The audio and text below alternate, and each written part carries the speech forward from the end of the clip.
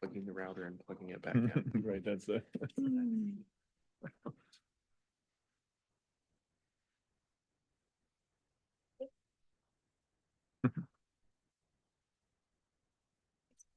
See if I can. Do you want a pen? There we go. I just did.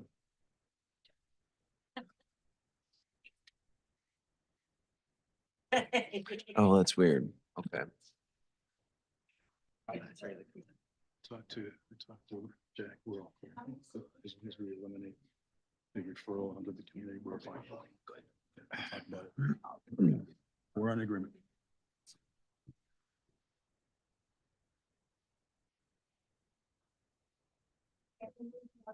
Is that a nod of the head?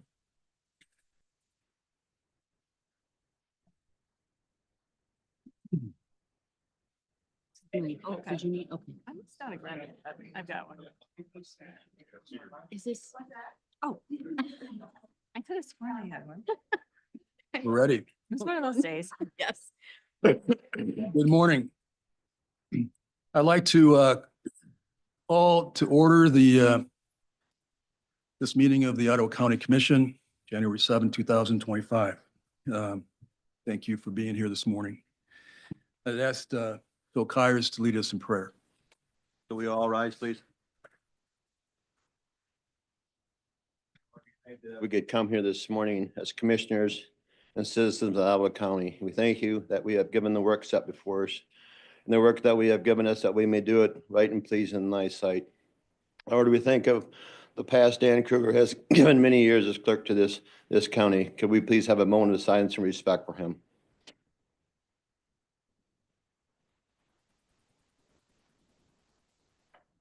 Lord, we know our time on earth is short, and we know that the time we give to you should be pleasing and right in your eyes. Now, the work that we do today, help it be pleasing in thy sight. In Jesus' name we pray. Amen. Amen. I pledge allegiance to the flag of the United States of America and to the republic for which it stands, one nation, under God, indivisible, with liberty and justice for all.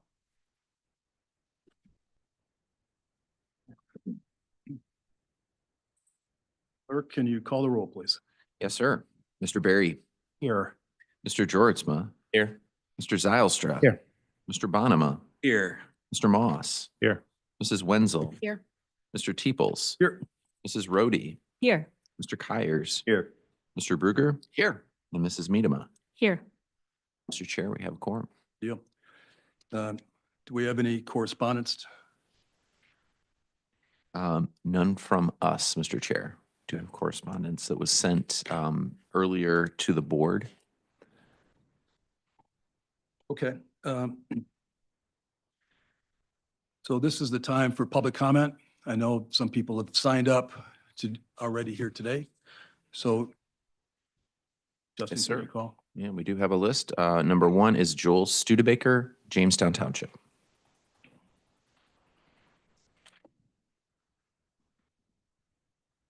Mr. Chair and the board, in my conversations with God, I must often ask him to forgive me for my pride and my arrogance, to help me to walk in humility while boldly proclaiming the truth.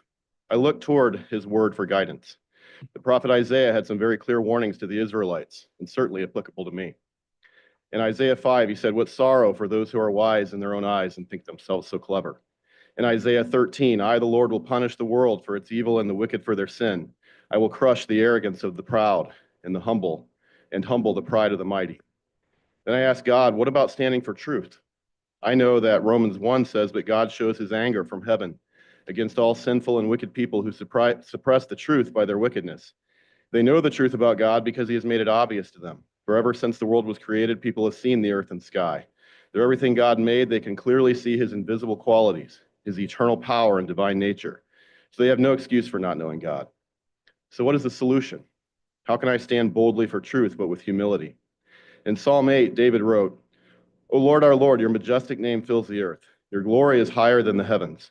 You have taught children and infants to tell of your strength, silencing your enemies and all who oppose you. In Luke 18, Jesus said, one day some parents brought their little children, Luke wrote, one day some parents brought their little children to Jesus so he could touch and bless them. But when the disciples saw this, they scolded the parents for bothering them.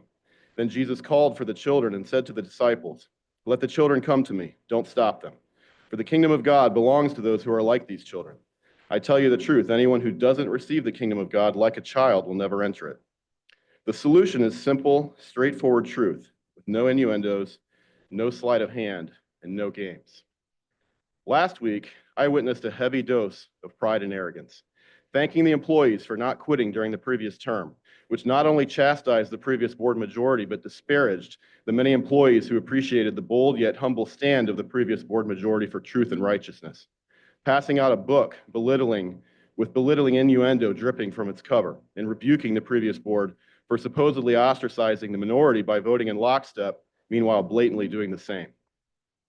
Will the board majority double down on the past? A country club of people relishing their careers in law and insurance or whatever they believe to be their legacy, meanwhile relinquishing the governance of the county to the administrator, the lawyer, and the board chair, expecting fellow commissioners to simply participate in so-called consensus governing, aka yes men and women deferring to those who, quote, really know how to govern. Belittling in any and all dissent as ignorant and foolish, meanwhile proclaiming that they must represent all of the people of the county.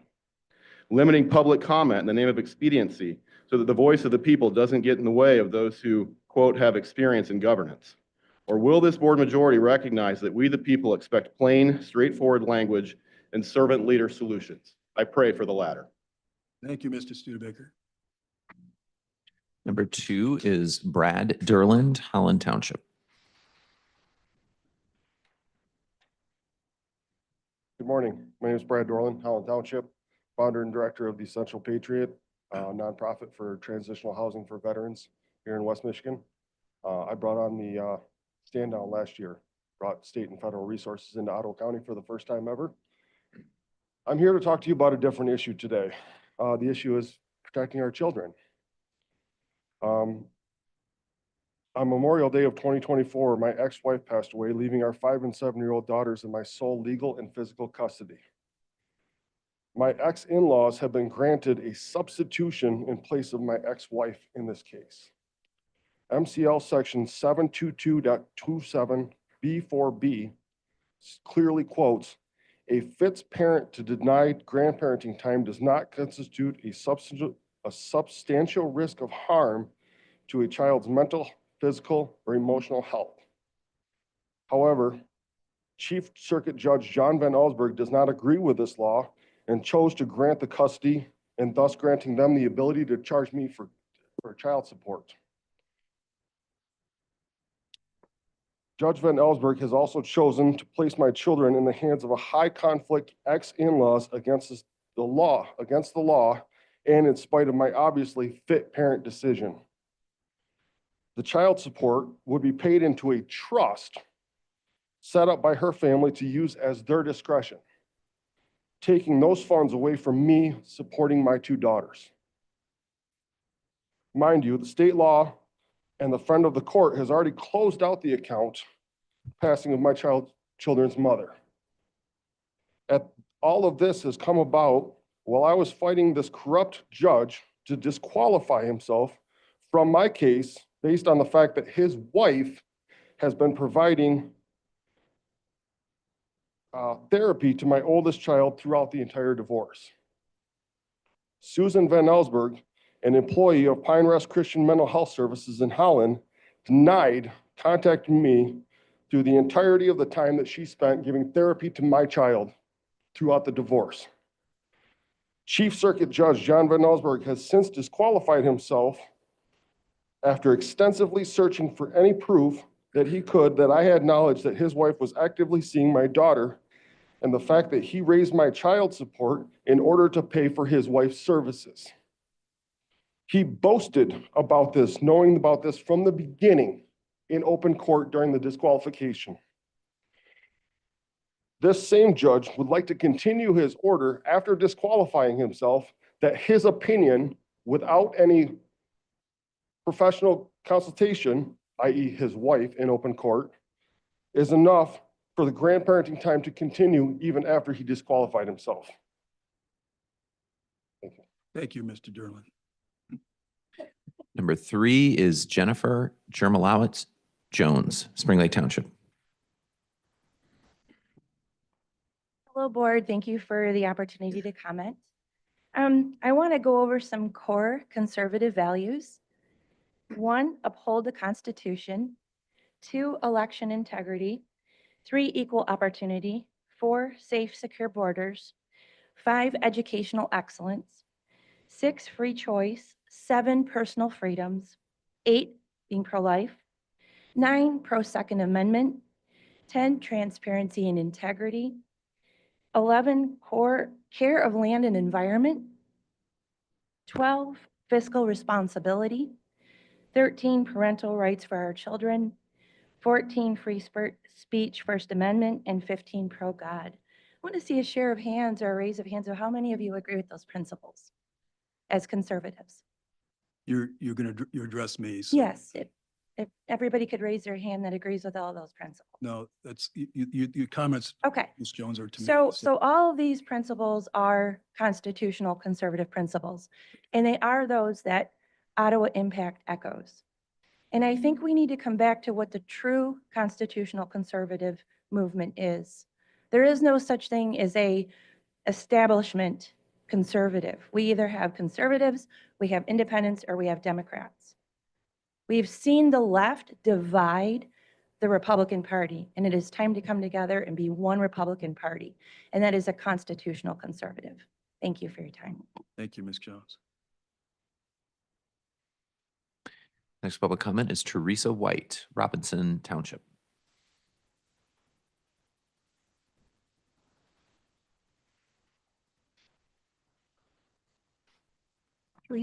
Teresa White, Robinson Township. Chair Teeples. As Commissioner Rhodey said in a slight pushback last meeting, there are ideologies in play here.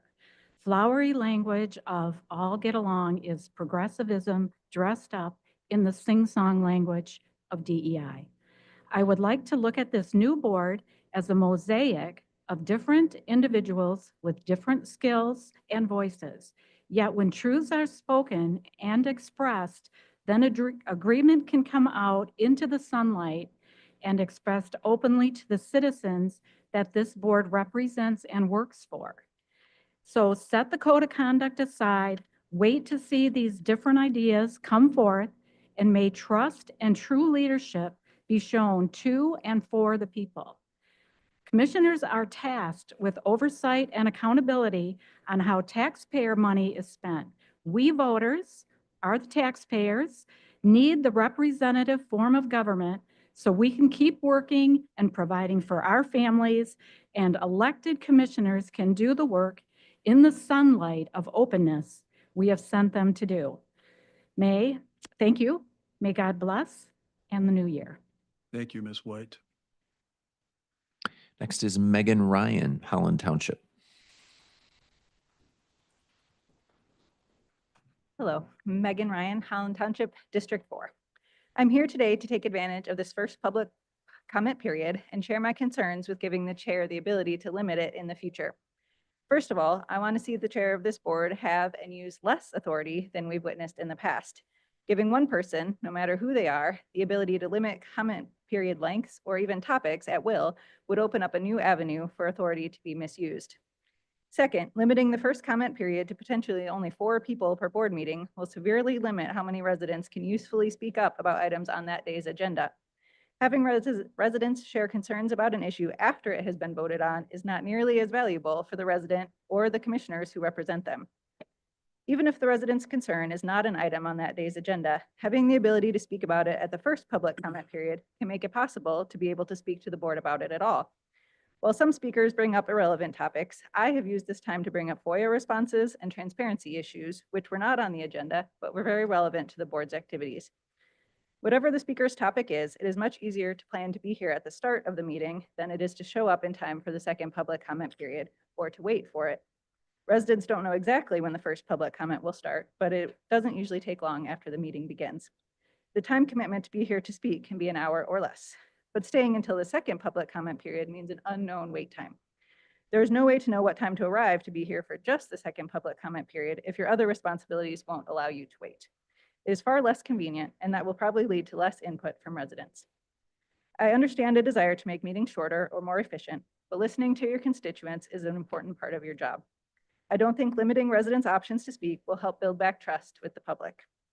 I also hope to see a fair process for committee and outside board assignments in the 2025 rules so that decisions are not made only by the chair. This is another way you could decrease the authority of the chair, show that all commissioners have an equal voice, and build trust with your constituents. Thank you. Thank you, Ms. Ryan. Next is Michael Johnson, Spring Lake Township.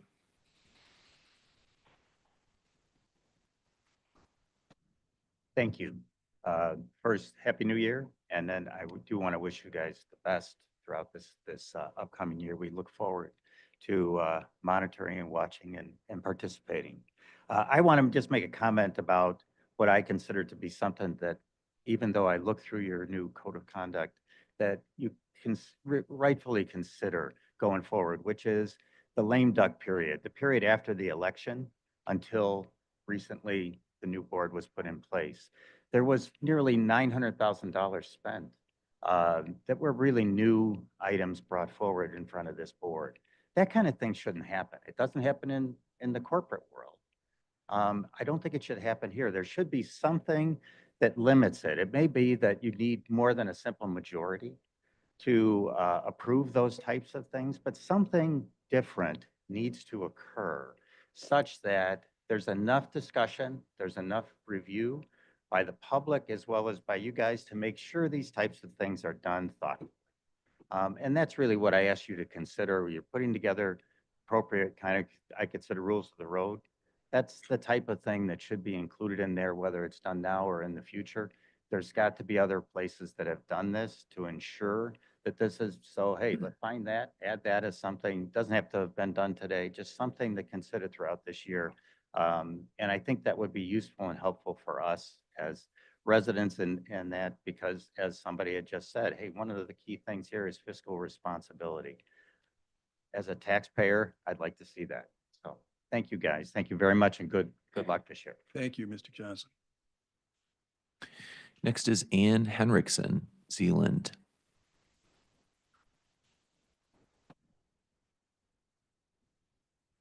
Good morning, commissioners. A man can never be more than his character makes him. A man can never do more nor better than deliver or embody that which is his character. Nothing valuable can come out of a man that is not first in the man. Character must stand behind and back up everything.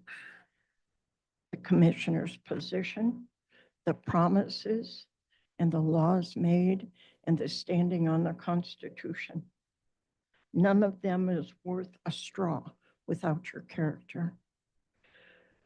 I got Justin Roebuck's Christmas card. I saw Commissioner Berry at Aldi's. I've had conversation with Jacob Bosma, and also Jordan Georgema in a private home. And what you campaigned on was actually a lot of propaganda from Sentinel, but the people believed it and they voted you in. I also listened to you at the Patriots meeting, and I was also at the Ottawa Conservative PAC at the golf course. But I heard something, and here's my question. We're looking for character and integrity. I believe the Ottawa Impact integrity is in place on this commission. So I am looking at you and saying something that I heard at the golf course. And that's when Commissioner Bergman got up and pledged to you that the Democrats would help you win. There's some of you that really hated that comment, but I'm wondering, in what you're going to decide, are you going to decide unified for the people of Ottawa County, or there are more Democrats on this commission than just one? Thank you. Thank you, Ms. Hendrickson. Next is Dick Van Dop, Talmadge Township.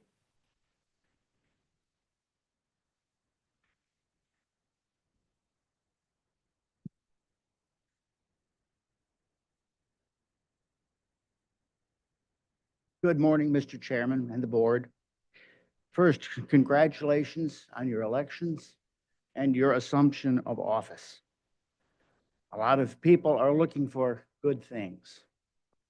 Secondly, I'm here to suggest to all those present this morning and in the future to whom this may apply, to concentrate on the present with an eye toward the future and stop looking so much to the past. What happened in the last 2 years, for good or ill, whatever your opinion is, it's history. What happened in the 2 years before that, it's history. Now, we should study history to learn from it, but we should not be living in it. We need to look forward. The people have voted, and it's time to do the things that need to be done. Thirdly, I would like to suggest to those who are continuing to live and speak in angst or anger, take a moment to reflect and let it go. No matter which side of the political aisle one is on, being angry solves exactly nothing. I will repeat that.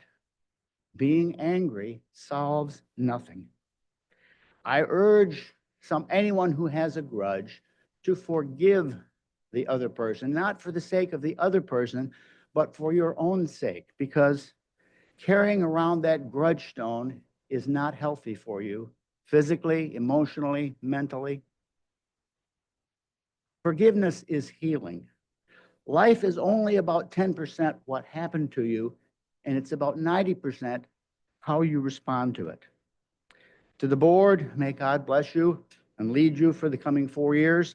May he grant you wisdom, discernment, and grace. Thank you. Thank you, Mr. Van Dop. Those are all the registered public comments we have, Mr. Chair. We have others? All right, I'll be trying to be quick. I got to go to school, so. Could you identify your name? Yes, I'm going to right now. Thank you. Good morning, Ottawa County Board of Commissioners. My name is Oliver Champagne. I reside in Grand Haven and am represented by District 10, Josh Bruger right there. So first, I want to congratulate both you, John, as well as Josh, for taking on the new leadership roles. I think this election represents a shift towards collaboration, rational governance, and addressing real issues affecting the people of Ottawa County. So I look forward to seeing how you'll work to repair the damage caused by the previous board and restore trust in county leadership. Before I get into this, I don't want to mince my words, but since I'm not running for District 10 anymore, I'm going to be a little more straightforward. I want to address my concerns of a white Christianist nationalist movement in here in Ottawa County. I think some of the board members actually have pushed that. So the elephant in the room is there's a continued abuse of scripture, historical figures like Abraham Lincoln that Joe Moss tried to use in a recent post, and invocation of spiritual warfare as tools to prop up divisive and harmful rhetoric. It's ridiculous, honestly. These tactics are not only inappropriate, but also a gross misrepresentation of both faith and governments. I'm a Christian myself. Just because I'm a Democrat doesn't mean I can't still be a Christian. Abraham Lincoln's wisdom calls for humility and please stop talking, thank you.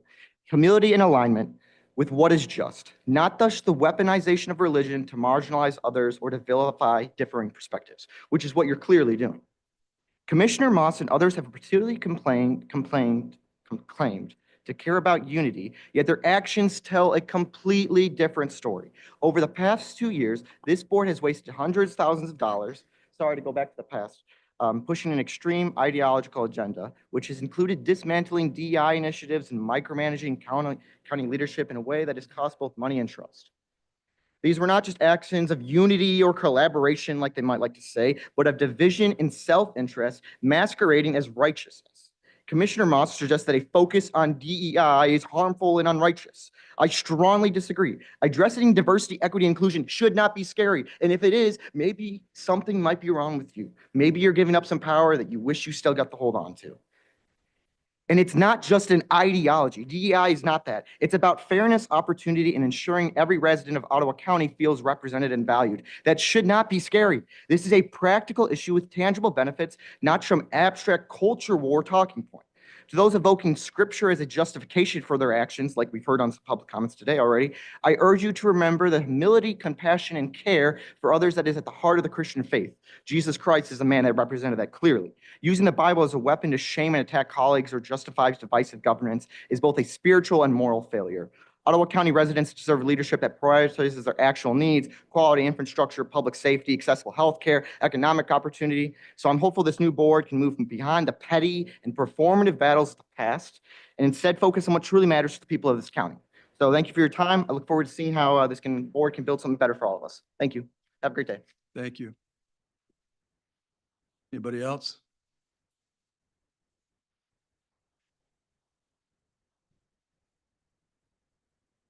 I am Michael Carras. I live in Spring Lake Township. I want to alert the board again to several items it should take up early in this new term. I have stood before this board on past occasions raising many of these same points. As it turned out, I was ahead of my time on those occasions. Maybe it will turn out different this time.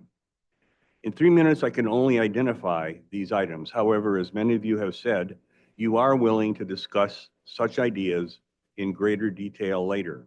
So I am asking each of you now for that opportunity later.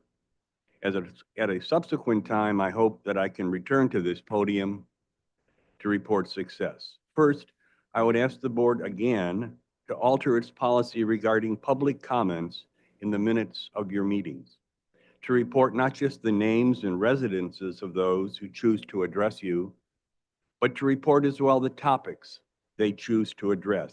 Previous board administrations and the clerk have both agreed on a feasible way to accomplish this. Now it is your turn. Second, I would ask the board again to develop a scheduled approach to rotating the venues of its semi-monthly meetings. This is not unprecedented. In the past, the board has convened on the campus of Grand Valley State University, for example, making them accessible.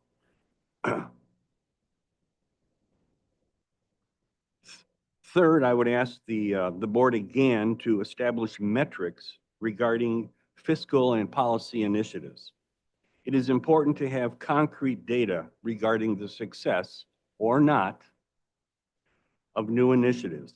This was actually once a practice of this board, but was abandoned wholesale with the advent of the WUFLU and the disbursement of so-called ARPA funds. In the time remaining, let me just cite several other items. Gauge public sentiment before coining a new county motto. Remove the physical barriers that have gradually been erected between the residents and the board and the county administration in the name of security. Retain and even improve the important improvements made by the previous board in opening up the county's budgeting process while it was still happening. And lastly, please return to a structured and open strategic planning process which invites resident inputs during development. Thank you. Thank you, Mr. Carras. Anyone else?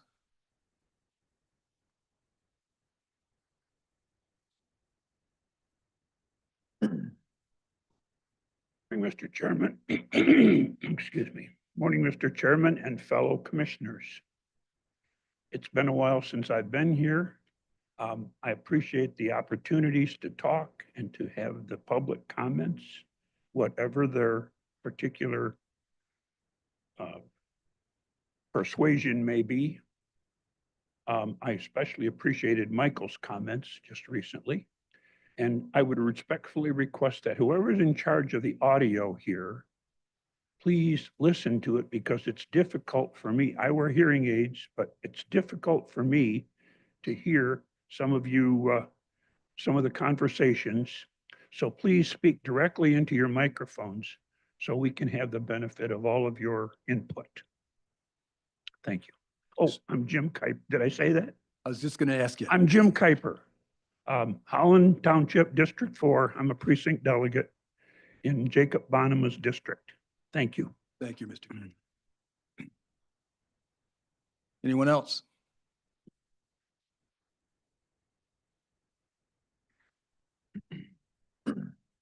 Karen Obitz, Spring Lake, as I review your agenda, I think about the many meetings I've attended in the past 2 years, and as I look forward to this coming term, I don't think I'm going to see anything on your agenda or anything that you must do or choose to do that is inherently partisan. I just want to say that on the record. This board is not going to behave as either one brand of Republican or another or Democrat, because the work you have to do is not inherently partisan. Just reminding us all in the room as well. Thank you. Thank you very much. Anyone else?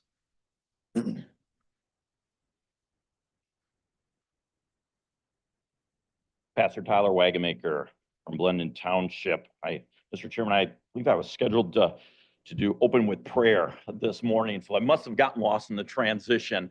But since Commissioner Kyers gave a wonderful prayer already, a rich one, what I was going to share with the commissioners was I love history, and as a pastor, I love church history and the hymns. There's a wonderful history connected to so many of these hymns, and also as an Iraqi war veteran too. There's this one hymn, the story of it behind it that just really, everything just kind of comes together. It's the hymn, Savior Like a Shepherd Lead Us.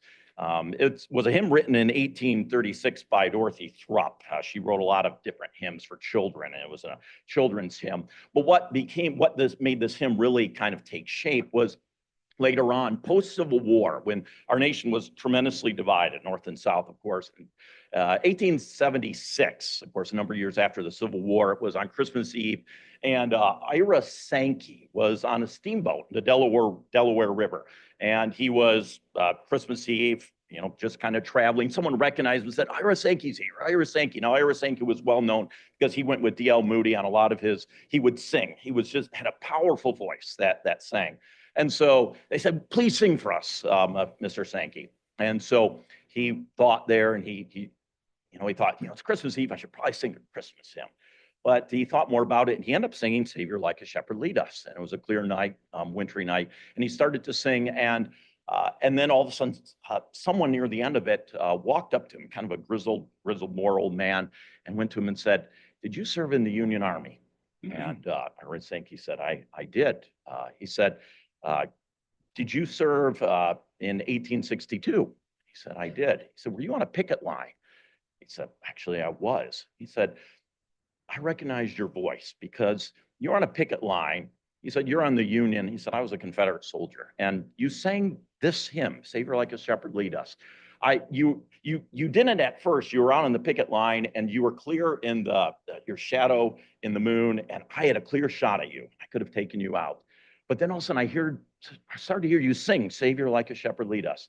And then I said, I'll wait to shoot him until after he's done with his hymn because his voice was so beautiful. And then as he was singing that, he said, for instance, Savior, much we need your tender care. And then, Lord, be the guardian of our way. And he said, my heart just broke. And he said, I couldn't shoot you. And he said, Lord, just moved my heart in a powerful way. And Ira Sankey reflected on that and said, boy, I'm thankful to the Lord that he was my guardian. And that's what that man testified to him too, how the Lord moved his heart in that moment. I pray that the Lord move your hearts too as you start into this new season. So thank you.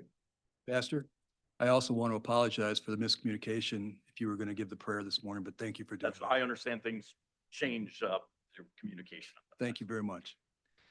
Anyone else?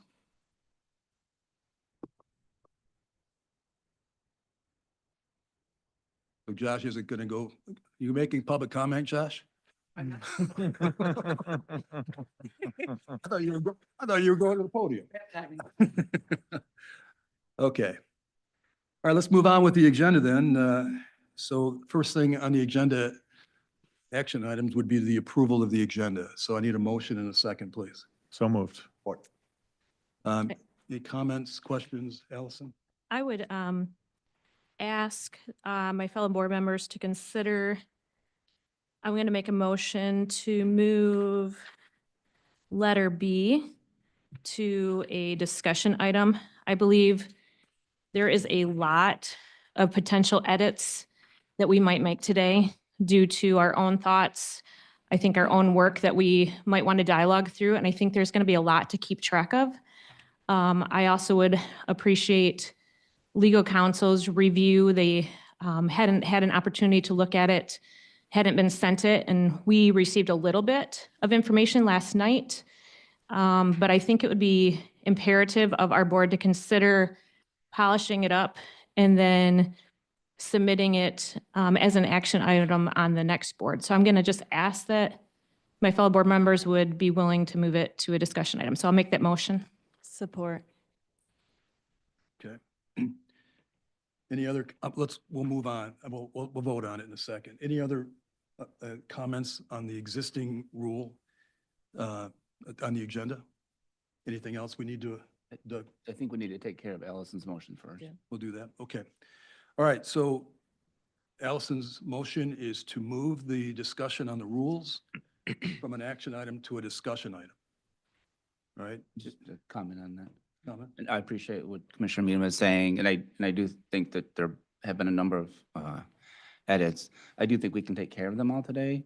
We just take our time. So I'll be voting no, not because I don't think we need discussion, but I think we can have the discussion and then have a vote after that. I can understand that. I guess I would push back on that just because any changes we might make today, I would really like our legal to look at it one more time. Okay. And I think it's imperative of our board. We had a number of emails also that we received.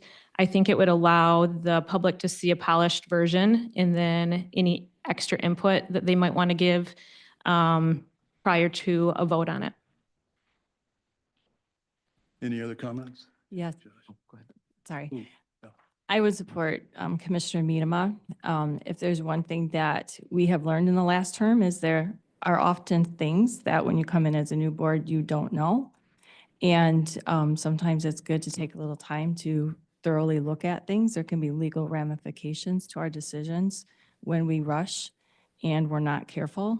And I think there are several things within the board rules that have that potential here. And so, you know, to be responsible for this county, I think it would be wise to take our time on this and make sure that we get it right. Josh? I appreciate Allison's comments as well, and all the comments said so far. For me personally, I would like to move forward with it.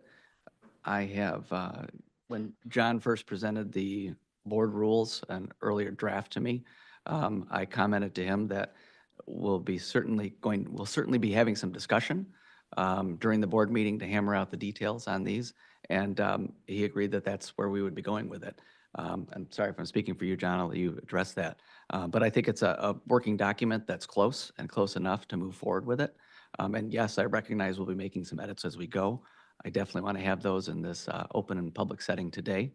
And if we get to a point, I will put out, if we get to a point where we're trying to hammer through the details and we need to table it, I may be open to that. But at this time, I'd like to move forward with it. So thank you. Jim? I would concur with Josh's comments. I will say that these rules are not, certainly not cast in stone. These were my attempts over the last month to be working on these things, looking at them and trying to tweak them, and try to, my objective was to limit the scope of government and to save taxpayer dollars. And so we're consolidating things. But even I recognize that I made a mistake in one of the edits I made that has caused public concern. So I know we got to fix some things today, and I know. But these are the rules that will govern us going forward. Everything we do will hinge on this. So to postpone it a month when there's so much going on, it needs to be happening. I'd say I'd like to move ahead. Point of inquiry. Yeah. You just said a month. I started working on looking at the board. No, I'm saying, you said that we wouldn't get to review it again for a month. Well, whenever the next board meeting would be, Okay. right? So if we set the agenda for the board, which is on the agenda item, set the next board meeting, whenever that is, whenever we decide it to be, is what I'm talking about. So I think we should move ahead. I think we can move ahead. I've talked to Jack Jordan as corporate counsel on his issues. They're not, we're not going to have legal issues if we resolve some stuff, and we can. So I think we can move ahead and have those discussions and see where it takes us. Yeah. All right, let's vote. There's been a motion on the table that's been seconded. Do we need to do a roll call on this? Yeah, we just, Typically do on amendments to motions. okay, then it's all yours. Mr. Kyers, No. Mr. Moss, Yes. Mr. Barry, No. Mr. Bonema, No. Mrs. Rhodey, Yes. Mr. Zylstra, No. Mrs. Wenzel, Yes. Mrs. Miedema, Yes. Mr. Joritzma. No. Mr. Bruger No. and Mr. Teeples. No. And the motion fails. Okay. Does anybody else have any comments they'd like to make regarding the board rules? Oh, board rules or the Or agenda? the agenda, excuse me. Sure, I'd like to make a motion to amend the agenda to add 2 items. The first to fill a public vacancy on the Parks Commission, and the second to fill a public vacancy on the Community Mental Health Board.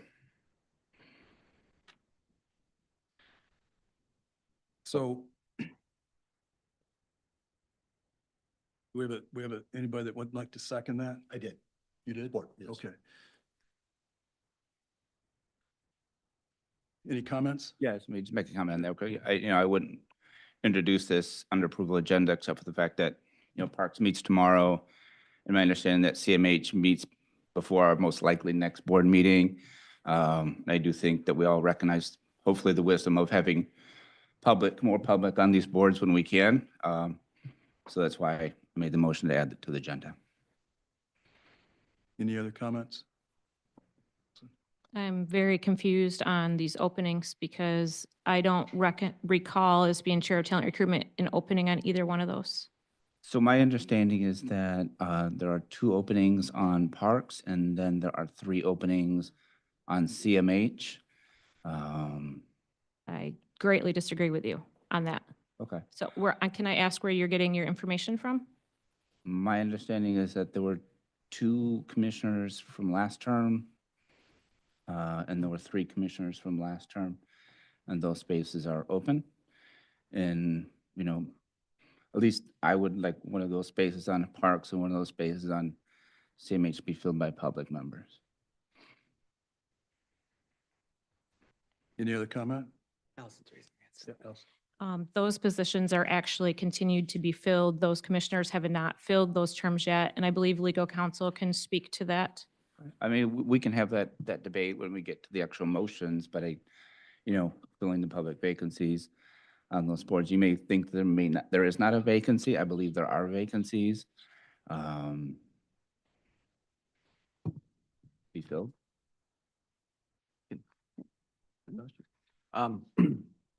For discussion purposes, I would definitely be in favor of looking at this further today, in particular because these 2 board meetings are upcoming. Assuming we adopt our board rules and our calendar, those 2 meetings would take place before our next meeting. And I'd love to get that addressed and absolutely further discuss Allison's concerns as we do so. Just some information for the board. Parks actually moved their meeting away from this month due to our assignments not being given yet. I just looked at the calendar this morning, so that's all the information I have, so. Any other comments? Sorry to belabor it, but I would just say that if you're looking at Parks and CMH, to me, it's really looking at all boards and committees that commissioners need to be appointed to. I think that's something that we need to have discussed as a whole versus just the 2 together. No, I understand that, and I'm just looking at these 2 boards that are meeting this month. Again, I think we've talked about the wisdom of having more public on these boards, and this is an opportunity to do that before they meet, so.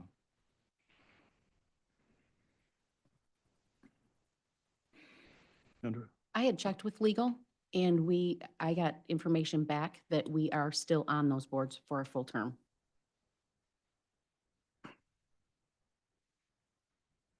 The board rules are pretty clear that the chairman of the board assigns commissioner seats for the ensuing year. That's the rule. Apparently, there's some, there was some effort at the end of December by the former chair to appoint commissioner seats into the 2025 year. That's, in my opinion, a violation of the rule as it stood for a long time and it stands now before any amendment.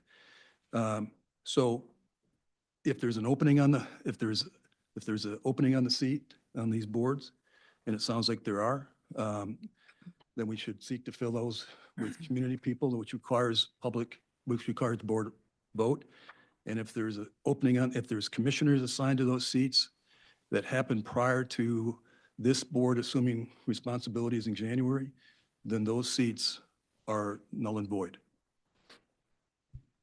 Yes, Sylvia. State statute always trumps board policy. there's a And state- state statute is very clear about the seating of CMH board members and how they would be pulled off of a board. We are going to be entering into legal territory here where we will be breaking state statute if we begin to remove board members from CMH who have been appropriately appointed to a 3-year term. We're going to end up in a Hambly situation where we are removing people without going through proper process. So the CMH board on that particular issue allows the Board of Commissioners to assign up to 4 seats. So this commission has that authority to do that. It does not. And it also says that by our own rules, that the action taken by the former board to try to fill those seats into the 2025 is a direct violation of the rule. The appointment to that board happened in the past. And when a person is appointed to a CMH board, it's for a 3-year term per statute. And our board policies do not have the ability to trump state statute. And so, we can go ahead and attempt to make up laws and violate state statute, but that doesn't generally go well.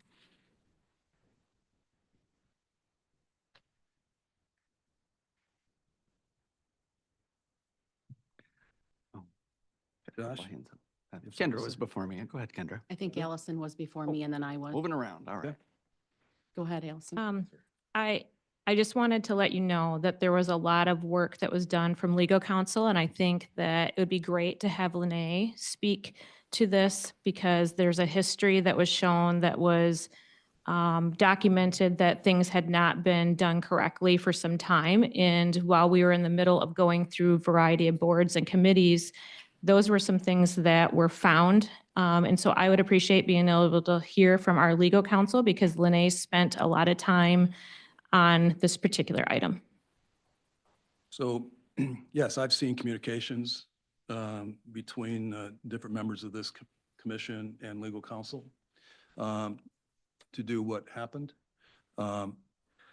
So what I would recommend that we address the issues at the table, but subject to legal opinion on the filling of the CMH board.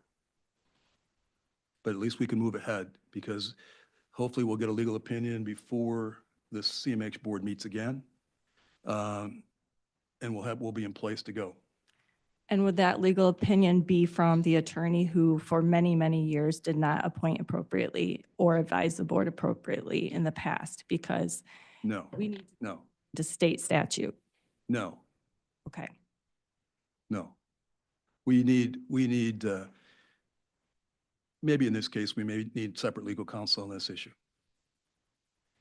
Yeah, okay. We were appointed a year ago, not last minute. Okay, but that wasn't always the case on some of these commissions. Any of those that you just talked about that were last minute. So that is null and void. So I would say, would recommend that we address Mr. Zoustra's 2 motions, but with regard to the CMH board, make it contingent on a review of legal counsel. Um, Why are we wasting the time when it's state statute trumps board rules? So why are we going to usurp that and do what you want to do? Josh, you want to say? Like, in the event that state statute supports the appointment, that meeting is in 2 weeks. And we'd like to have, as Doug said, open, that seat opening filled with somebody from the public. It is filled. Correct. It's filled. By state statute, it's filled. So that's, go ahead, Phil. I guess I have maybe an underlying question. How could we possibly fill the seat if we don't have anyone to fill it with? He hasn't made his motion yet. I'm sorry, I didn't I, interrupt. I guess if Commissioner Zylstra has worked to bring someone to the board that no one has any idea who this is, there's been no talent and recruitment process, it has not been open to the public, there's no other information, this is not proper process. Would So you like it would- additional information, Chairman Moss, or Commissioner Moss, sorry? No, I would oppose the motion because it seems. I'm offering additional uh, information if you would like it.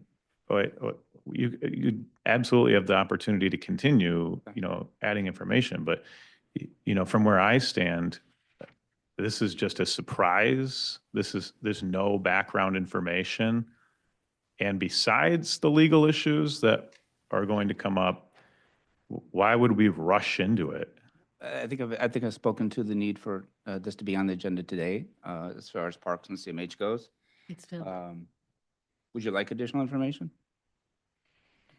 I would absolutely love additional information, yeah. I would also love the opportunity to give it my own consideration instead of, We can take a recess right at now. some point for you to consider it as well. well, I'd like to have the ability to contact people in the community if there's an opening, or talk with the director, the CEO of the CMH board. I'd like to have an opportunity to talk to the chair, the vice chair, and other commissioners, which will not be afforded at this juncture. I'm affording you the information that I have. I hope it's sufficient. If it's not, you can take subsequent action. Okay, a point of order. We are still on, I believe, approval of the agenda, and we have gotten way off track as far as what we should be discussing at what point in time. Commissioner Moss has asked for additional information about my motion. I'm And we can offering- continue. It's just very odd how this is transpiring. Commissioner Rhodey, are you suggesting we move forward with a vote on the motion?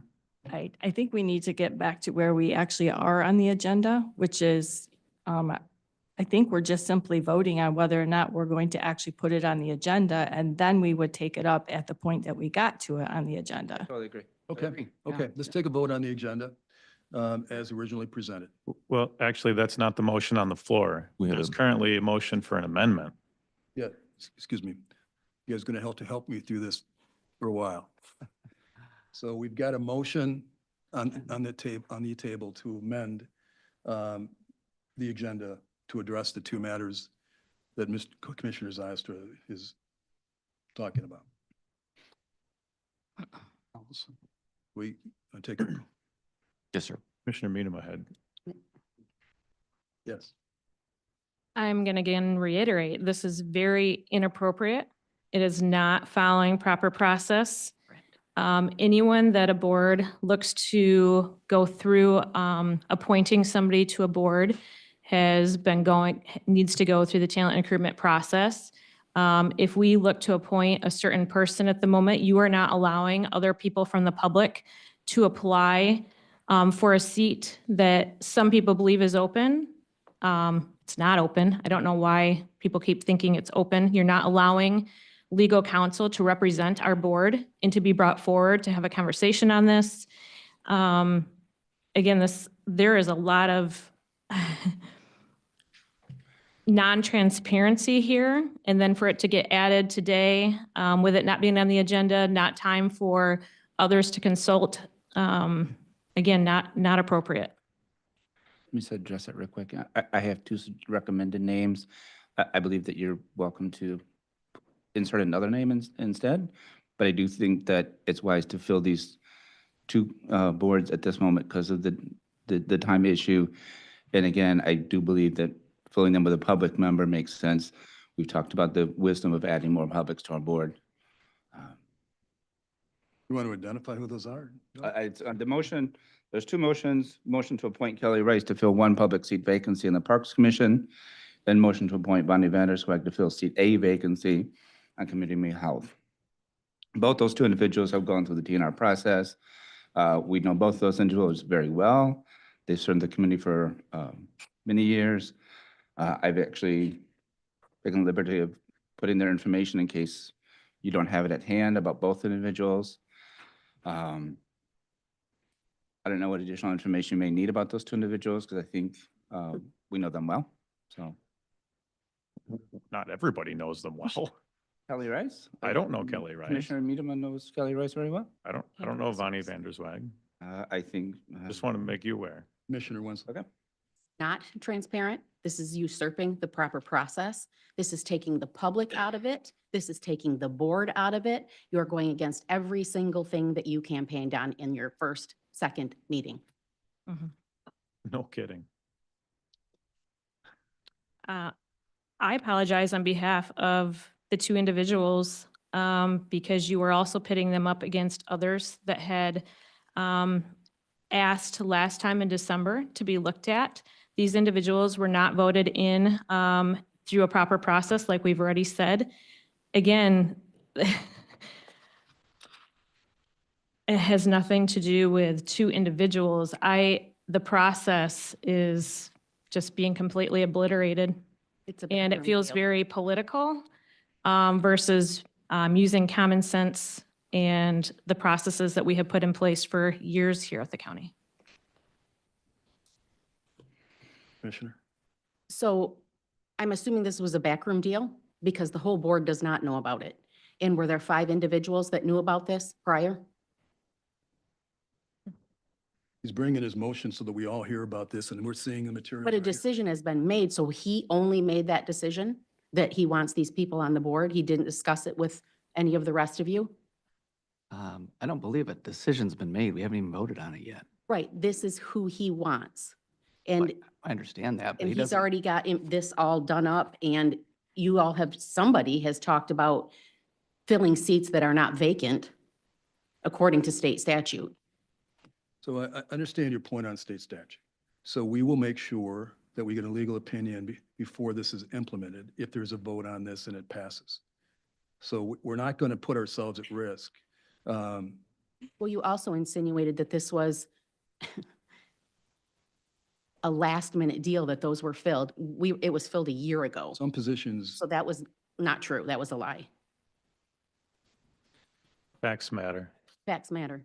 So may we call the question? I think everybody's, Good emotion.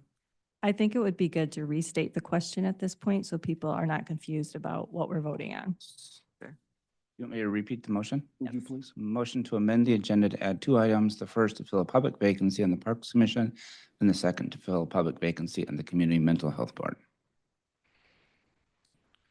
And I will support Jacob's motion for call the question. I think we have a long day ahead of us and Okay, you ready to vote on those motions? call the question first. Call the question. Okay, We're this is voting a on vote calling on the a question. call to the question. Mr. Bonner. And calling the question.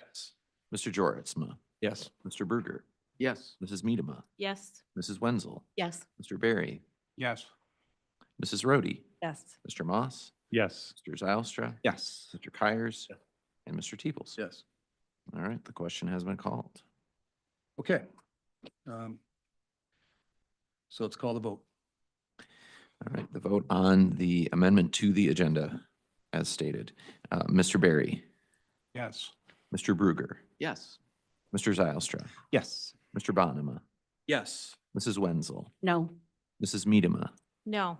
Mr. Moss, No. Mr. Joritsma, Yes. Mr. Kyers, It's amended. Mrs. Rhodey, No. and Mr. Teeples. Yes. And that motion passes. Okay, let's move those items to J and K at the end of the agenda before. It would be 8 J and K. Okay.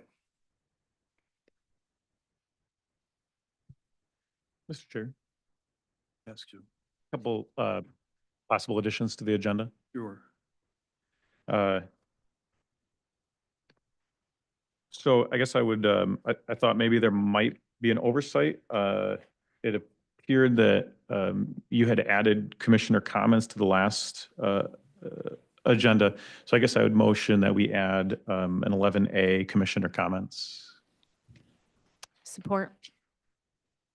Yeah, I will say that that was my oversight, and it's my intent to add that section to every agenda going forward. That would be my intent. I think every commissioner should have a comment period, and so I'd like to bring that into all of them. So yes, thank you. Yes, that was my understanding from our discussion. So, Right. yeah. So I would suggest, oh, we got to vote on it. Here we go. Okay. Any other comments on adding the commissioner comments section to the agenda? Support that. Okay. You need to do another roll call? Can I just do you need a roll call? I don't believe we officially need a roll call. We have previously on amendments to motions done roll calls. I'll request a roll call. Just keep it simple. Okay.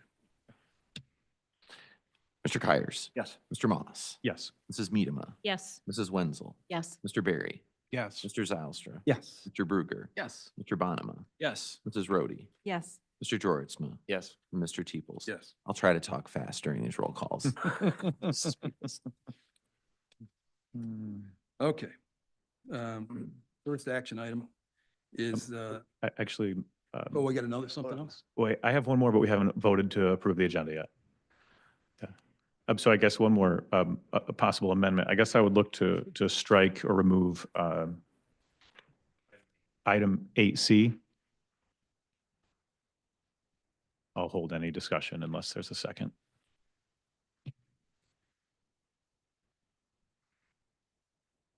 So any comment or to remove, this is the motion that would appoint me to be able to talk to legal counsel. Yep. This is one thing I don't want, and this is not seeking that. Oh, Supposed to go to Joe first. When someone asks to. oh, Joe, I'm sorry. That's okay. It typically goes back to the, Yeah. yeah. So the reason I asked to remove this item is because I believe there's an ulterior motive. I believe that by using the wording in this motion to authorize you to speak to corporate counsel, I believe the inverse is also true, that you are then deauthorizing the rest of the board from speaking to corporate counsel. If that's not true, then this item is not necessary, as all board members may speak to corporate counsel. And so I recommend, recognizing that fact and recognizing that as issues come up in the county, that the chair is responsive to both the administrator, corporate counsel, in handling issues. And you do not need special authorization to consult with county attorneys. That is the right of a board member, and especially of a chair who is coordinating the business of the board. And also in many ways, the business of the county, along with the administrator. So I would recommend, not attempting to give some special privileges to the chair that then may be construed later, either accidentally or misinterpreted, to also do the opposite.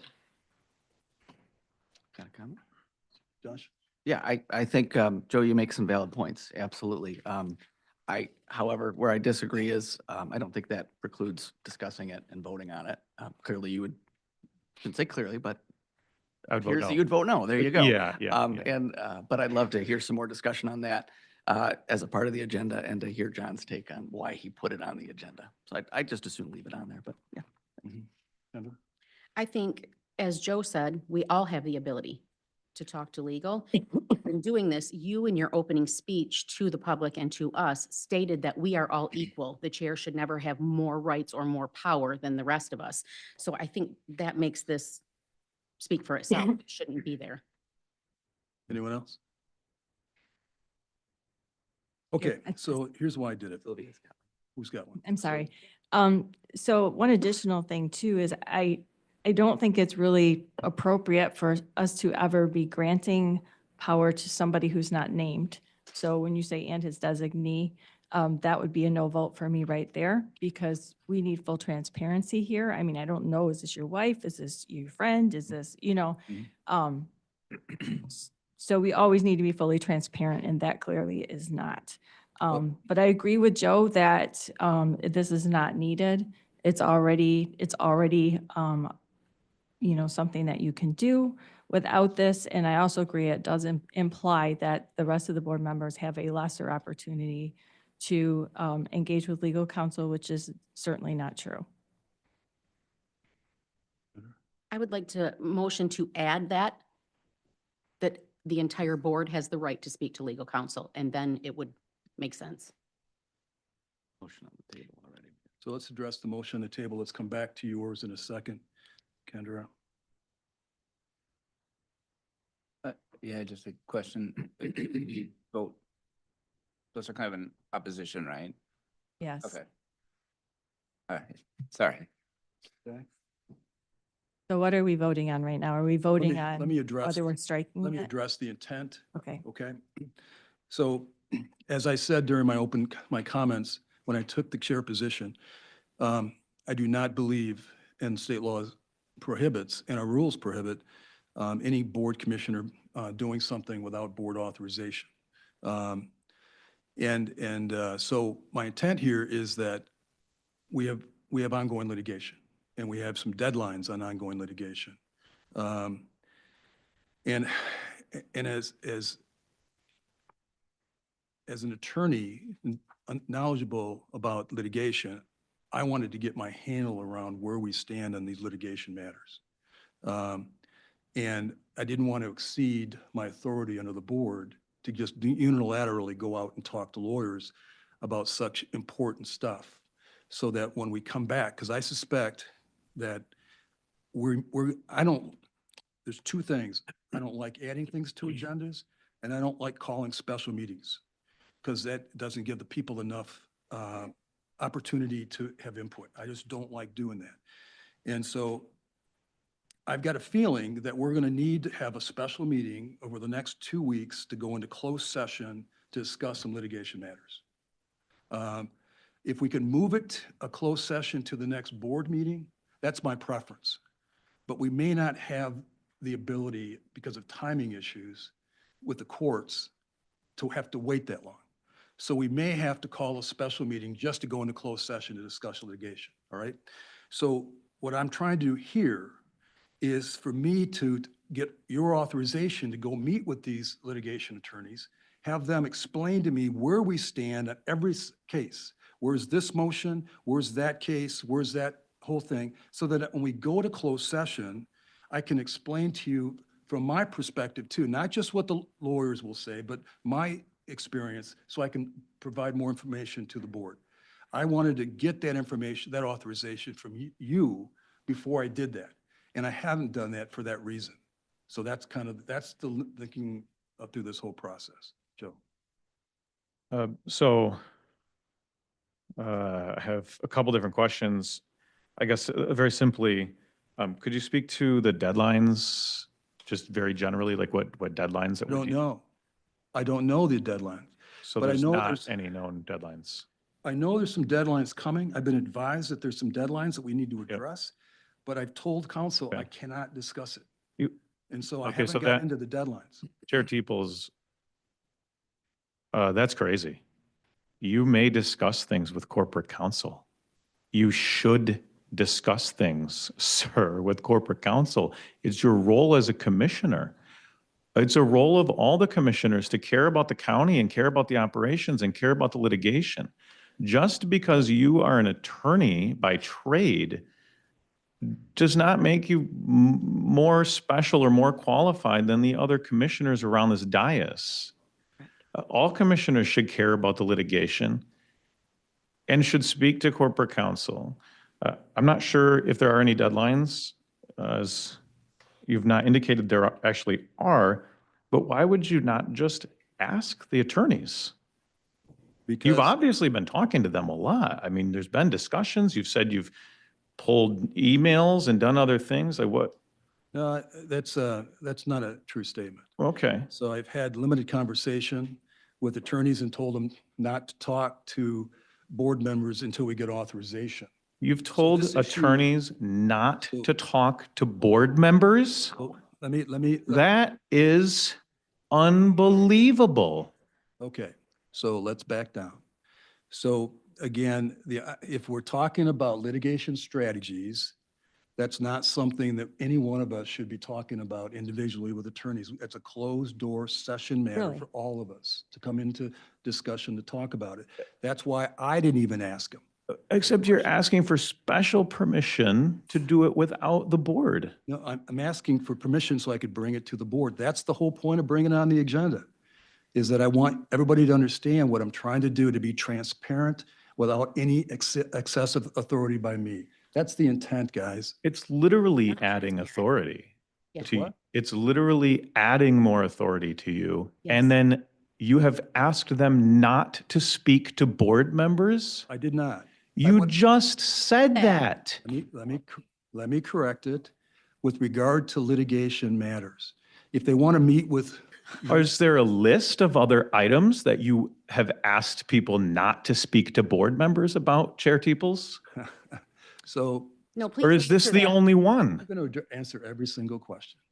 So as far as meeting with legal counsel and talking to legal counsel about everything you want to talk about, family, friends, whatever else, of course, whatever.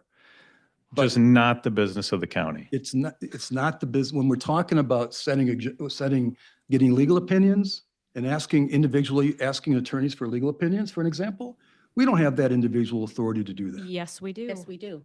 Well, that's a great point for our discussion, right? Whether any one of us have the authority to go to corporate counsel direct and instruct them to do something that has not been approved by board action. I would say that that is improper.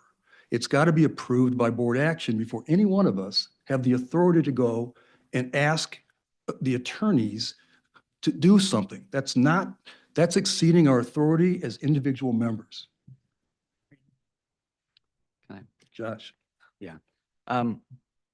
When John first presented this motion to me in a conversation, I'm not sure how far back, the thought of including it was because, and apologies, Joe, the sense that we got was that at times the board chair, previous board chair, had discussed things with legal counsel above and beyond, and granted authority or gave direction above and beyond. And you could love to speak, if you want to speak to that. So the idea was that John wanted to do exactly what you had done, Joe, but to ask permission from everybody to be able to do that. What I'm hearing from you guys today is that you're fine with that.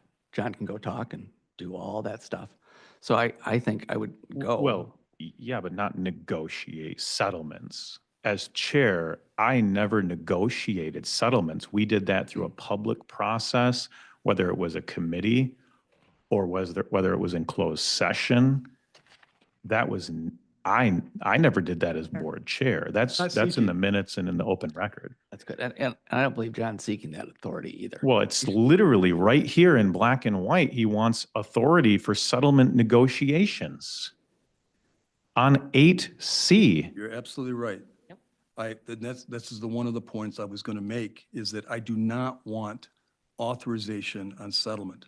I do not want authorization on settlement. That was a clarification I was going to make here. The settlement negotiation, whatever it's going to be, right, is board action in a closed meeting, not individuals going and having discussions on the strategy of settlement or the numbers, the value of settlements. For example, I do not, make it clear, I do not want that authority. I do not want that authority.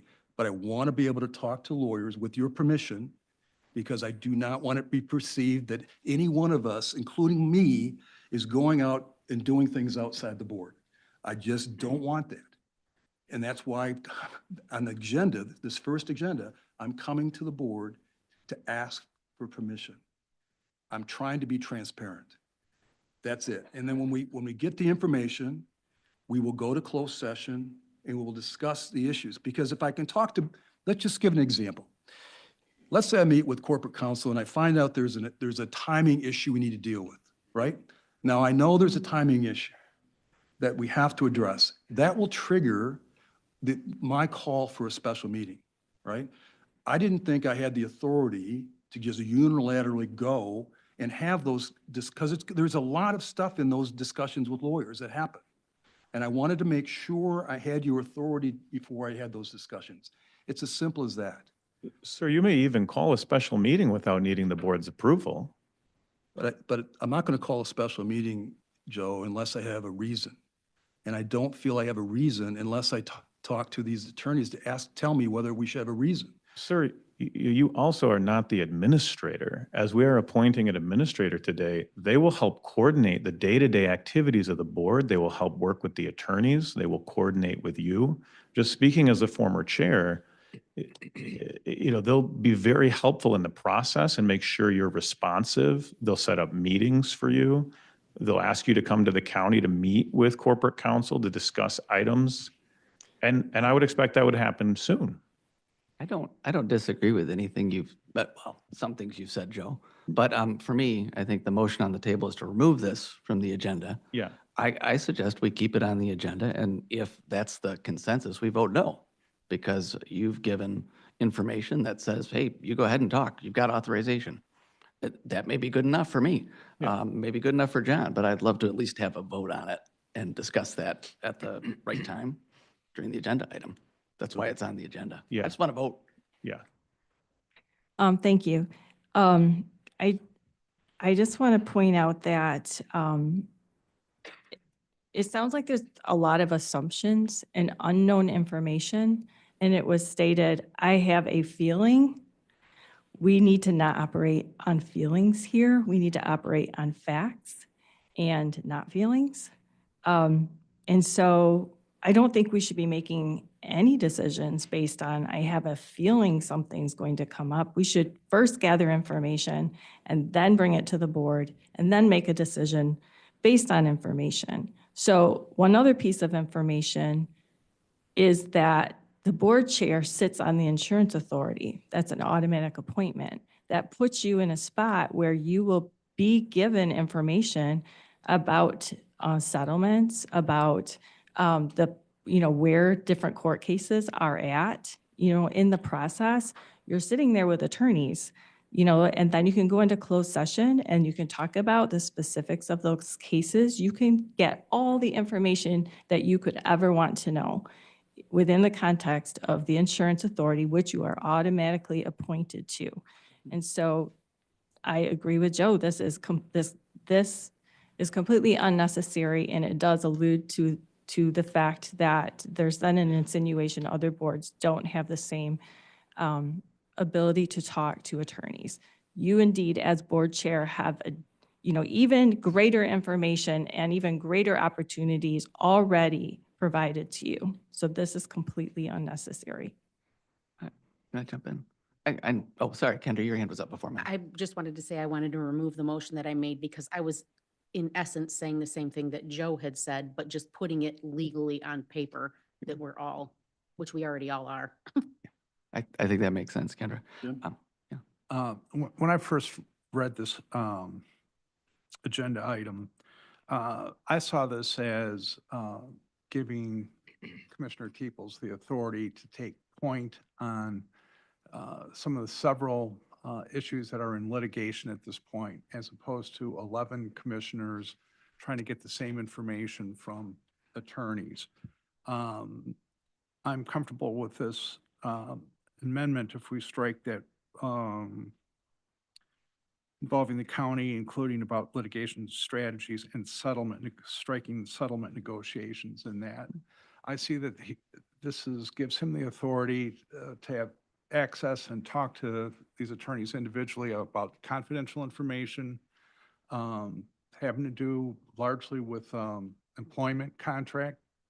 And again, all settlements are going to be decided by the full board, by a vote of the full board.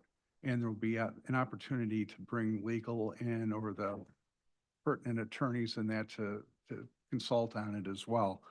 But with John's background in labor law and his background in these areas, I think he's uniquely qualified to be able to take point on this as a service to the full board. Mr. Chair. Can I jump in? I think I was. Yeah. I got skipped. Jim, you're welcome. You guys are all welcome to go ahead of me. I appreciate it. The opportunity, though, to say something. I hear Jim, and I hear Sylvia, and I hear everybody's suggestions, even on changes to the motion. Again, and I know I'm new here, but I haven't heard anything that suggests that we should remove this, for me, from voting, from keeping it in the agenda, so that we can discuss all these things and amending how it's written, as Jim suggested, if we want to head in that direction, once we actually discuss the item, when it's on the agenda. So I have to say, I'm curious now that we're talking about labor law and which employee should be concerned for their job, especially after we waxed eloquent last week. So this is getting a little interesting. Well, it sounds like, Commissioner Berry and Commissioner Teeples have already talked about whatever this is. So I guess I'd be interested to know what it is. I'm sure, when Commissioner Bruger just mentioned labor law. Commissioner Berry. Barry, yeah, Jim. No, when you just talked about, union labor stuff, I'm sure it was a commonly understood or common error that a lot of people in the community sometimes make about law. He didn't mean that we're dealing with a labor personnel issue. I don't know. Terminology. Yeah, so We'll see. I think it's okay to call it out and say, what did you mean by that? But Has it been not talked to about? assign an ulterior motive by the language, right? So he's talking about, this is about litigation matters. And that's what we're talking about. And it's not a labor dispute. We're talking about existing litigation. And again, all I'm trying to do here is by putting it on the agenda on day one, is to ask the board's permission for what I think would be helpful to this board. And sounds like some of you say you don't need it, right? I've heard you say that. So the question is, the question on the table is, should it be removed from the agenda, right? Then we'll talk about whether it should be passed, because I may not need it, right? But at this point, it's just whether we should remove it from the agenda. So that's the issue. Chairman, Denver? I just, Hang on a second. Were you first, Allison? Who was yeah. first? You can't see Allison. I would like to call the question in a moment, but I wanted to make sure Allison got the. chance Thank to you. speak.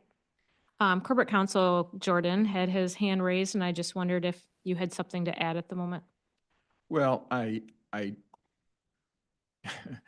yes, it has been our practice when there are time constraints on various cases, we would always confer with the chair of the insurance authority as well as the chair. And they were one and the same, and then they were Commissioner Moss. So we never missed any time sensitive factors in any case that we handled. So that's really not an issue. Well, it's good that you're not handling litigation, right? So I appreciate you guys didn't miss any things. That's great. But that's not what this is about. This is asking the board for authorization so that I can be absolutely transparent to everyone what I'm trying to gather for the board to help the board in their decision-making process. That's what this was about. So let's see if we can move it on the agenda, discuss, pass the motion to strike it from the agenda. I'd like to call the question if someone would. And then we'll talk about whether you guys think it's necessary or not when we get it on the agenda. I'll call the question. Okay. We have a motion to call the question. Mr. Zylstra, Sorry. Repeat that. A lot of, just the motion to call the question. Let's call the vote on question for sure, amendment to yes. the agenda. Striking it from the agenda. No, I'm sorry. Is this a vote to it's a call? vote to call the question. Okay. Sure, let's call the question. Mr. Yes. Zylstra, Yes. Mr. Bruger, Yes. Mr. Joritsma, Yes. Mr. Kyers, Yes. Mr. Barry, Yes. Mrs. Medema, Mr. Bonema, Yes. Mrs. Rhodey, Yes. Mr. Moss, Yes. Mrs. Wenzel, and Mr. Teepold. Yes. All right, the question has been called on the amendment to the agenda to strike item 8C. Okay. Are you ready to vote on whether to strike it? Yes. Yes. Okay. Call it. Mr. Bruger, No. Mr. Zylstra, No. Mr. Kyers, Mr. Barry, No. Mr. Moss, Yes. Mr. Joritsma, No. Mrs. Rhodey, Mrs. Medema, Yes. Mr. Bonema, No. Mrs. Wenzel, Yes. and Mr. Teeples. No. And that motion fails. Anything else on the agenda? Voted on the agenda? Vote on the agenda now. Vote to approve. Yeah. Let's vote on the agenda.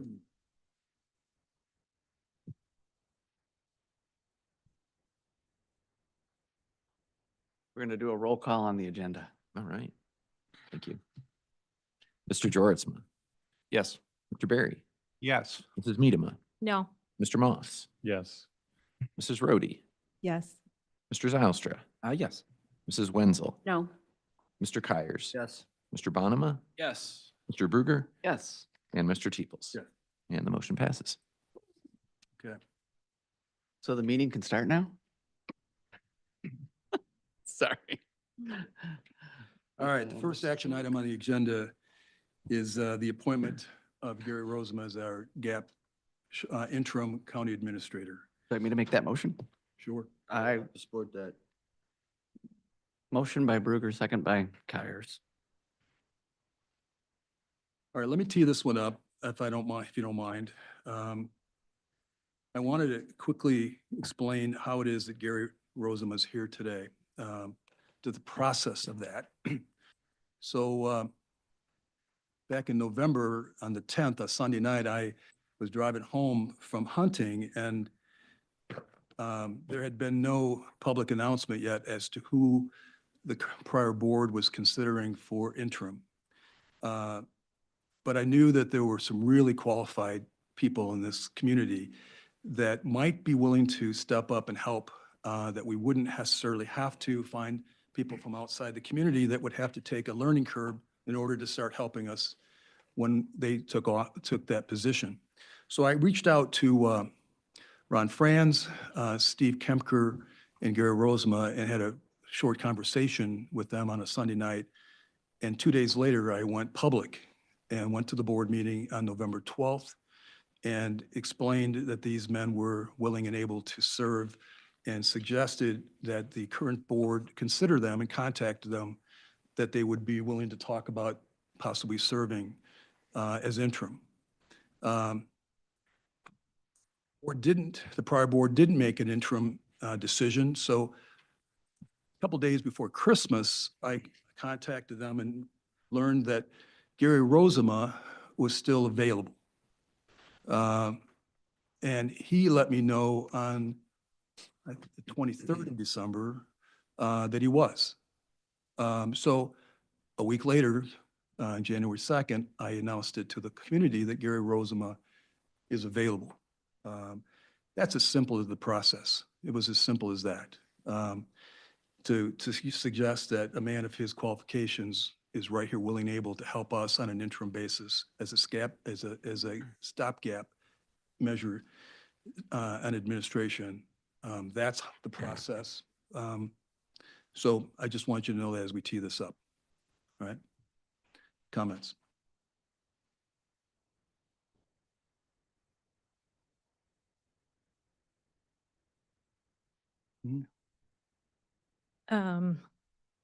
Here's my, I guess, perspective on the process from a different point of view on this board. I do recall you, John, coming up to make public comment. However, during that time, we were in the middle of a search for a one-year administrator.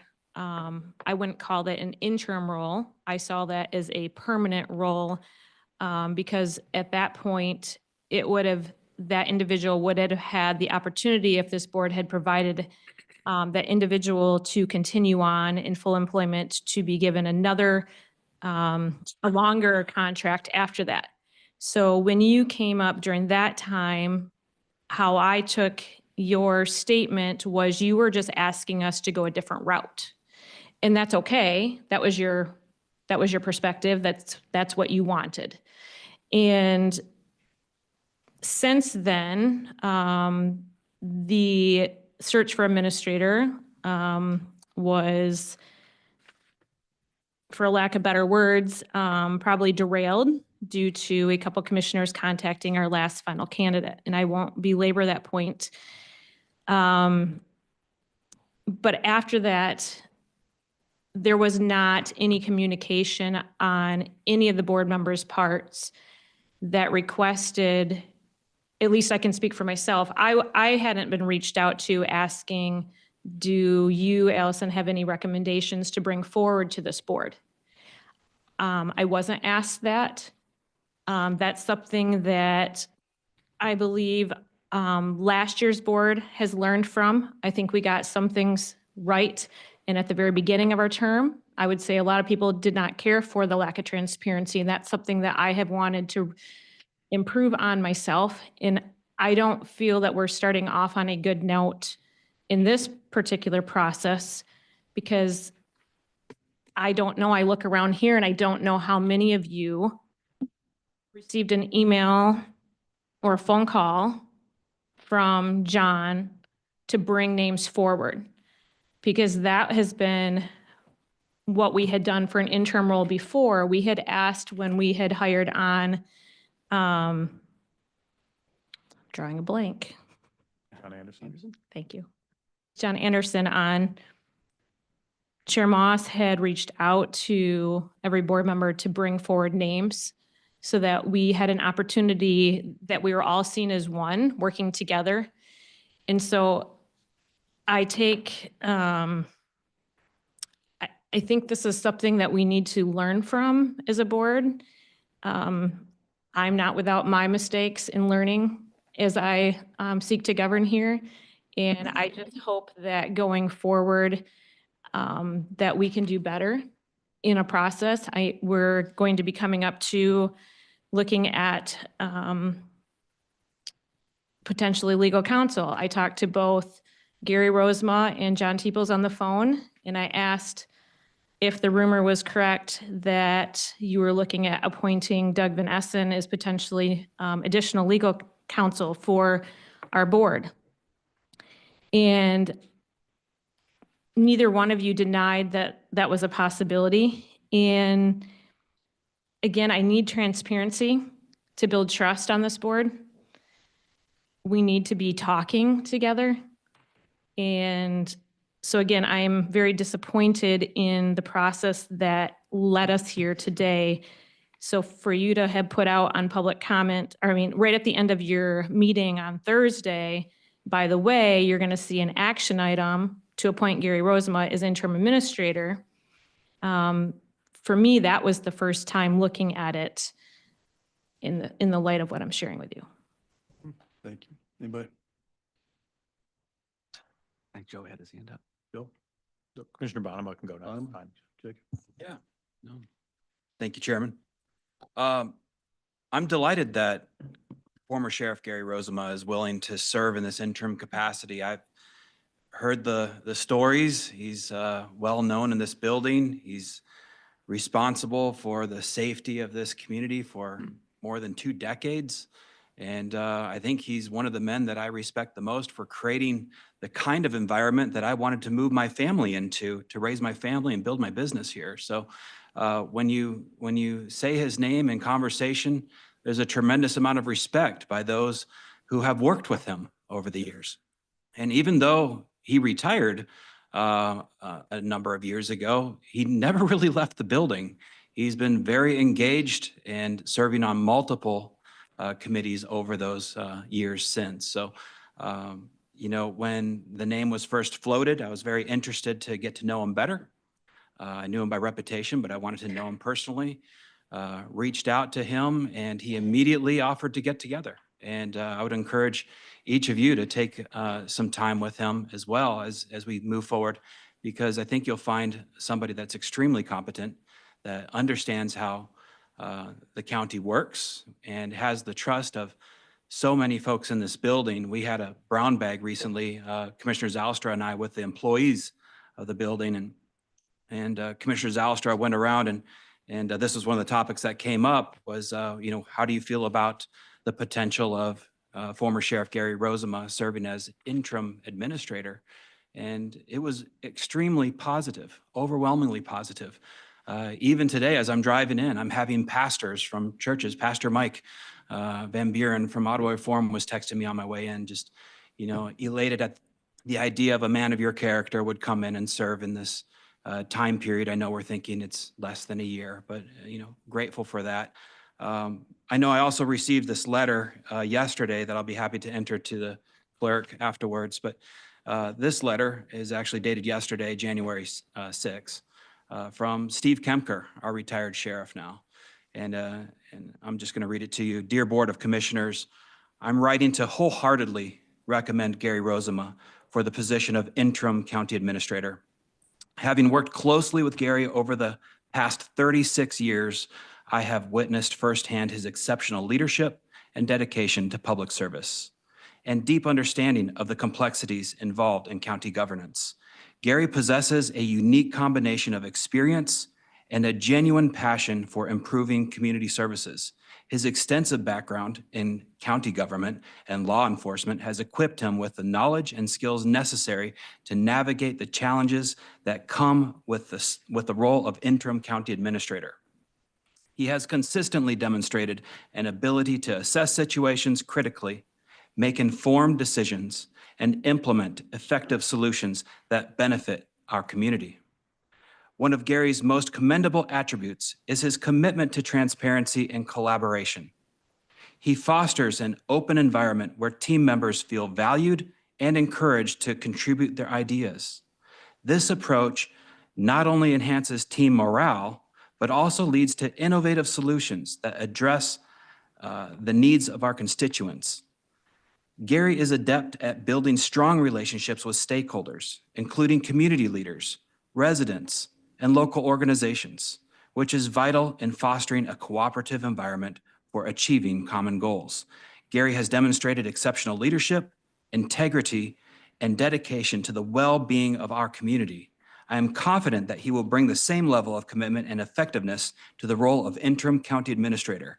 In conclusion, Gary's dedication to serving the community, combined with his extensive experience and collaborative leadership style, makes him an outstanding candidate for this position. I strongly recommend him without reservation and believe he will make a significant positive impact on our county during the search for a new county administrator. Respectfully, Steve Kemker, retired sheriff, County of Ottawa.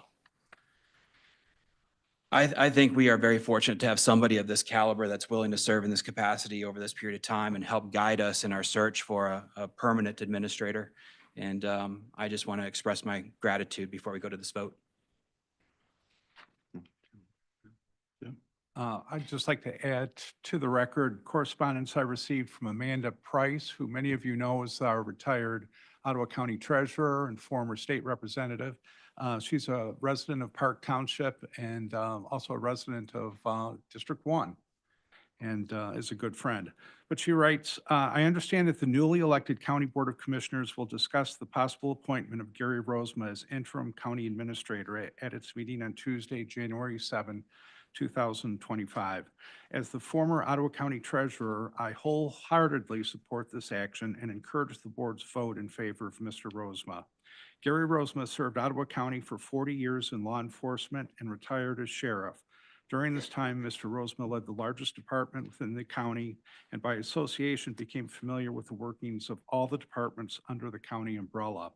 At this time of transition, I believe it's important that an interim administrator be able to work productively with department heads and elected officials to smooth the transition from the previous board to the newly elected board and to assure staff that their priorities and concerns are addressed. Mr. Rozema knows many department heads and countywide elected officials, having worked with them in the recent past. As evidence of his devotion to Ottawa County, Mr. Rozema has continued to serve the county and its citizens as chair of the Ottawa County Building Authority, as a member of the Ottawa County Insurance Authority and nonprofits around the county after his retirement. In summary, Mr. Rosema is a highly respected leader in our greater community and throughout the state of Michigan, and will be a steady and steadying presence as the board undertakes hiring a permanent county administrator. I encourage the board's vote in support of Gary Rosema to serve as interim county administrator. And I would second that, and I think Gary Rosema is a quality person that we're fortunate to be able to tap his experience and background with. Kendra. Just have a point of information. I wanted to ask prior to those, but for myself and for the record, it's regarding what Allison had said. Who on this board was given any information via phone, email, personal conversation, or had anything floated by them regarding Gary and the possibility of the admin position?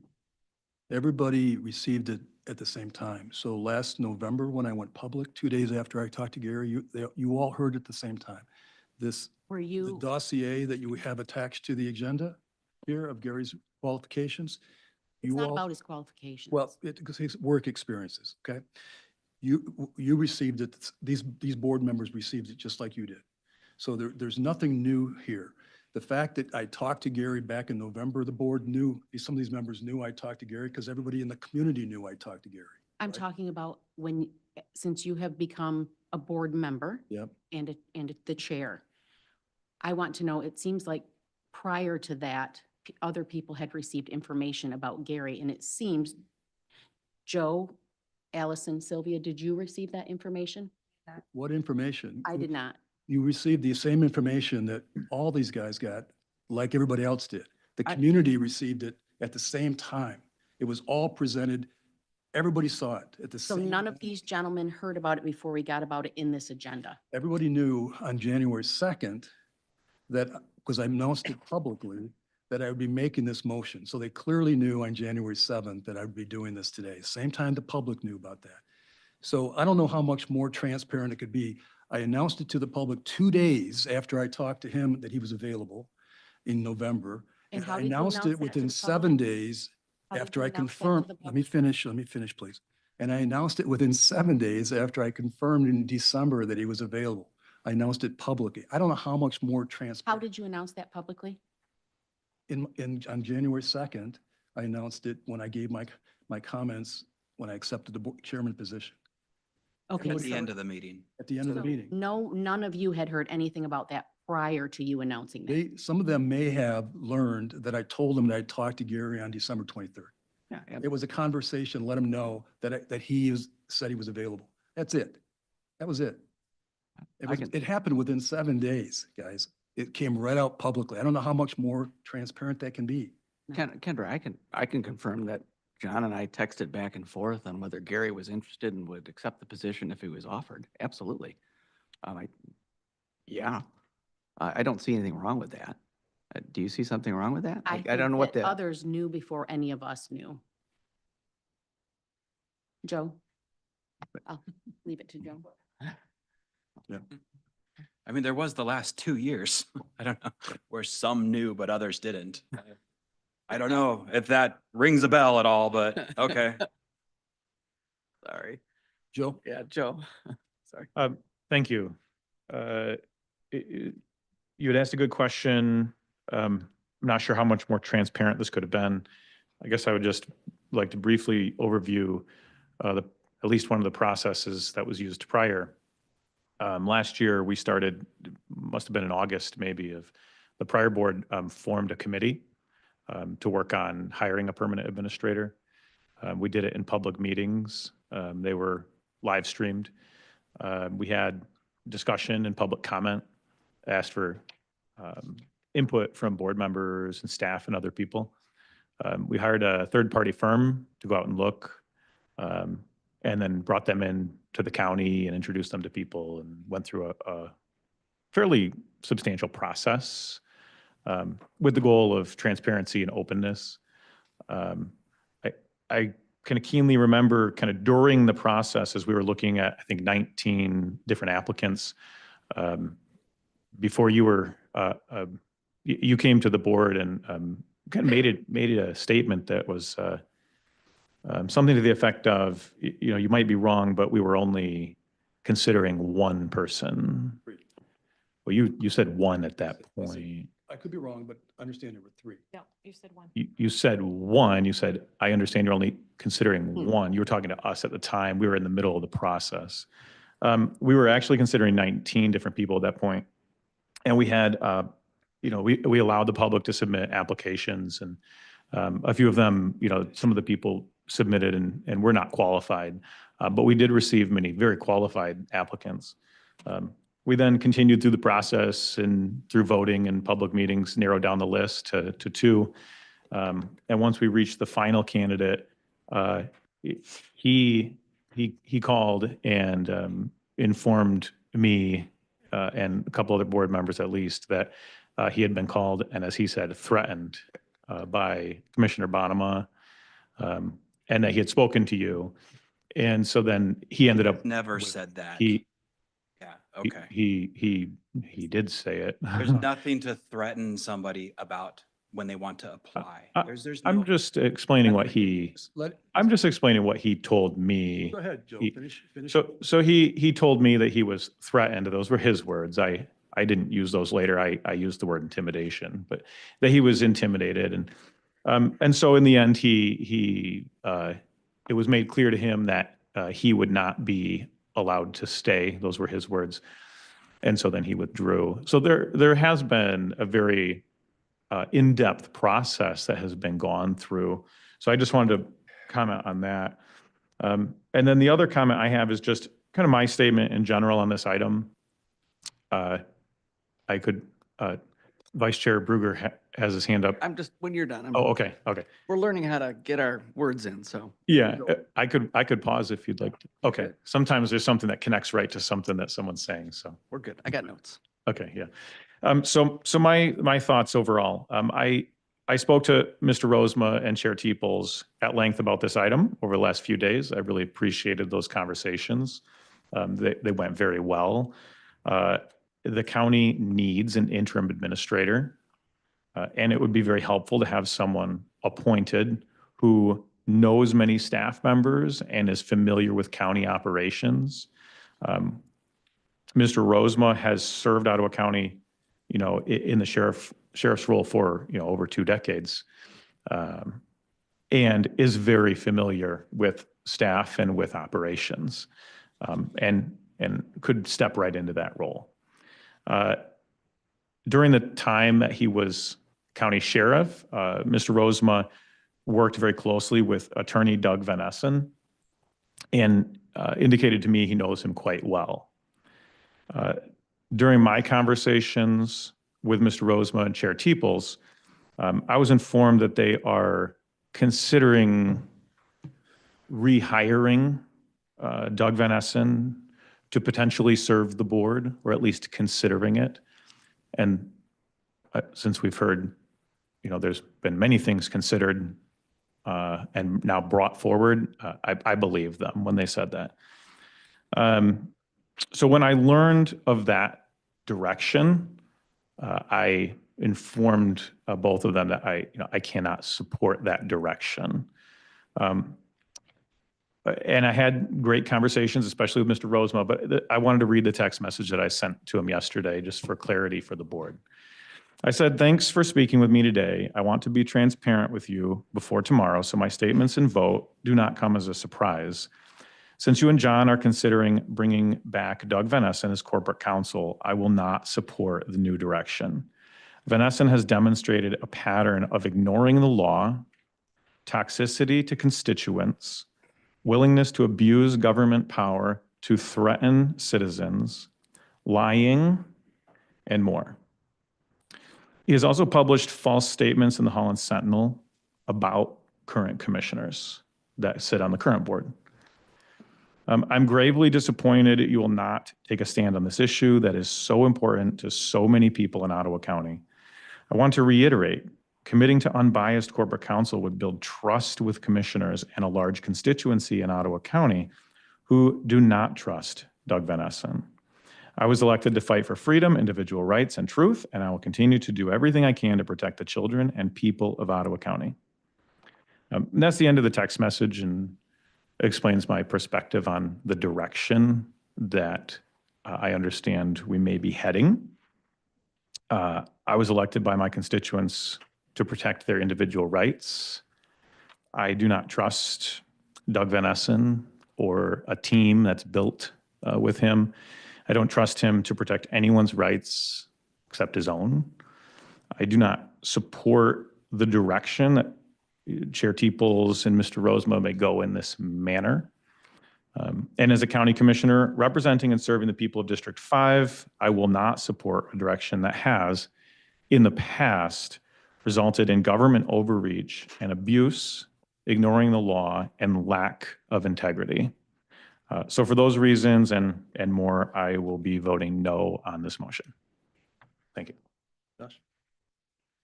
Thank you. Thank you, Joe. Just a couple of points. Joe, you mentioned that in August, you guys hired an executive transition committee. It was actually on September 24.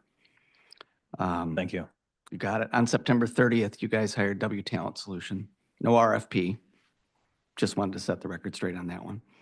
I think, I appreciated the stories you just told about the search for a long-term, more permanent county administrator. I don't think they apply. What applies much more, Allison did a great job talking about the John Anderson process. I'd add the Ben Wetmore process in there as well, because we're looking for a short-term interim person. And I think Gary Rosema would be an absolutely excellent person for that job. I don't recall, I appreciate the comments on Doug Van Essen. I don't recall seeing a vote on him on the agenda. So I'm not going to speak to that any more than to say that. I will say that Gary Rosema is an excellent human being. My gosh, we would be so lucky to have him. And I appreciate that Allison and all here may not have appreciated the process. It was a challenging time, transition. Imagine being elected, commissioners-elect, and trying to work with a board that at the time appeared like they had a plan in action. And, you know, sure, we could have reached out more, absolutely talked about these things more with you guys, you bet. And I apologize that we didn't do so. But at the end of the day, we need somebody like Gary Rosema in this position for a short-term basis. And to talk about the character of Gary, two things come to mind. And to Kendra's point, yep, John and I absolutely were texting back and forth. Be happy to share all that information with you, open public information anyway, about hiring Gary. And John said to me, well, we gotta offer him some money and we gotta take care of him. And I said, I wouldn't be surprised if Gary doesn't want much for this position for his time here.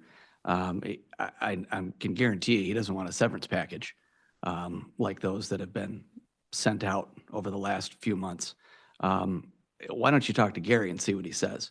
And John says, well, we got to pay him at least as much as John Shea was being paid and somebody else was being paid. And Gary, I'm not trying to negotiate your salary right now, but I'm just pointing out that when John called him up, Gary said point blank, I don't need a whole lot, guys. It's not about money. It's about the community. It's about Ottawa County, the county that I love. It's about the staff. It's about the relationships and the opportunity to come and serve. It's not about the dollars. So not only do I not want a lot of money, I don't want a contract that ties me to any severance or anything above and beyond just taking care of what needs to be taken care of while you guys find a permanent county administrator. Question was asked, would you be interested in applying for the permanent county administrator? The answer was an absolute no. This is a short-term thing for Gary. And Gary, I am grateful to you for stepping up. And I would encourage those commissioners, I appreciate the comments about other periphery issues, but on the agenda right now is a vote of confidence and a nod.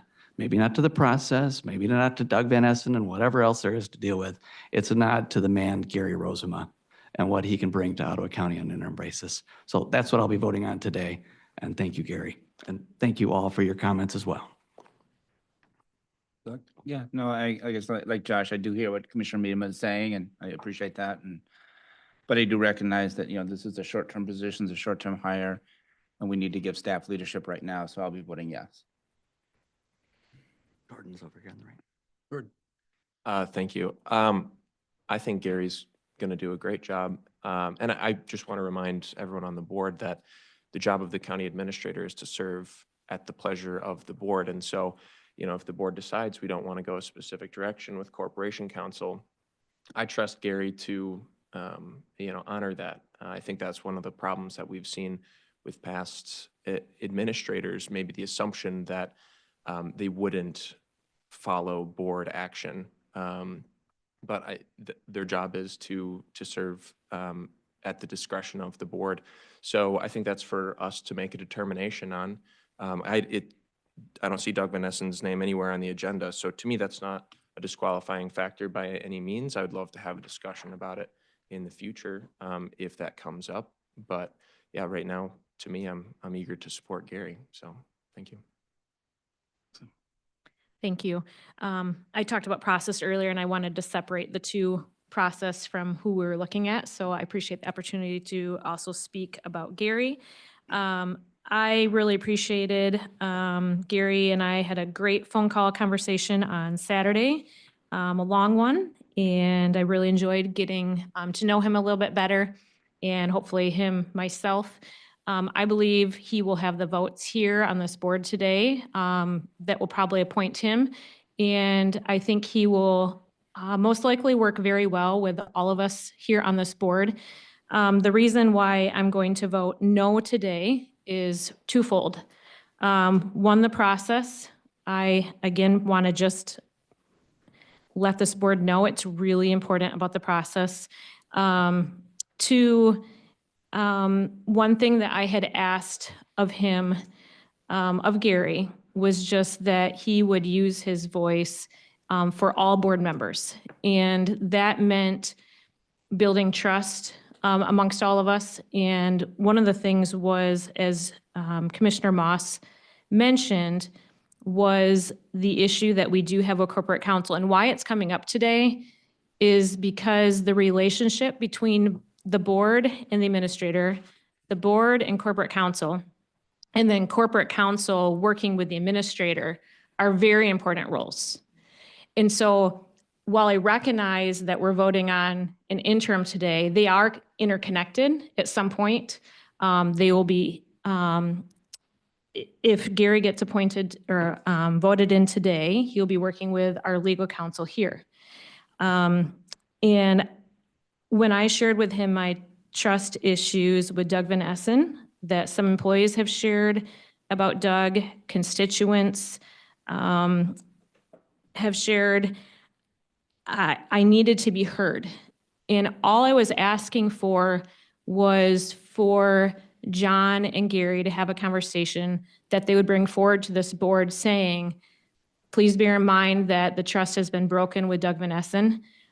We feel at the moment, some of us, that the process wasn't followed well here, and that didn't help build trust for going forward for the next position. And so I was just looking for an understanding that we're going to be heard, we're going to be valued. And so again, I think Gary's going to get voted in today. My current vote is a no for the reasons I mentioned. Yeah, I'd like to talk a little about Gary. I worked with Gary many years, and I've seen his dedication to the county and his devotion to the county and to the employees, and his love for Ottawa County. And I couldn't think of a better man to have in this position to move the county forward. So I'll be voting yes for Gary. So thank you for your services, Gary. Sylvia? Yes. So I had an opportunity to talk to Gary this weekend as well, and I enjoyed that conversation. He's also served on the Insurance Authority Board and our Building Authority. And I've appreciated his work there as well as at Children's Advocacy Center. I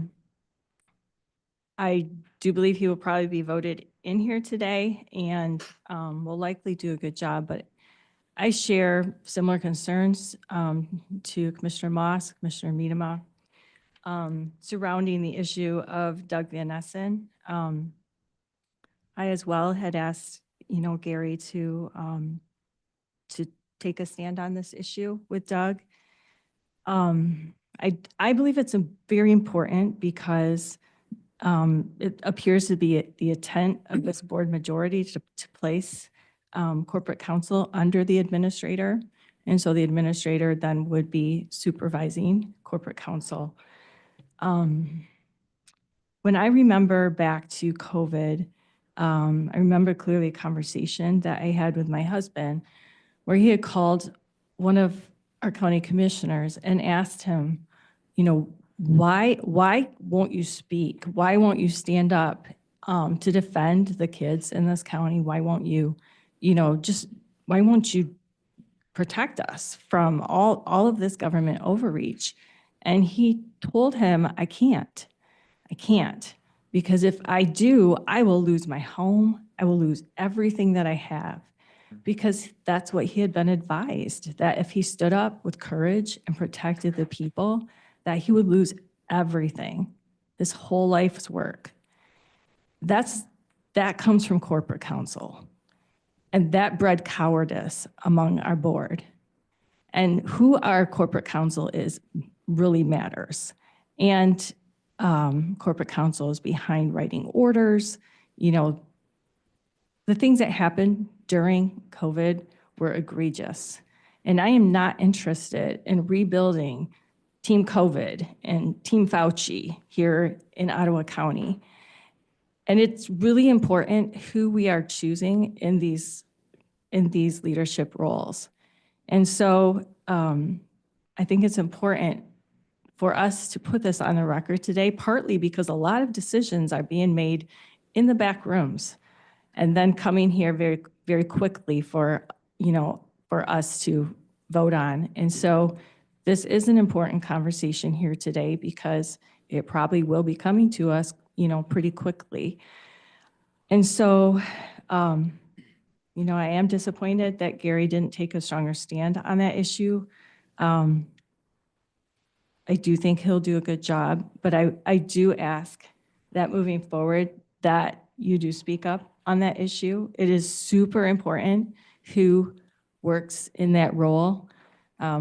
We've also, seen work product, some things that really needed some improvement when we came into the county. And honestly, there is a lot of information that could and should be passed from the prior board to the new board, and having a sit down and sharing some information might be kind of helpful to avoid some mistakes and some problems in the future. It would have greatly benefited us. And so, this is one of those issues, I think, where we could benefit from some communication. But anyways, I will be voting no on Gary today. Like I said, I think he'll do a good job, but I think it's important to take a stand and let you guys know that leadership matters, and that particular issue really matters. Kendra? Piggybacking off what Sylvia said, I completely agree that government overreach affected my child's education and the ability to even be in the school. So it's what got me involved. It's so imperative that people will stand up. And I think for the reasons that Sylvia said, my vote will also be no today. So, personally, I really appreciate your comments. Josh said during his comments, when he accepted the vice chair, he apologized to everybody for what we had to endure during COVID. I thought it was really a fitting and heartfelt apology, because we suffered a lot, and you folks that had kids that were directly affected, and I've got young grandchildren too. It was a difficult time for everybody trying to navigate that. So I echo, first of all, what Josh said about that time period for all of us as we tried to struggle how to deal with it. Sylvia, I totally agree. I got to tell you that since the January 2nd, when we got sworn in to now, I've been literally over my head. I can't get over, had no idea what not having an administrator has affected me. I'm getting bombarded with departments all over this community to sign contracts I know nothing about. And I'm going, are you kidding? I mean, I don't even know those contracts. Who's reviewed them? What's the process? And there's no central coordination. I'm going, I need an orientation. It's nuts. I just finally got through my emails and all I could do was kind of look at them, not necessarily respond to them. And so we need somebody, just like Joe said a minute ago, right? We need somebody. And like Joe said, Gary's can step right in day one to help us, and his credentials are impeccable. I am disappointed that there's going to be some people on this board in a minute that are not going to vote for a man like that who can step in from day one, as you said, simply because we may or may not be considering a different corporate counsel. If that's the standard that we pick our county administrator, I'd be disappointed in that. But I hear you. Picking corporate counsel is vitally important. I told you this yesterday, Joe, and I told Allison, I know how sensitive this issue is. We will work as best we can for the betterment of this community. And I hear what you're saying. So anyway, that's really all I wanted to say. I don't know how we could have found we had 3 really strong people that were willing to serve us, and Gary's still available. We just couldn't find a better public servant to do it and help us through this transition from my perspective. So I hope we do get enough votes to put him into position. Are we ready to vote? Yes. Mr. Clerk? Yes, sir. Mrs. Wenzel, No. Mr. Moss, No. Mr. Zylstra, Yes. Mr. Kyers, Yes. Mrs. Rhodey, No. Mrs. Miedema, No. Mr. Joritsma, Yes. Mr. Bruger, Yes. Mr. Bonema, Yes. Mr. Barry, Yes. and Mr. Teeples. Yes. Motion passes. Gary, would you like to make any comments?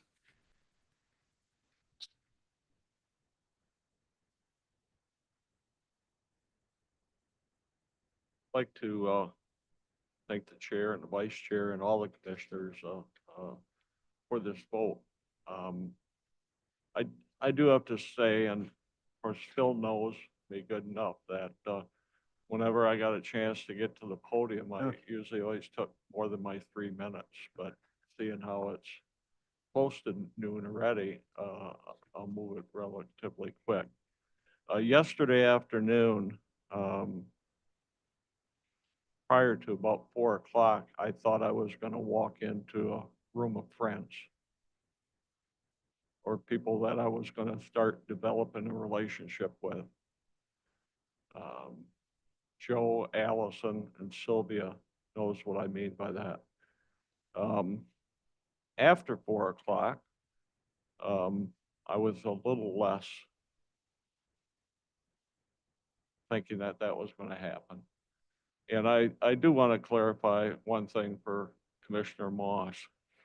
I never indicated that I was already placing my mindset into a vote. Just like I explained to Allison and Sylvia, Mr. Vanessen and I have a relationship. Prior to my retiring, we did for 24 years as he represented the county. He represented the department. He represented me. He represented our employees, and he did an excellent job.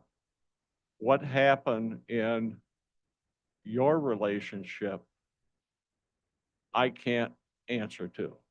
And I'm sorry for that.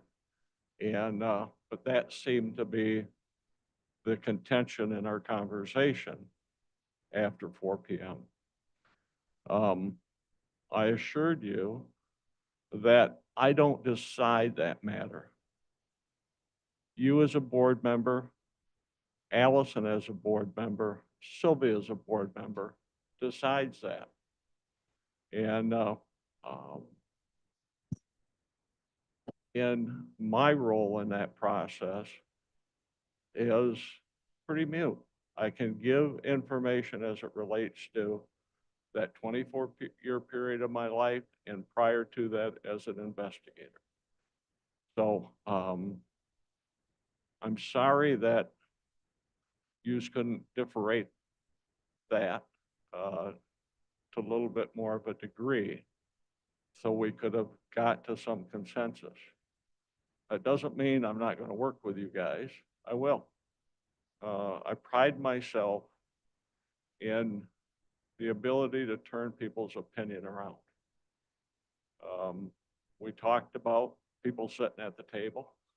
I'm a firm believer we wouldn't have what we have today if people wouldn't have been at the table all throughout my career, whether it be judges, probation, fiscal services, HR. They're all an integral part of what we do here. So in 2015, I can recall sitting in my office and I was asked by some of our staff to create a model for the statutes out front. And it's something that we've carried with us through the organization. And I believe it's very applicable to the county board, all of county services. And the motto of that statue out there is making a difference in the communities we serve. And I really believe that that's the important thing. And I know you all have been involved with the Board of Commissioners for the last 2 years, or some for the last week. You know, and I hate to admit it, I have 50 years in this organization. The county has been extremely good to me and good to my family. And that's important to a group of people that still exist. People like Ron France and others that gave their whole career to this county. So I hope you'll understand that we have a lot to do as it relates to just kind of putting a feeling of service back into what we do. And, you know, I'm all for that. And I'll do everything I can for this big 6-month period that, you know, we get somebody in place that's going to take this organization even farther. So, again, thanks for the 7 that voted for me. I'll convince you people that, you know, we can move on from here. And and I think that's important. So thank you all and look forward to working with you. Thank you, Gary.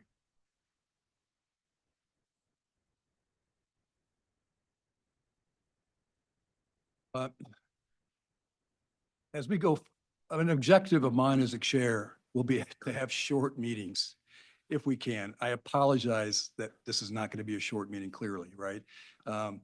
But hopefully as we go forward, we'll make these board meetings more concise so we don't have to spend a lot of time, but it's going to take a while. We have to get some things done. So if you don't mind, I would entertain a 10-minute recess. Motion to recess for 10 Very minutes. good. Good deal. Support.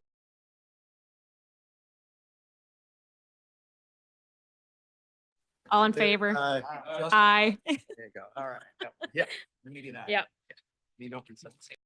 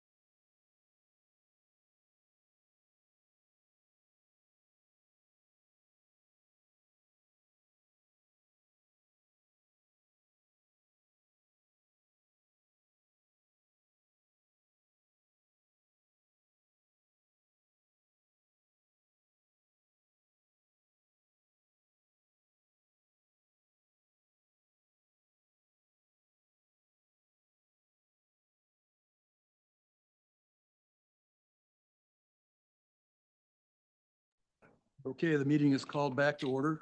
The administrator's seat is now filled. The next thing on the agenda is the discussion of these proposed board rules. Do we have a motion? I'll second it. Okay, so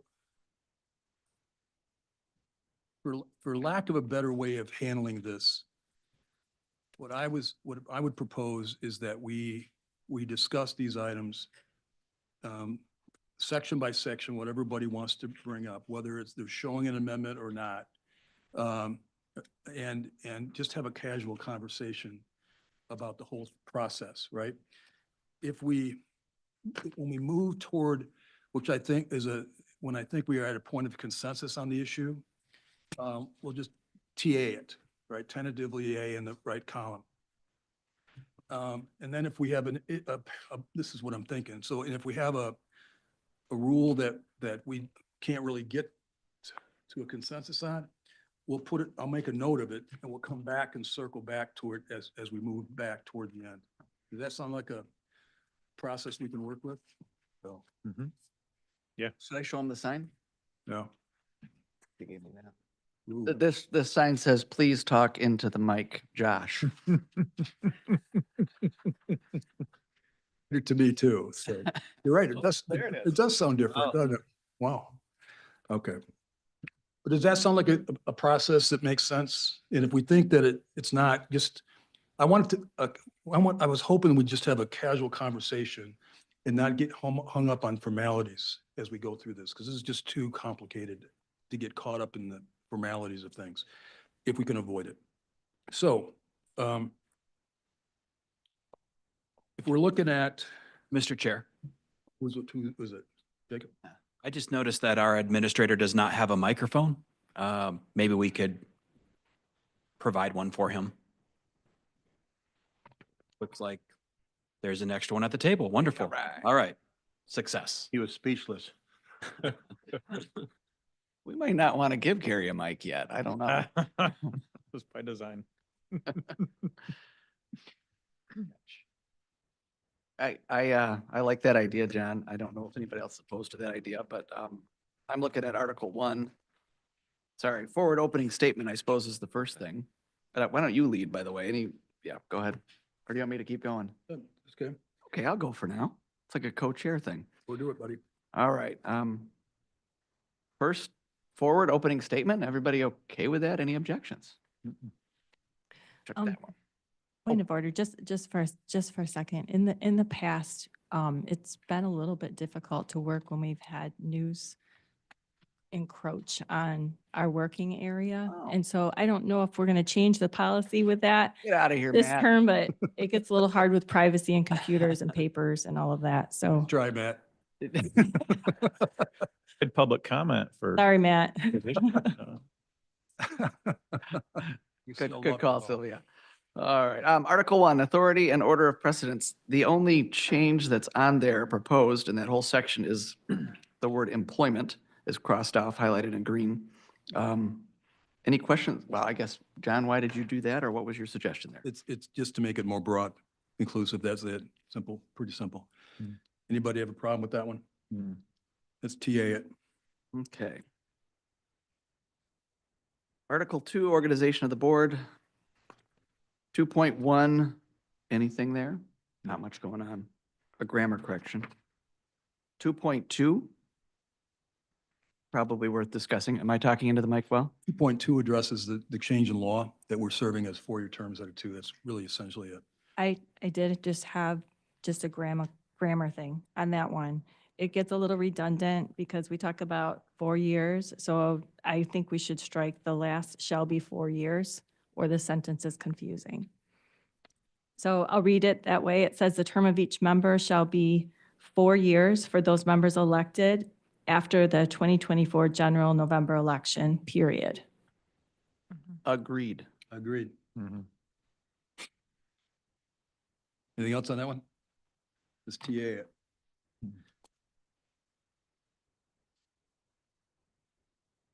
I guess I'm up. Rule 2.3, chairperson of the board. This one's probably where it's at the first meeting in January, the board shall elect, I'll just read for a moment, from its own membership, a chairperson. Crossed off, it says to serve for 1 year. Come back to that. Let me just finish the sentence. This election may be a secret ballot if the majority of the members have to have an election in that manner. A concurrence of the majority of the members shall be necessary for the election. Why is for 1 year crossed off? John, I'll throw the question out there. So, and Jack Jordan and I talked about this one.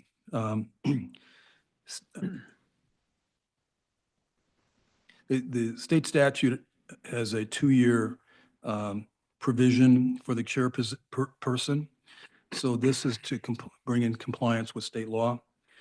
But it also was one of the things I talked about, that the chairman should not become too powerful, even if the state law wasn't in place. And so I was proposing we limit it to no more than 2. It's that you serve for 1 year, and if it's going to be 2, fine. But the chairman can't serve more than 2 years. And then it promotes new leadership as well. So I thought there was a policy issue besides complying with law. It's also a good public policy consideration. That's why I brought it. So I think it's important for us to be transparent on this, especially, when you look at the law and what the law says. The law talks about how there's a provision for 2 years and it's automatically 2 years unless the board passes a resolution prior to choosing a chair. And if the resolution is passed after choosing the chair, then the term is for 2 years. And so I think that when we voted last week, a lot of members didn't recognize that legality and that it was actually a vote for a 2-year term. And I don't know if that was the intention or not, but that was what legally happened. And so I think some language in here would be helpful to state that if the board desires for the term to be 1 year, then it's necessary to pass a resolution prior to appointing the chair. Just so that, it's open and transparent for all board members, the legalities of that. Sylvia, how do you think, now that we've appointed a chair, and Jack, maybe you can help on this too, how do we undo it? If we wanted to make it a 1-year term, but no more than 2, what's the process to make that happen if we wanted to do that? I think the best, cleanest way to do it would be for you to resign the position, and then a resolution is passed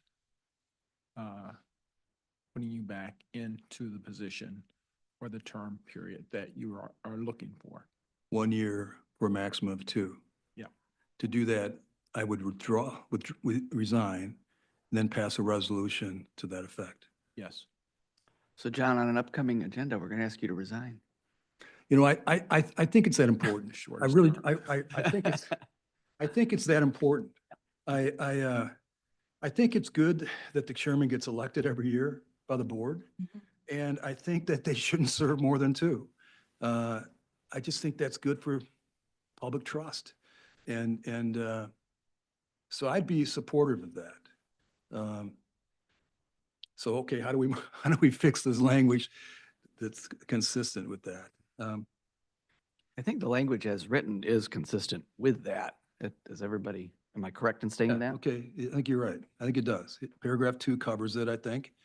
It's just now we have to go through the step of resigning in a resolution at another board meeting. Make that note. Excuse me, question. Then we would have to re-elect you then. Is Right. Correct. Right. Part 2, Jim. It gives you another shot at kicking me out of here. Yeah. Yeah. Okay, so. Joe had his hand up. I don't know, or are you waving? Oh, I guess, yeah, I'd say as written, since the default is 2 years, it actually says that the chairman may serve a total of 2 terms, which is technically 4 years. Unless we change it to the term being 1 year, right? Yeah. And- Yeah. That paragraph says. I would note that, Or, there's an or. I would add, though, that a chairperson may serve a total of 2 terms within their elected term. For instance, I don't think it would be right for our board to say that somebody who served now, if they were still on the board, say in 6 years, couldn't be chair again. And so I would say they serve a total of 2 terms within their elected term. Within the current elected term. So Sylvia, that's after, I'm in paragraph 2. Right. Where it's green, the last sentence there is, a chairperson may serve a total of 2 terms, and you're adding within Their elected. their term. elected. Their elected term.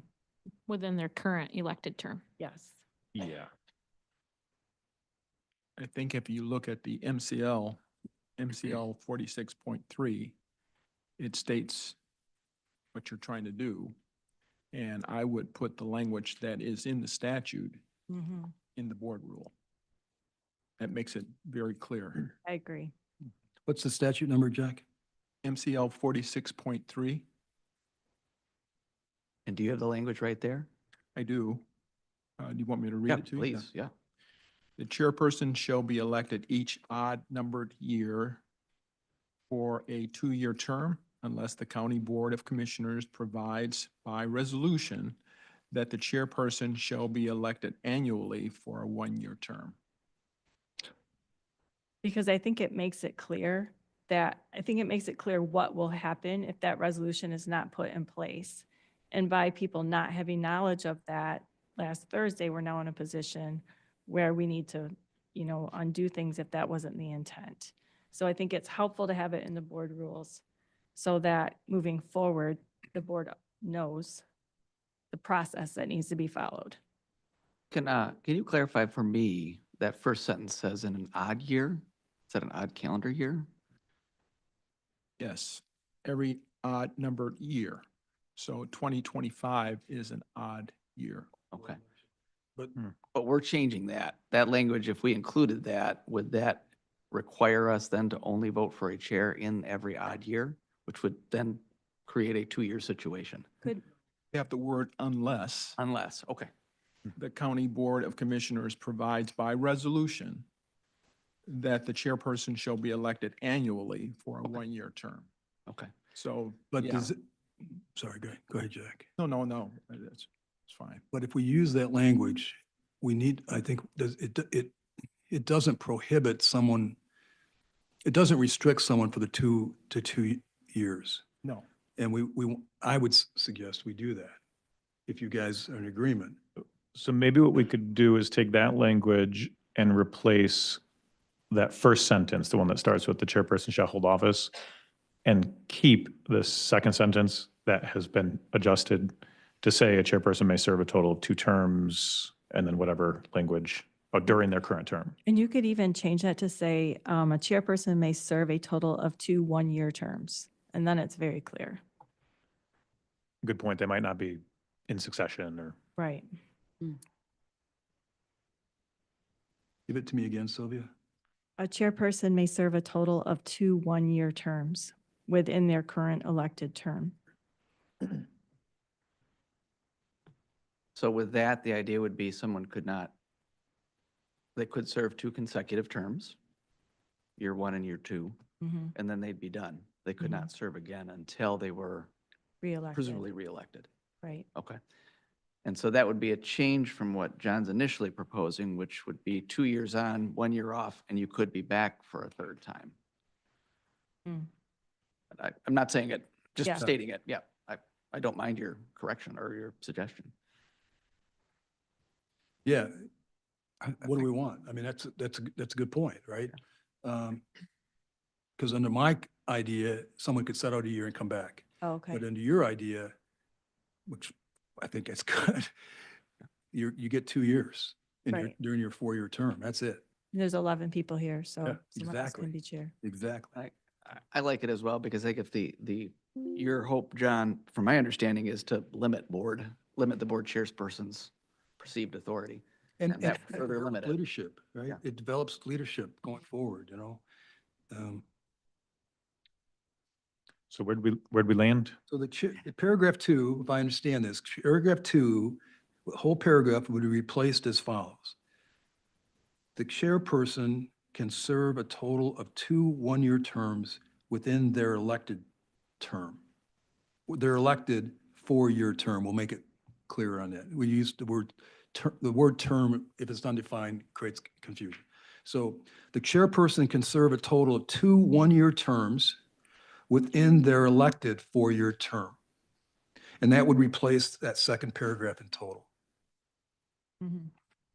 Yeah? And I think that's correct. And then we do need, if I'm understanding, to add Jack Jordan's suggestion at the very beginning of that paragraph. Correct. In other words, you just described part 2.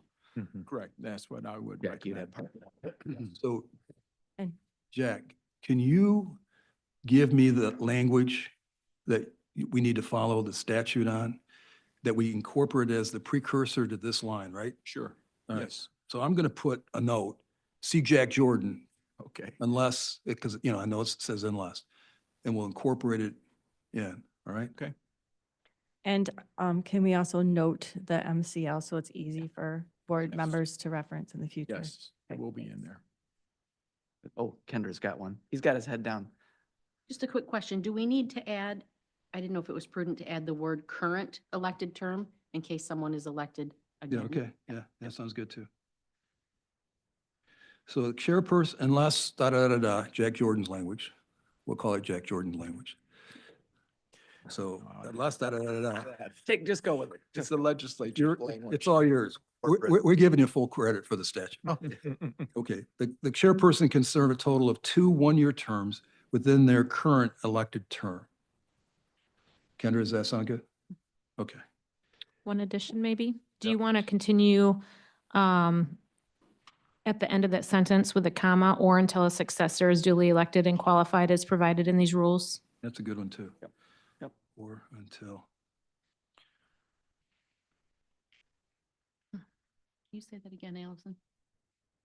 Or until a successor is duly elected and qualified as provided in these rules. The words are already in our board packet. Oh, got it.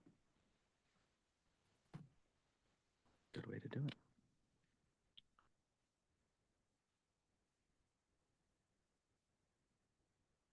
Okay. All right, I'm gonna summarize that again. Are we good? Okay, Looks good. all right, we're moving on. 2.4. Ooh, Oh, vice Still chairperson. 2.3. There's still more that. Sorry, one more. I apologize. So position. the last paragraph, Yeah. I would recommend that we revert it back to what it previously stated. And the reason why I'm asking for it to be reverted back is because that would go back to Michigan law and board approval. This can't be done solely by the chair.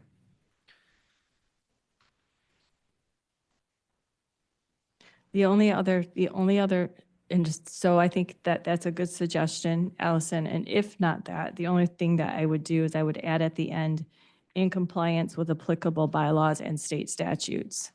Because those need to, we can't just be doing things willy-nilly. We need to be following proper process and, proper authorities.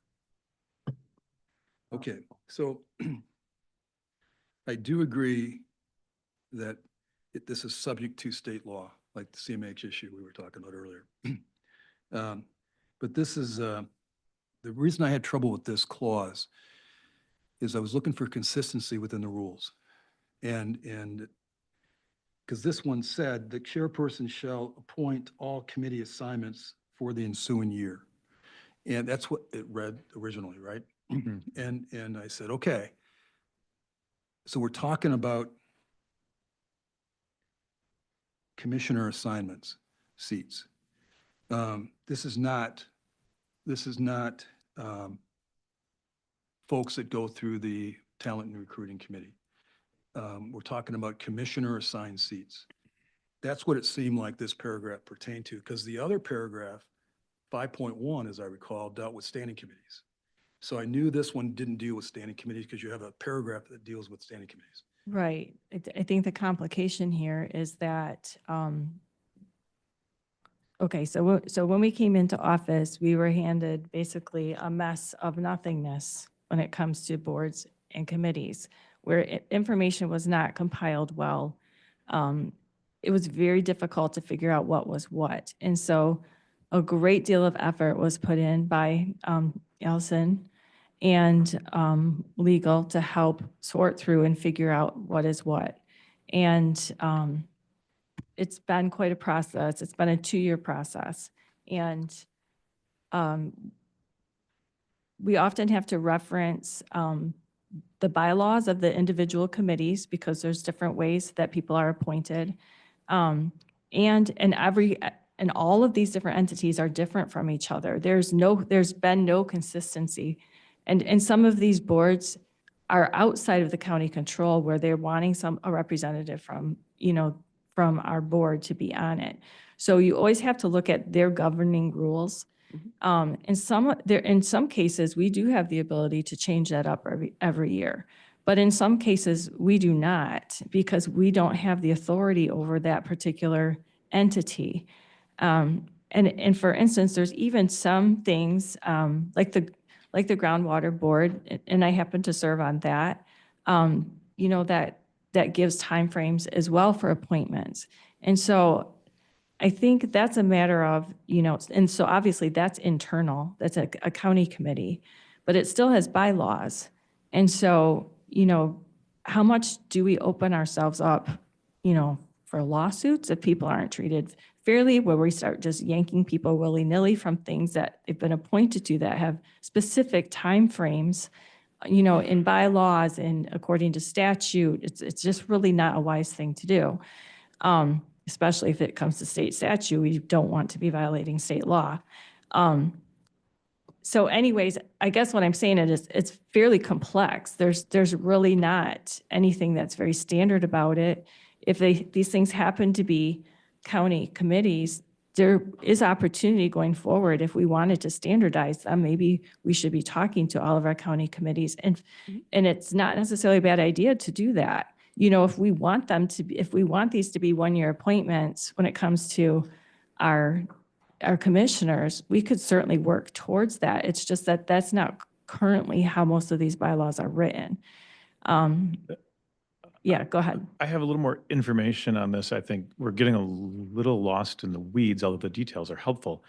This sentence originally specifically referred to only the standing committees. Okay.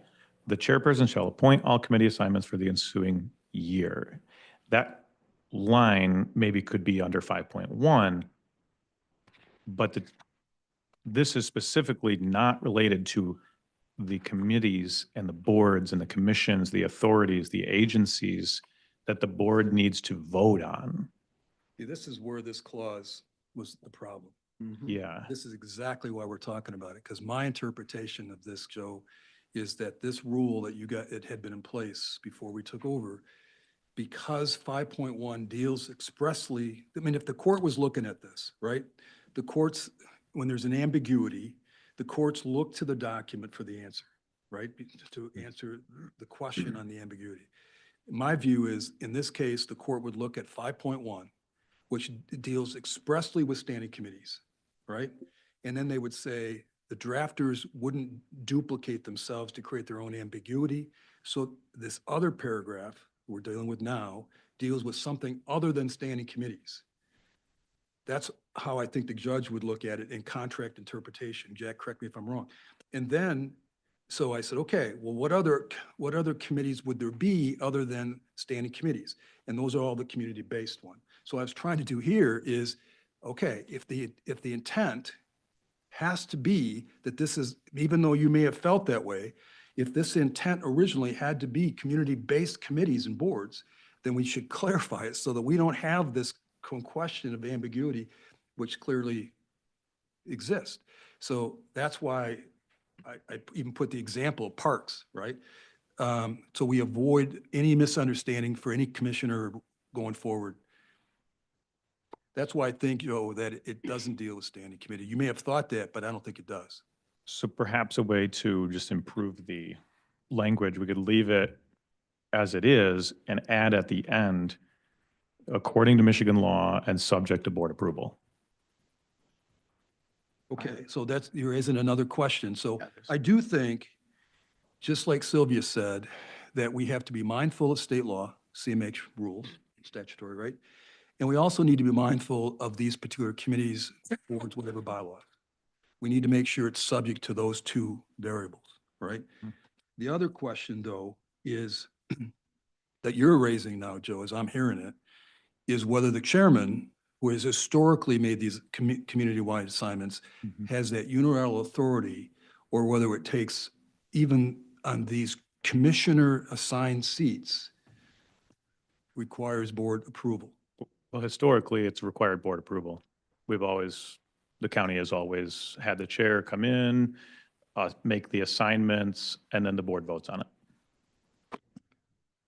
Just like last year and the year before and the year You're before. talking about committee assignments or board and commission assignments? Not quite. Like boards and commissions and stuff. Well, and stuff, when you clarify by, I mean, what John is trying to point out is, or Commissioner Tepos, Chair Tepos, may get it all straight after a while, but we have boards and commissions, and then we have standing committees. Which one are you referring to?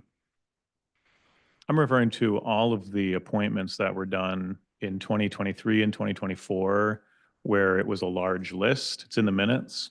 It was CMH and Lloyd's You're talking about boards and Bayou commissions. and all of those. And then the list was presented to the board for discussion. And then it was ratified to, basically ratified. Right, you're talking boards and commissions, correct? Yes, yeah, Okay, yes. Not the Committee committees. assignments. Right. Wait, Yeah, Which is what Hearing two he's. things, yeah, Zach. me too. So Doug, Yes. we have there's assignments going on in these community-based boards of community members that go through the traditional recruitment committee, right? And ultimately get voted on by the board. What this one was dealing with was commissioner seats. And those, my understanding was, typically wouldn't go through the board. Yeah, they do. I think your initial, perception that the initial language is not complete is correct, because it says committee assignments, but we've always kind of, as, had boards and commissions as part of the annual assignment process as well. Yeah, I think And, it was. and clarifying that, we're talking about both Mhm. makes sense. Is that, Commissioner Moss, is that what you're saying? I'm not exactly sure now. I'm getting a little, Well, I'm going back to it's 2022 and like looking at, the minutes. to, to clarify, as far as the board subcommittees go, that's the chair appoints. Are you talking standing committees Yeah, or standing- subcommittees? 'Cause standing- I think there's been some confusion as to. the I different yeah, I know. So the chair appoints, and then, Joe, were we voting on those as well? Well, can't just go remember. back to 2022. Roger Bergman moved to approve the Board of Commissioner. They called it committee appointments for 2022. That was a list of all of the standing committee assignments and all of the boards and commissions. It's in the minutes on the 2022 organizational meeting. That's how it's always. So as it's Been done. written in your rules, the chairman shall make all, the chairman shall appoint committee, Standing committee, the chairperson shall appoint committee assignments, yeah, there it is, for the ensuing year. It doesn't say subject to board approval. This again is, we're talking about commissioner seats, not member in the community seats at large, right? Well, and maybe our rules need clarification then, because practically that's not been how it's happening. I mean, we've been having them be subject to board approval. This is exactly why glad we're going through this. Just a note that I came across when looking at what you guys had done in the past, as far as when the chairperson makes the appointment with or without approval. And I know, Joe, you referenced 2022, I think, or 2020 with Roger Bergman. I'm in 2024, January 2nd of this year. And as it pertains to this issue, Doug, the minutes show that Doug Zylstra moved to change the last sentence on paragraph 4, Rule 2.3 to read that the chairperson shall nominate all committees assignments for the ensuing year, subject to board approval. That motion failed. So I agree that then, but then if you go further on here, you are correct, and it, you know, Mhm. then we put it to the whole board and the board voted on it. But they conflict. But it didn't make it into the Yeah. rules. Okay. Yeah, the next one was, I think Gretchen Cosby moved to approve the standing committee, you know, that was meeting times. The motion, Rebecca the Curry vote on moved. the assignments were later. So it's always been voted on as, you know, giving the board at least a voice during the process. My I- recollection of that discussion was that by the motion failing, that the board had no control over committee assignments, and that what we were voting on was the board and commissioner assignment. Oh, interesting. And the board always has, If that would have been the case, I Insight. would have made the motion to change the committee assignments last year. Because I think there was a big disagreement that the committee assignments were not fair last year. Yeah, I mean, But the motion failed and we weren't given that right. I see an action item, you know, to approve the Board of Commissioner committee appointments. I don't have the minutes, but I'm looking at the original agenda. so the minutes that you're talking about last January, Doug brought a motion to amend this clause to require board authority approval, and it was rejected. Correct. So that, at that moment, the chair, the vote then would mean the chair had the authority to make unilateral decisions regardless of board action. Correct. It's the only other way that had to be the conclusion. That's how you read it, Doug? That's how I took it at the time, and that's how I read it now, regardless of whether we're talking about standing committees or board and commission assignments. Otherwise, Yeah. I assure you, we would have had more to say last year in the organizational meeting if we had had the power to make amendments to standing assignments. And Jacob's nodding his head, right? Yeah. So You guys went on to attempt to make amendments and they were all shot down. Yeah, it looks like when you look at the agenda, the board likely did not vote to approve the committee meeting appointments.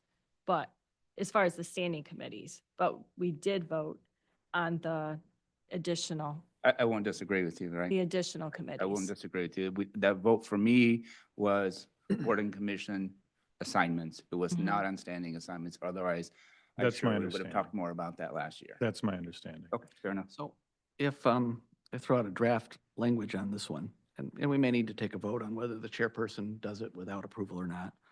But I've got written down for all active commissioner assignments on non-standing board committees, county and community-based commissions, authorities, and boards, the chairperson shall make all commissioner appointments subject to the bylaws of states, subject to the committee bylaws and state statutes. I would add That leaves out subject to, sorry, yeah, that leaves out subject to board approval. And I think those would be the two issues that we might have to vote on here. Does that? I would just add ordinances along with that. Oh. That's all. Mhm. And Sylvia had bylaws, state laws, you talk about ordinances as well. Okay. But you want to give it to, one more, give us to it? I'll do my best. For all active commissioner assignments on non-standing board committees, county and community-based commissions, authorities, boards, such as Community Mental Health and Parks and Rec, the chairperson shall shall make all commissioner assignments subject to the ordinances, committee bylaws, and state statutes. I might s- Period. And then we'd vote on that and, or vote on adding. You could probably omit the word committee. It could just be bylaws, because not every, Oh, it could be a sure. commission, it could be a committee, it could be a board. So I think that's very good language. There's one issue though, possibly, and that is that when some statutes and things, some of them require that the board act. Right. So in general, I don't know how many there are, but it requires, you know, we could call it board approval, but it requires a vote to confirm it. Because there's like 27 or 35 different, commissions. I think that would be probably included when it says subject Subject to to, bylaws. right. But the bylaws, though, may or may not require it. It could also be statute. Yeah, So we're including state it's statutes. it's including the Included in state there. statute. We wrote that in there.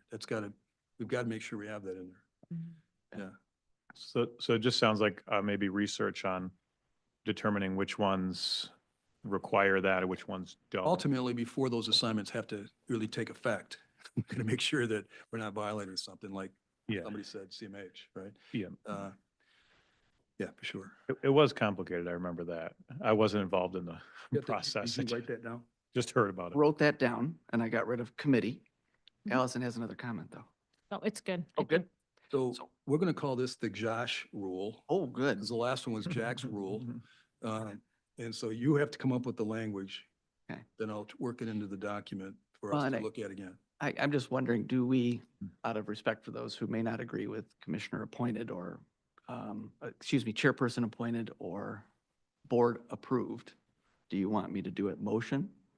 Or are you guys okay with John doing the appointments as it's Well, written? I think it's not, Subject to state law. it's Yeah. not really, it's not really about John. It's Or, in sorry, general, thank it's you, the how chairperson. how the Yep. board operates. Right. So, You're okay with it? I'm comfortable with it. It's according to the bylaws and statutes and Okay. everything. right. All right. It's just really State complicated. it one more time. Let's do For it. everyone's clarity. Let's attempt. For all active commissioner assignments on non-standing board, is this where I can use committees, Allison? Non-standing board committees on county and community-based commissions, authorities, and boards, such as CMH and Parks and Rec, the chairperson shall make all commissioner assignments subject to ordinances, bylaws, and state statutes. I like it. It's actually very clear, and some of them don't require any board vote. Josh, can we Yeah. leave in for the ensuing year to make that clear that these are one-year appointments? Yeah, I think that's good too. Well, Some of them that's where it gets a little aren't, though. tricky. Well, we still have the because- subject Subject to, so to. we can still Okay. do the Yes. subject to. You're right. I think there's difference of opinions on whether the appointments are annual or non-annual, but just to clarify that they are for the ensuing year subject and we can investigate that. Otherwise, yeah, Yeah, that way you got it. all right. I would agree with that, subject to the ensuing year. One of the outliers is, I believe, housing, I think. And that's one where the chair specifically and only the chair would appoint, a vacancy. The statute actually says, essentially says the board, shall not vote on that one. So there's like 50 different ones with a lot of different requirements. So they're And unique. we're subject to those statutes. Yeah. With this motion as Mhm. presented. I would just recommend that we actually don't have the 1 year in there due to, I spent hours sitting down and looking through all the bylaws, and they are very different from one another.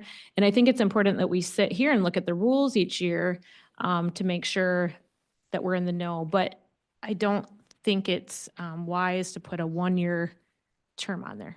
Because so many of them are different if you're following the bylaws. And I guess the only other thing you could say is, unless specified in the ordinances, bylaws, and applicable state statutes, the appointment will be for 1 year. Don't you want to put? That could be the default, but Basically, what I've just said is that it's for the ensuing year, with the proviso that there may be some state law or something that would prevent that. I don't think there is, but, it's there. Then we can, deal with it afterwards. Yeah, you could put ensuing year, comma, unless mandated by state law. Which would be redundant Or because. we already bylaws said it. or ordinance. Yeah, you already have it. You already We have it. already said it, So if guys. you already It's have in it, then there. we're good. I think we're good. We're there? I would just put a little note here that this is why it's important to have perhaps a talent and recruitment committee. It's actually very complicated. So, You're waiting for it. Yeah. All right, so do we put TA next to that one? We're okay to TA it. Let's do it. All right, 2.4. Just one clarification. I don't think we've clarified the committee assignments, standing committee assignments. We'll get to that. We'll get to we'll get to standing committees in a minute. 5.1. That's 5.1. We'll get to standing committees in a second. Then I guess if we don't, we can come back, right? Yep. So, Putting a star next to it, Doug. Okay, 2.4, Vice Chair. If I can just interject here, Probably have language from state. again, MCL 46.3. The vice chair position is always 1 year. Right. So you will not have any conflict with state law. Yeah, I think the language is pretty good, the way it reads. Anybody got a problem with it?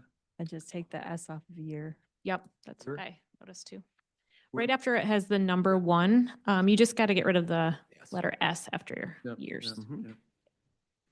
Yeah, okay. Let's go on.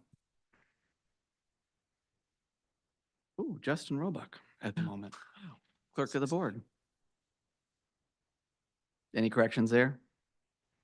This is where you vote me off the island. Not gonna happen. Yeah, nice Not try. gonna Nice try. Yeah. All right, 2.6 vacancies on the board. Okay. Good there. So TA and tacit All I'm agreement. doing in 2.7 is just 2.7. trying to clarify the language, that's it. Yep. Yeah, kind of lay a process out is what I'm doing here. Any other comments on that? You one? okay with it? 2.6? So 2.7. 0.7? 7? Yep, 2.7. I yep. do have one. You do. I just thought there was maybe a little bit of ambiguous terminology with the word, 2 words, in advance. So I feel like it needs to be more specific. Like, what are we saying in that? Yeah, this is always, in contract issues, this is always, can be kind of complicated. How much notice do you give of a potential conflict, right? So you're making a great point, Allison. I guess we could ask, what would the public want? I don't expect this is going to come up. But if it, I'm sorry. if it did, what would the public appreciate? You could say something like, Prior to the vote? in as much notice as reasonably possible. Or as soon as it is known. Mm-hmm. Ooh, that's even better. So strike in advanced and say as soon as it is known. Is that your suggestion, Jack? Yes.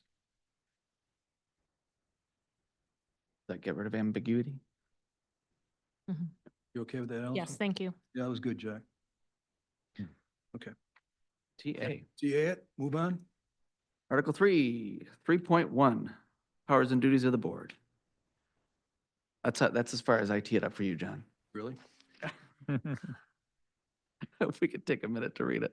I'll start with the first paragraph reading, and then you can jump in after that. The board shall have such powers and duties as are provided by law. The authority of the board is a collective one, and according to state law, no individual member can, as edited here, represent that they are taking any action or making any decision on behalf of the board or in lieu of board action.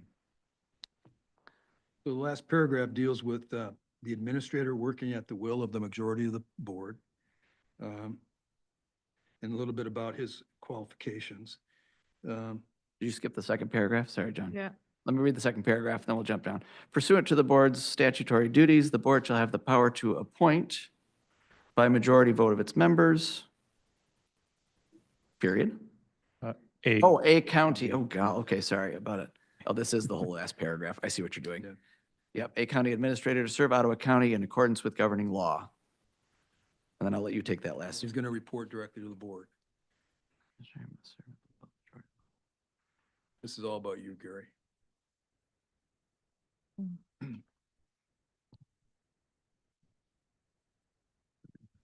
I don't have a problem with the rest of it. There's a typo on the last sentence, and employee should be an employee. Mhm. Where is it? Where's that? The administrator shall be an employee. An not employee. And an employee. Yep. John, you need a better printer.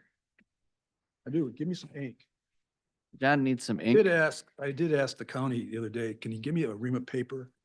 Because I'm going through it so fast. And I recycle paper, but I still can't keep up with it. I got more stuff. All right. Looks like Quick 3.1 question. continues. We okay with? Quick question on that one. If it's requiring that the administrator be an employee, that would exclude being on contract. So as there's not a, I don't know, as there's not a contract or a specific relationship Yeah, yet. good point. It should be employer consultant. Yeah, that's Yeah, what I the was word thinking. consultant. Yeah, That'll just pick in up the case. 1099 status that we're probably going to have with Gary, Right, yeah. I would think. Let you guys, For that anybody. that Unless gets you- worked unless- out later. Yeah, unless you want to. Just So- allowing the option, I think, is important. Good idea. So after that last sentence there, an employee or consultant. Yep. You could put contractor. Consultant sounds a little Yeah, political. contractor. I've drafted a lot of times when companies sell, they want their president to stay on, and so we form consulting agreements. That's what we call them. That's why I use the term consultant. It allows them to stay on. All right, next paragraph, I guess it continues. Likewise, the board shall have the power to appoint by majority vote of its members, elected and serving a county corporation council who generally should be an employee and officer of the county, and shall report to the administrator and further provide that such corporation council shall serve at the will of the majority vote of members elected and serving, and shall be a professional officer appointed and serving based on qualifications, experience, not political affiliation, MCL 46, and so forth. One of the talking points you guys had earlier. Allison's raising her hand, John. Allison? You good? Yeah. Just a couple things of note that I would like to have a discussion on. As a board, in the past, we have had our corporate counsel underneath this board only. And in this new draft, it is asking for us to consider the administrator to oversee legal counsel. So I just want to make sure that we're all on the same page there, that that's a change. And if that's how our board wants to go that route, I would suggest that we need to add language speaking to corporate counsel's independence to issue legal opinions that are unaffected by the administrator. Otherwise, this could lead to potential confusion and headaches that are unnecessary. So the question, if I'm hearing Allison right, is does the attorney report to the administrator, even though they're subject to the board hiring, firing? Should the attorney report to the administrator, or should the attorney report directly to the board? I know even Jack and I were having that conversation a couple days ago. Let me tee this one up for our consideration. In all the years I represented municipalities, as attorney, never, ever did a board member contact me directly. It all worked through the administrator. I talked to Mike Bogren, the litigation counsel, generally, and he said, John, who do I report to? He said to me, in 40 years of serving municipalities in his capacity as litigation counsel, I've never had board members contact me directly. And I said, yeah, I've always, same with me. I told Mike, it's same with me. It's always gone through the administrator to the attorney, right? What I've found, and I think Mike's experience on this is found, is that now you have a central communication point that then creates a conversation. If you have 11 people, say, contacting attorney, the attorney may be getting all types of conflicting information, right? And it puts him in a really awkward spot and trying to figure out, who am I listening to? But if you run it through a central administrator, then it solves that problem. And so that's what this is attempting to do, subject to that guy, that attorney, if it's not working out the way it should work between the administrator and his relationship with with the attorney and with the board, we get rid of the attorney, right? The Or the administrator is not that ultimate vote. I understand what you're saying, and that, we need to try to find a way to streamline operations. Question I would have is, what if a board member feels they need legal counsel? What if they have a question? What if they are asking for a legal opinion? In the last couple of years, if a board member had a question, a legal question, they would not have to hire their own legal counsel. They could go to our legal counsel, the county, and ask a question. What I feel like I heard earlier, no, what I actually heard earlier was you said that you unilaterally instructed our corporate counsel not to talk to board members. So you're putting me in a position now where, number one, well, maybe I'll pause and let you. Yeah, you're making a good point, right? So a board member gets sued in their capacity as a board member, but the county's paying the bill, right? And so the question is. Mr. Chair, I don't think the public can hear. Gosh. I'm sorry, everybody. Okay, yeah, I forget that, that we're still in a meeting. Okay. So Joe is making a good point. If a commissioner is sued in their official capacity, and the county is providing indemnification, protection, and legal cost payments of legal fees, Joe's raising the question whether or not that individual commissioner who's been sued has a unilateral right to go to the attorney to protect his individual interest. That's the question, right? Definitely one of them, yeah. Yeah. So, and it's a great question. I think it's worth you to talk about, because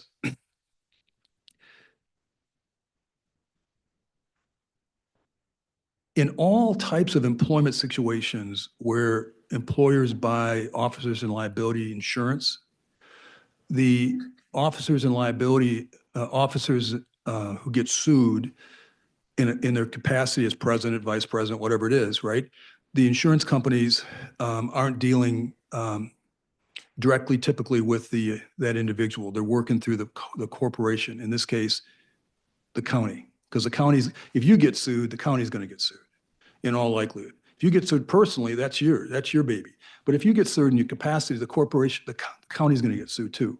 So the county should control your, my mind, defense, but you need to know what's going on, because it does affect you, but it doesn't affect you in the pocketbook because you're not paying the bill, right? And so what the problem comes in, if some commissioner is sued in their individual capacity, and they're calling litigation counsel and say, do this and do this and do this, now they are potentially putting the county in a conflict interest. And if the commissioner who sued, or the officer, whoever it is, feels that county representation is not protective, that guy can always go get outside independent counsel. But as long as they're under the umbrella of the county for indemnification, the county controls the litigation, because they're the ones that have the purse strings that affect it, right? And so yeah, if any one commissioner is being sued, my view is he cannot dictate to the litigation counsel for the county, but he can hire new attorneys if he doesn't think the county's doing a good job for him. There's actually a few other, this is very well spelled out in policy already, in the county policy. I would never think that any commissioner, even if they were sued in their official capacity, they're not dictating anything to corporate counsel. What I'm referring to is, what if a commissioner has a question or a need, or would like a legal opinion, or just a question about process? Like, let's say I want information on how to request my own legal counsel, which we have seen happen and we have done as a board. The prior board did. The clerk Roebuck did as well. So there are set processes in place, which I know about from the last 2 years. Commissioner Barry might not be familiar with that particular process. So if he has a question, should he be prevented from talking to corporate counsel? No. No. So that's what I'm referring to. I'm not talking about dictating or negotiating or whatever unless the board acts. And I would just add to that too. For instance, there was a time when Commissioner Zylstra had a question and he wanted some information, and there are times too where like just surrounding general board meetings where maybe we're having to make a decision and we have some legal questions. We want to make sure that we're doing the right thing. And that has been invaluable to us as board members to be double checking and making sure we're wisely making legal decisions. So here's where this is an important discussion. This is where the coordination with an effective administrator will take care of this issue in a heartbeat. Some of the problem you've had in the last couple of years is that you've had inconsistency on the administration level. So you didn't know who to really call on to be your front person through that attorney. It was actually very clear the entire 2 years. If we had a legal question, if any board member had a legal question, they would go either to the administrator or to legal counsel. And quite frankly, I don't want an administrator between me and legal counsel. I want to understand legal counsel directly because I do have a brain and I want to be able to understand the legal arguments and hear them articulate it to me and not have a middle person where it can be lost in translation. But here's the problem with it, Sylvia. We sit on a board where 11 people need to hear that question and that answer. All 11 of us should hear your question and hear the response. Well, If often we they have did 11 provide people, it. if we have 11 people calling the attorney, right, we lose the continuity of a board action.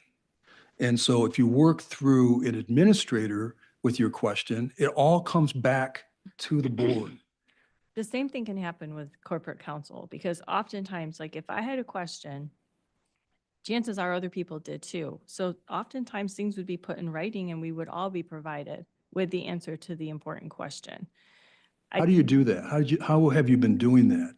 Are you working through the administrator or are you guys, No, I simply talk to our corporate counsel. and then he issues an opinion that goes to the whole board? Sometimes. I'd say it should be all the time. Sometimes I just have a conversation. And sometimes, for instance, Commissioner Zylstra and I, we don't think exactly alike. That's pretty clear. Mhm. Sometimes his legal questions are different than my legal questions. Right. And it's, I think, great for every one of us that they have the ability to ask whatever our legal question is from our point of view. And part of the way I look at this is we oversee a very large county. The budget is $280 million. That's a lot. That's a lot of oversight, a lot of responsibility. It's important to get things right.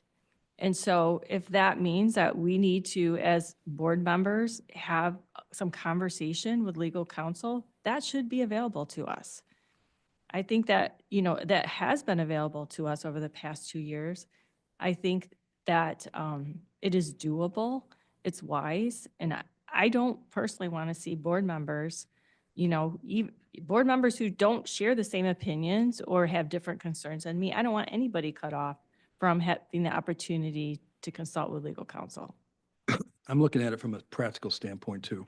I've seen it work. So if you work through the administrator, if any commissioner works through the administrator with legal questions, the lawyer's only dealing with one and there's no conflict with getting too many chiefs or chiefs in the kitchen, chefs in the kitchen, whatever, right? They're hearing it once and that administrator can coordinate it. Corporate counsel also attends board meetings. So we always have the ability to ask our questions. So the question is, if there's not a board meeting, the question that we're dealing with is, should we have the ability to go directly to that attorney and get answers that might be helpful to you, but we also work within a board. So your answer is important for all the board the question needs to be heard from everybody. And the answer needs to be heard by everybody, even if people don't use it, because we're all working together. I would put that squarely on corporate counsel and the administrator, that if there's a benign, unimportant question that has no bearing on 10 board members, that they handle that directly with someone. If there's an important question related to the law, related to something, this is not that common, by the way, but let's say something comes up, and a commissioner raises a question through the administrator. It would only make sense that the administrator and corporate counsel would handle that well, and that they would do their due diligence, get back to the commissioner, but in responding to the commissioner, respond to the board. Because we all need the same information. No commissioners are looking to dictate negotiation or be chiefs in the kitchen or whatever. They're looking for the ability to be part of a representative government so they can best represent the people they serve and are elected by, and have the ability in a $300 million organization to ask legal questions. I think we absolutely should coordinate through the administrator. It's absolutely clear through the law and through practice. But we should also have the ability to speak to legal counsel when needed. There's been a time in the past where one commissioner was not afforded this opportunity, and he had to hire his own outside counsel at his own expense. I don't want to see that happen again. That creates extreme division and huge problems when you have dueling legal opinions and commissioners aren't allowed to talk to legal counsel. It's not going to work well. Allison's been raising her hand. I think Jacob had his hand up too. Yep. I'm only saying that because he can't see you guys from He's got a big head. my big head. in the You know way. what? Next time you do this commission round thing, this is more like a workshop is what we're doing right here. It'd be nice to just sit around and get around tables so we don't have to look. This is too formal, but it is what it is. So next time, fix this thing. Gary, this was your building, wasn't it? Anyway, Allison. Just a practical note is that legal counsel doesn't just serve the administrator. The legal counsel serves the entire county and our employees. And so their schedules don't always align for every time there's a question that arises. And so from my perspective, it's really important that every commissioner has that capability to pick up the phone, to call their legal counsel instead of setting up an appointment and going through an administrator. Just one even practical thing that, I used one very small thing in the period of two years. I could give you lots of ideas and examples of why I think it's so important that every commissioner has the capability of going to legal counsel on their own, is even just working with legal counsel, with another department head, going through an ordinance together and getting questions, because I served on that particular committee. And that wasn't something that needed to be addressed with the entire board. It was something that we were working through, at that board level. There's many instances like that. That's just one very simple explanation of an idea of just practicality. I would just note too that I think that this county has grown substantially. This is, clearly a very large organization. And so, we all know we changed legal counsel over the last 2 years. And I'm not sure that we had adequate legal counsel before. And in this sense, I'm not meaning this in a negative light, but just that I don't know that we had enough legal coverage for this county as far as, hours available for all of the needs as far as the contracts and all the different departments and everything. And so if we're looking at, how do we cram all of this in for one person to be able to handle this? I don't think one person can handle the volume of legal work that there is for this county because of the complexities of the departments and the contracts and all of that. And so I'm just saying, for an organization this size, I do think it's important for the board to have access to legal counsel so that we can do our best work. But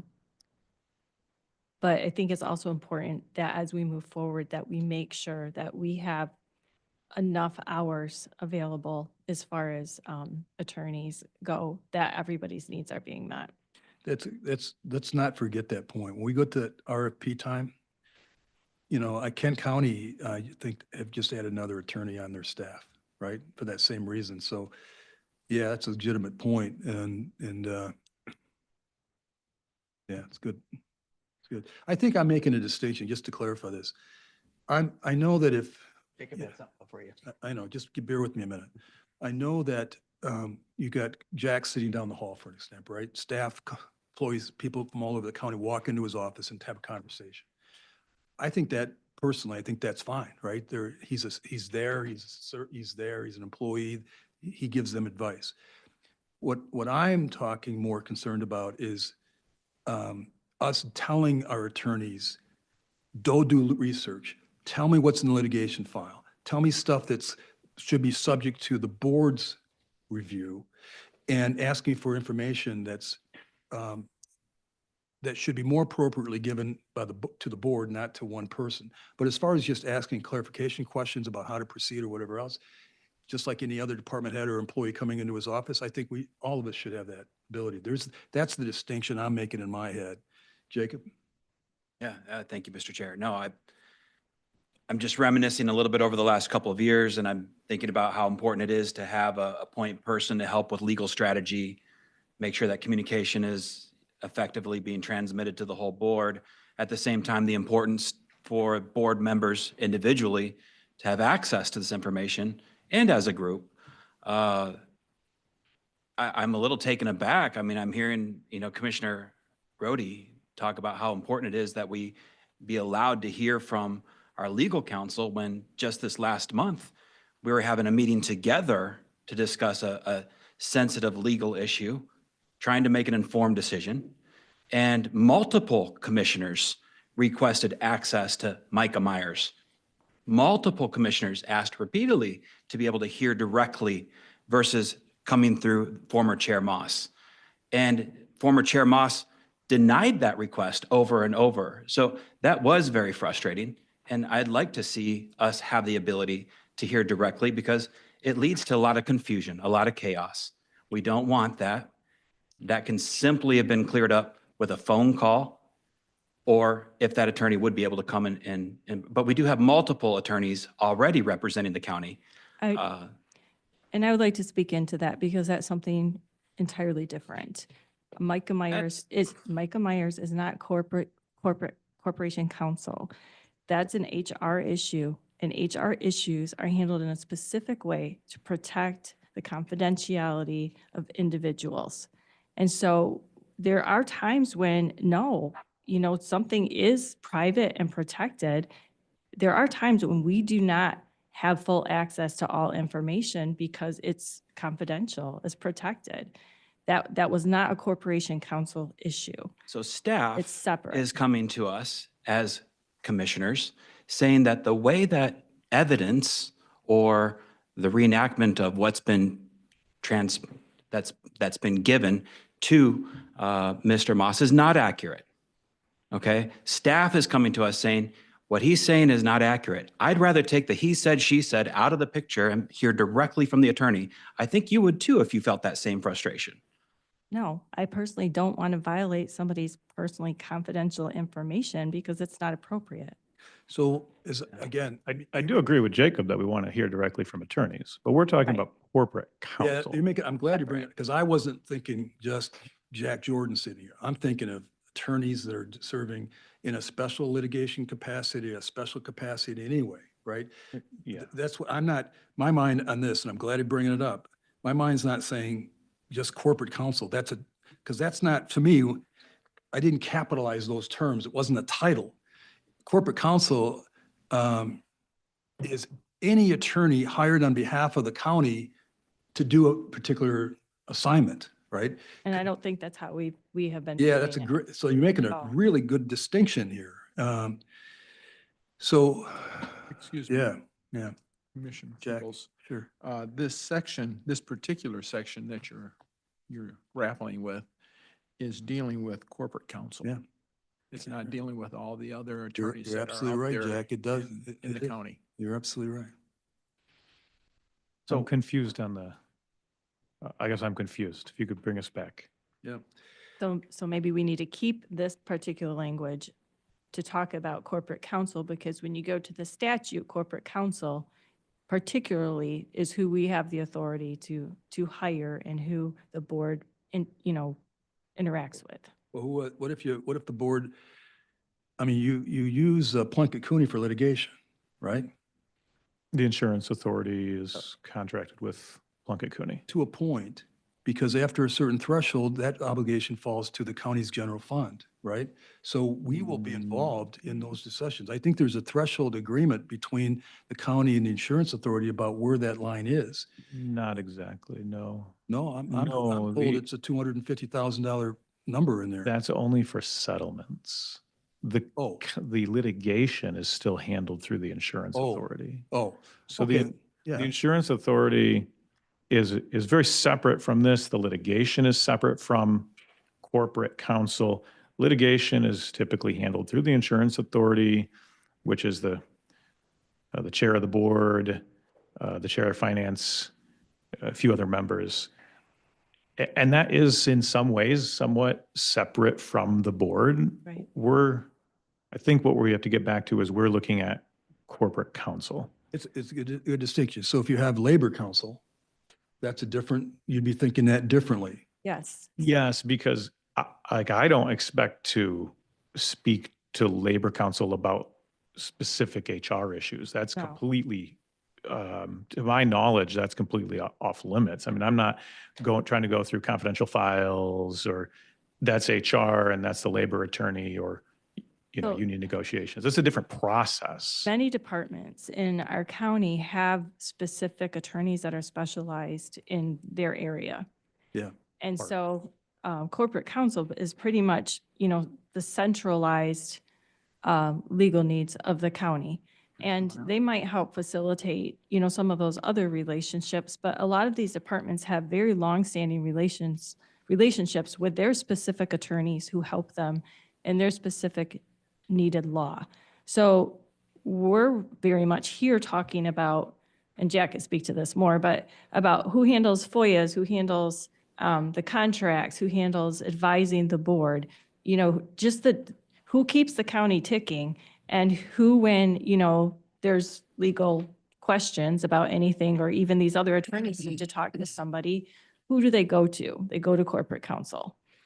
Can I suggest, going to throw it out there as a option to change some of the language, amend some of the language. Likewise, the board shall have the power to appoint by majority vote of its members, elected and serving, a county corporation counsel who generally should be an employee and officer of the county, and shall be available to commissioners for counsel pertaining to their duties as commissioners, and shall report to the administrator, and further providing that such corporate counsel, and so on. That makes them available to us. Is that the makes intent? sense. Yes, and maybe another interesting example to highlight some of what's been discussed would be related to the drain commissioner. So the drain commissioner has some very specific legal counsel that dealt with drains for 100 years or something like that. As a commissioner, if I had a random drain question, I might ask Joe Bush, but he's unlikely. It's all very unlikely he's going to go to corporate counsel. He's going to go directly to his counsel with the questions. So there are these various unique entities at play. But Josh, I like what you said. I think it brings clarity to this is not about litigation or separate counsel. And the distinction I'm trying to make, and maybe there's another adjective to put in there, but the distinction is that they report to the county administrator, but they're available for questions. John, I believe in that, phrasing it that way, It addresses the concern that that an individual commissioner or a group of commissioners may be trying to sway corporate counsel to a decision. That's not their role, but the corporate counsel has to be available to ask questions, Right. but they answer to the administrator. Does that satisfy Can you read your? the Language again about what commissioner I'll can do? skip the whole beginning there. Yeah, yeah. Officer of the county and shall be available to commissioners for counsel pertaining to their duties and responsibilities as commissioners, and shall report to the administrator and further provide. So my only thing there is, and that may be fine just the way it is, Yeah. but and shall report to the administrator. I would still like it to say and the entire board, but I don't know if that muddies things up too much. Just in that the feedback, they need to keep us informed as well as the administrator. And so maybe the administrator is saying to them, this is something you need to bring to the board to inform them. So if there's, I'm not fully opposed to there being that middle layer there, but I just think that as a board, we need to continue to be informed by legal counsel about things that are going on. I just don't want to lose that piece.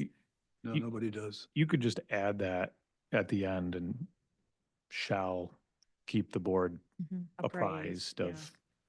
Yeah. You got this one, Josh?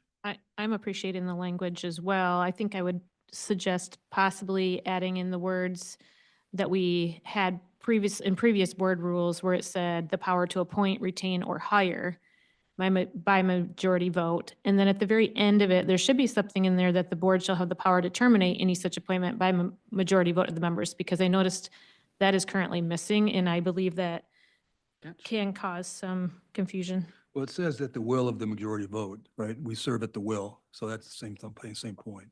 It's important, though, to also have that listed, because that has come up, I think, in other situations. And I think if it's just clearly stated, then there's no confusion. I have one other point too, but it's kind of a side note. So if we need to finish this up first, it's still within this paragraph, but So let me see if I can clarify. Jack has a comment too, he raised. Who does? Jack? Jack. Yeah. Yes.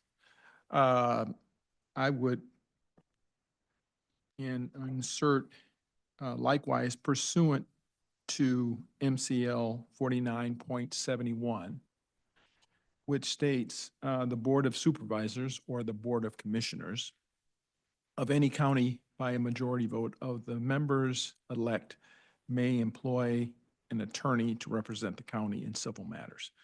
And it goes on and on and on. But that is the statute that gives you the authority to hire or appoint. Is that separate counsel from corporate counsel? Yes. That is, yes, He's it talking is. separate counsel. Like that was, I thought it's in Somewhere here else. somewhere that we have, Oh, yeah. I thought, yeah, I'm sorry, I gotta use That's this. all right. But I thought we have something in here about that ability to, already somewhere about hiring litigation counsel as a separate, authority of the board.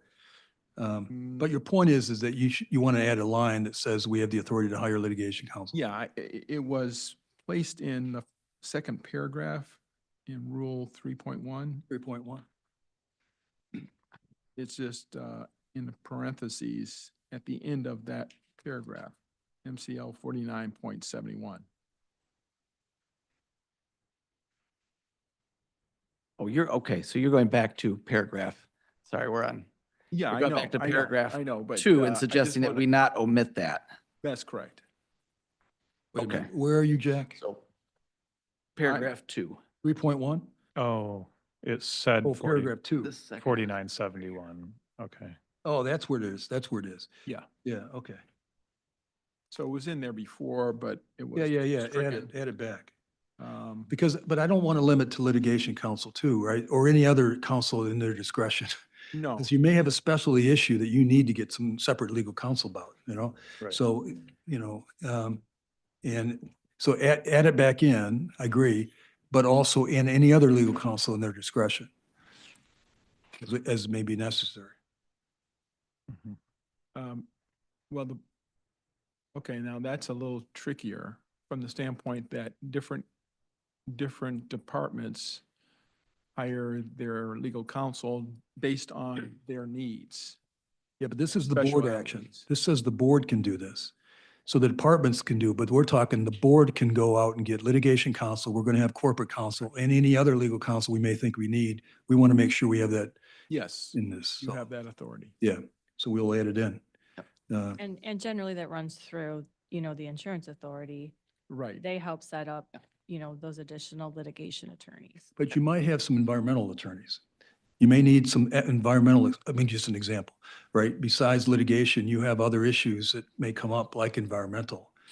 We need some advice on this standard of cleanup that had, so there will be specialty things like that. And you think that do you think that the board themselves would be hiring it and not public health? Because I think currently it would be the Department of Public Health who would obtain that attorney. It depends. Typically. I mean, Crocker Lake puts us in a situation right now that it's going to run through the county the way it currently sits, as I see it. And we'll talk about this later.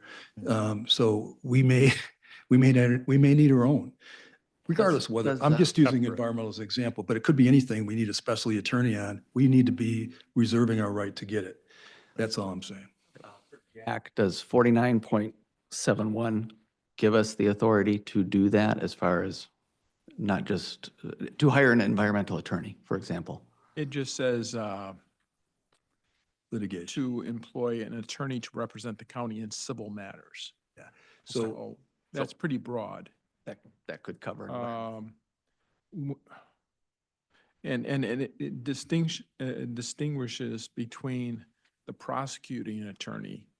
The history of this position, it used to be the prosecutor who would serve as corporate counsel. But as counties got bigger and bigger and issues became more complex, they split off this facet of it. So now the prosecutor works with criminal matters and corporate counsel, we deal with civil matters. So all the more reason to leave 49.71 in there. Yeah, you Got it. definitely want to keep that. Makes in. sense. And I apologize, we skipped over that paragraph on our way to paragraph 3. So thank you for bringing us back to it. So and if it's okay to move on to just one Go other back to that item. last paragraph. Yep. Okay, so I have a question about the word, should be an employee and officer. In general, it'd be, it'd be fine if we would move to an employee type situation. That could be doable. But when you say an officer, I'm concerned there could be some legal connotations to it being an officer, where when you look at state statute for other officer positions, there's an implication that there's certain processes that have to be followed. For instance, if you're going to terminate such an individual. So then are we tying ourselves to legal processes connected to that position that maybe we do want to do that, maybe we don't want to do that, but it just can become cumbersome for the board, for using the legal word officer, and maybe that might have some implications. I agree with So- her. And that was in there previously, and Okay. you're suggesting we Yeah. might Yes, want to and- omit it. Oh, yes, and you know what? It's in there because this was originally a health department paragraph. That was No, edited. When I and paste. read that initially, I thought in terms of, as an attorney, and Commissioner Teeples, you would agree with this, I would imagine, that I'm an officer of the court, meaning that I'm an attorney. Okay. If you hire someone, corporate counsel, well, does that person have to be an attorney? Well, here, it's clearly stating that you need an officer of the court. At least that's how I'm That's how you reading it. interpreted it. Okay. I interpret it like you did. And I think we need to cut it out. It raises a bunch of other layers of issues that potentially can come Yeah. up. We avoid it. Yeah. Does removing it reduce Jack's ability to represent us as an officer of the court? No, he's still an No. officer of the Right. court. I'm still an attorney. Yep. Yep. Good. I didn't resign. You didn't resign that? Okay. Not all right. yet. Did you get all this, Mr.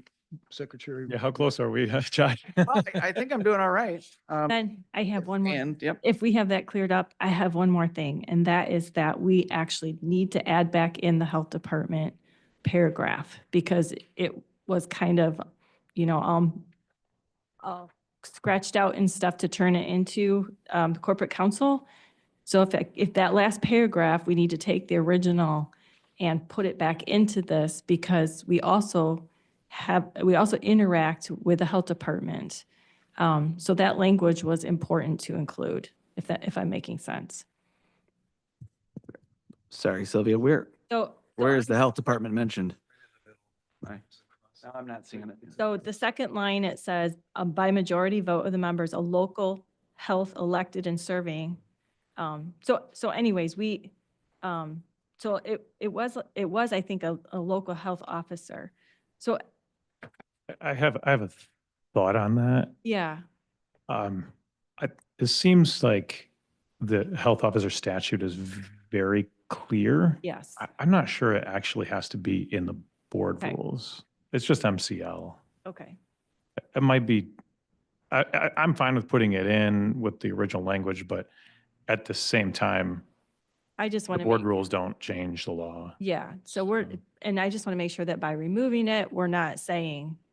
hands No, off. it's We're not. totally separate. Okay, If the health officer resigned or whatever, the board would have to appoint and it just would follow the statute. MCL. Can you explain your point again? So I make sure I understand it. I'm hearing Joe says we don't need it, but I just want to make sure I understand the. Well, it was included in here because there are several positions that this board is directly responsible for. And I believe that's why it was included in this part. The administrator, corporate counsel, and the health officer. Those three positions by statute are the ones that we are directly responsible for. So it was included in this section because it then would be the third person we're directly responsible for. So if we want it in there for that reason, that would be why. If we don't want it in there, the statute does cover it. You're correct. And we could live without it, but it is our third direct hire, if Got it. that makes sense. Got it. Yeah, that's why it was there. Okay. Right. You're okay moving ahead with it, without it?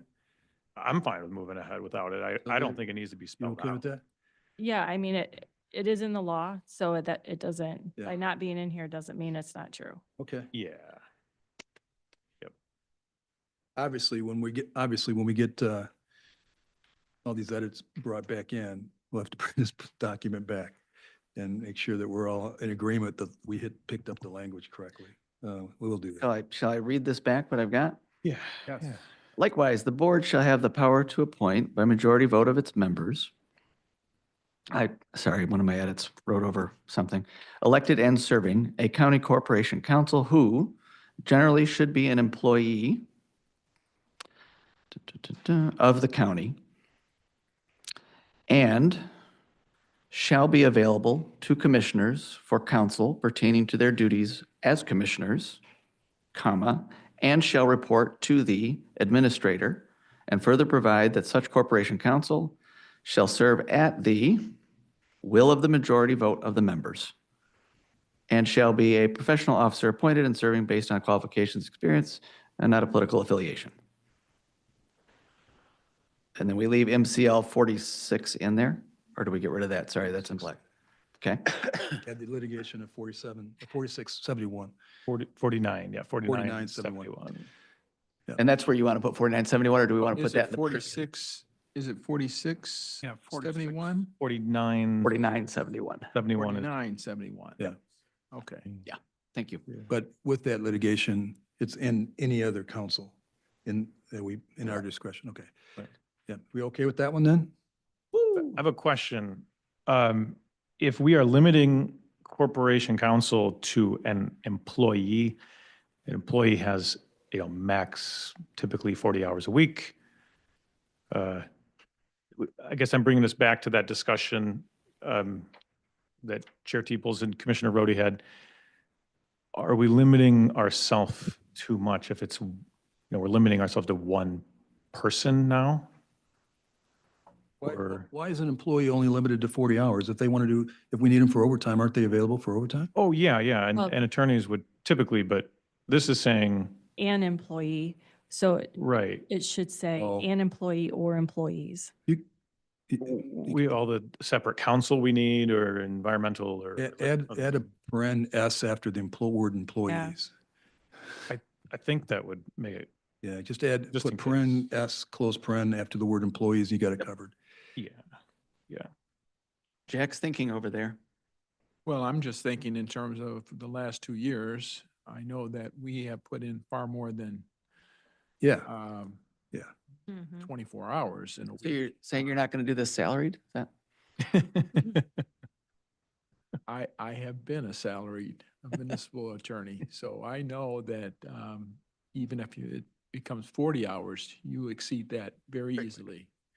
And we have 4 attorneys working, and so, yeah, definitely employees, I would think.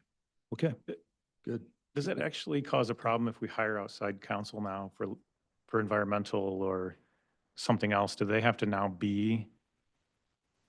Oh, no, that's separate. Sorry, that's separate. 9.71 is separate.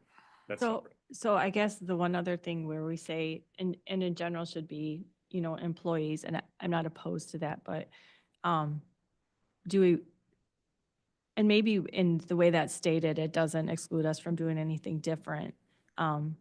But what if we decided that we either would like to stick with a firm or we want to use additional firms? Does saying, and a firm doesn't want to do it or an attorney doesn't want to do it as an employee, but they want to do it as another contract through the firm they're working for. I'm just saying other scenarios. Are we limiting ourselves with this language? I think we are. So if you add the word or consultant, employee or consultant, you could pick up the firm, that may be needed Okay. rather than just corporate counsel. So that's what I would suggest. Employees, paren S, close paren, or consultant. That would then give us the future latitude to Mhm. make that decision based on who it was or what the circumstance Yeah, was. hire the firm. The Agreed. language does say generally an employee. That doesn't mean exclusive. Yeah, It does it's say not included. generally, doesn't Yeah, it? yeah, so. Good catch, Jim. But the idea, But- the concept is good. Well, we don't have to do any of it. If we do, we may bring them in as an employee or a consultant, but we don't have to. If we may, well, it's going to be one or the other, so. Okay, good. May be redundant, but I'm fine adding Yeah, I mean, consultant to it too. Yeah. I see your point, Jim, for sure. all right, let's go down to 3.2. And I don't know if you got the memo, but I believe pizza is arriving at 1:40. 140? Yeah. You guys okay to keep going? Yeah. Good deal. I think we're doing great. I really do. It's good, right? All right. Well, 3.2, indemnification of board members. That's a big word. Anything there? Shall I read it or you guys feel okay with it? Just some clarification. Could you explain, John, why the changes made? Because I guess at the moment, I appreciated the prior language, but I'd like to hear why you made the changes you did. So if we look at insurance coverages, for an example, in an insurance indemnification policy, not just, I don't know how it exactly works with the insurance authority yet. I'm trying to figure that whole thing out. But if you just look at an insurance contract that gives liability protection to an employee or officer, director, whatever, there are 2 duties that come into play for insurance companies. There's a duty to defend the lawsuit and another duty to pay the claim, settle the case, all right? And so, and oftentimes what the insurance companies will do is when you get sued, you pass it off to the insurance company and they write you a letter reserving their rights. They say, we will defend you until we decide we shouldn't defend you, because the courts will make that, because we can ask the court to decide that. And then if we have to defend you, then we may or may not pay the claim. There's 2 things going. So what I'm trying to do here is pick up the duty basically to defend and to indemnify in payment. That's the 2 concepts of writing. I'm adding the first line. So we have a duty to defend, but insurance companies say, I've got a duty to defend, but I'm not going to pay the claim, right? But we'll give you legal counsel, but we're not paying the bill. I want to bring them both in, make sure that we have as much coverage as we can in what we do. That's the concept, Allison. Jack, do you have anything to add from your perspective on that? Well, the only thing I would add or keep is defend, indemnify, and hold harmless. Not save harmless, but hold harmless. And why is that? What's the difference for those Well- of us who are not lawyers, attorneys, sorry? You may find yourself in a position where they might, there may be a payout, but the thing is, you would be held, you're immune from the action. I've seen the language just stated that way, to be held harmless in these claims. I agree. I don't have any problem at all. This is a clause that protects all of us, so the broader the better. And to add to retain the whole harmless language is good. Yeah, It's a term of art. Yeah. More or less, so. Right. Yep. Thank you. good. We okay? We can move on? Are you really taking all the notes? Good man. Okay. I've got the magic purple marker here, and this is being recorded, so that helps. That's true. There we go. 3.3 member duties. Let's just- Okay, so let me address this one a little bit, because there was somebody sent me an email in the community about who we represent, right? Do we represent our own districts or do we represent? And this case came out of Kent County. In fact, there was a case where the court ruled, no, you commissioners do not represent just your own districts. When you get elected, you actually represent the body in the whole. And so this is picking up the court decision in Michigan and right out of Kent County that kind of lays out we have our constituents in our districts, but once we take this position, we have a broader responsibility. This is trying to pick up that case law language. That's what I'm doing here.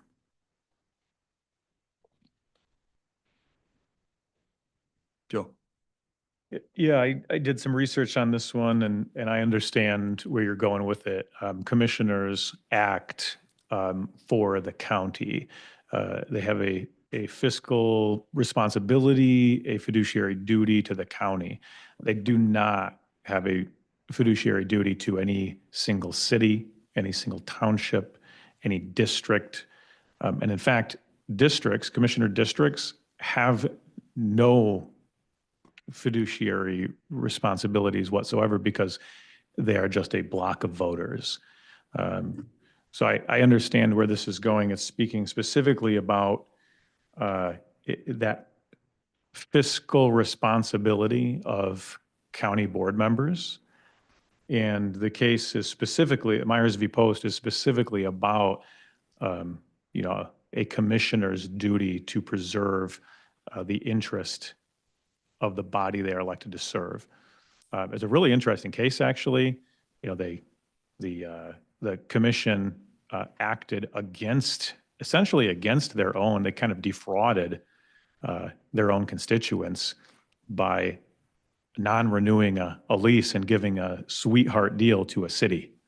And so in that way, the judge was saying they did not act on behalf of their county. I would disagree a little bit that this applies to districts since districts are not a unit of government, but I understand where you're going and I agree in essence.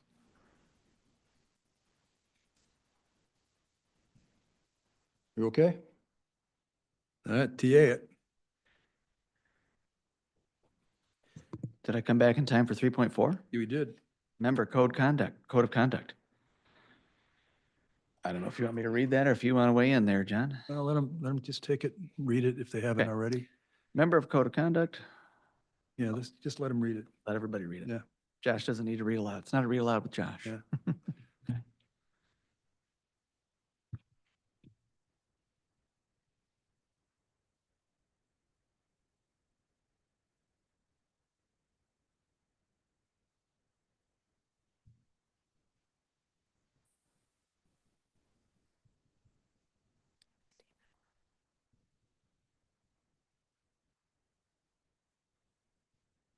Okay. I have a statement to make about it when we're ready.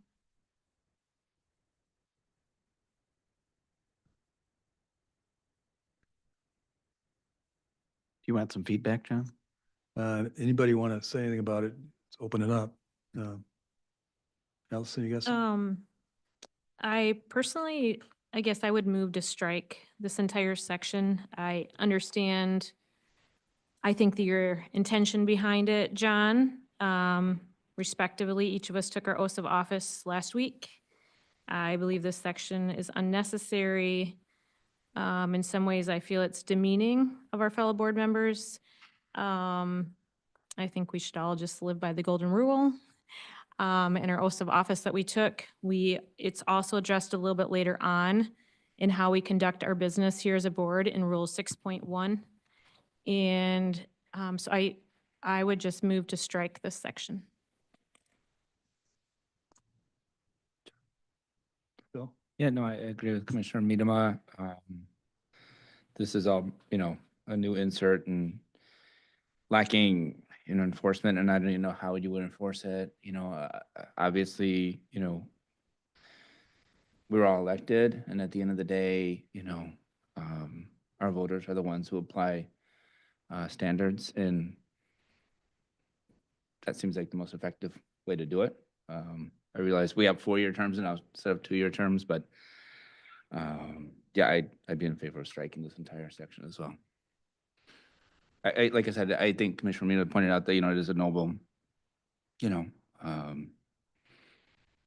goal here, but at the same time, without enforcement on the board, I think the effective enforcement is is the electorate. So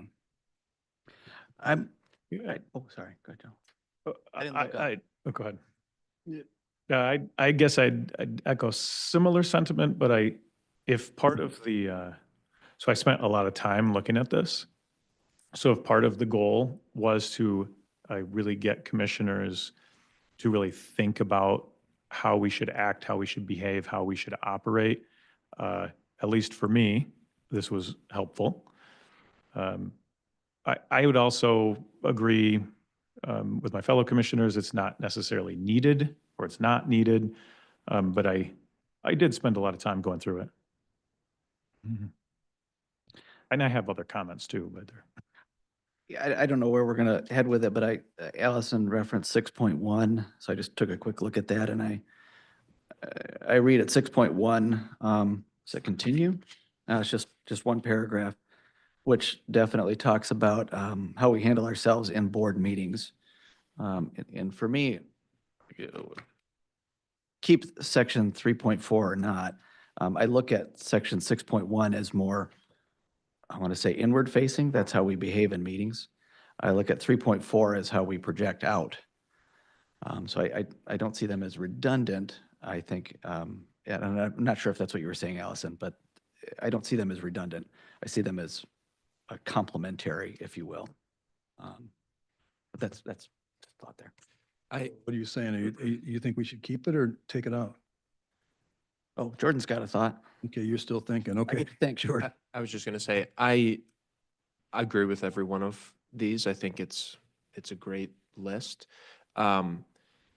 Generally, I don't think we should do things that aren't binding. I do recognize the need at times to make a value statement, and so sometimes the need for resolutions and things of that nature. So maybe this might be more appropriate there rather than in our board rules, because these may technically not be considered rules. We really can't force a lot of these, even though I do really agree with the sentiment. Sylvia? Yes, I would just, I agree with Commissioner Miedema and others. And I don't think it's necessary. It is a little demeaning. It's kind of like kindergarten rules. We should be adults and be able to handle ourselves in an appropriate manner, as well as be responsible for our own thoughts and how we, think about things.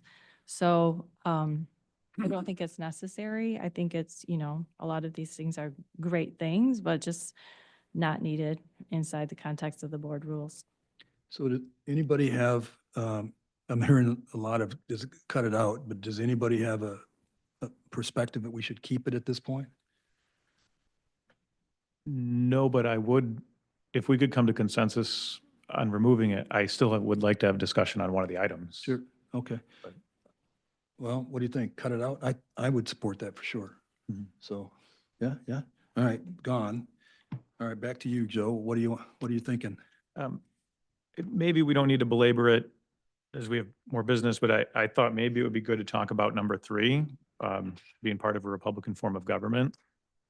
I thought about that one a lot and actually really kind of enjoyed that process. You're surprised that I added in there? Yeah, well, it's very good language. And it led me down several rabbit holes and I really enjoyed the research. Okay. I was going to say maybe make a change and say, strive, let's see, where was this one? Strive to be lifelong learners. That has a very future forward connotation. It has a collaborative connotation and I don't think it's necessary, but I thought it would be good just to reference it and the importance of a Republican form of government. I remember back in 2021 talking with, I think it was Roger Victory, Luke Meerman, Brad Slaw, some other state electeds.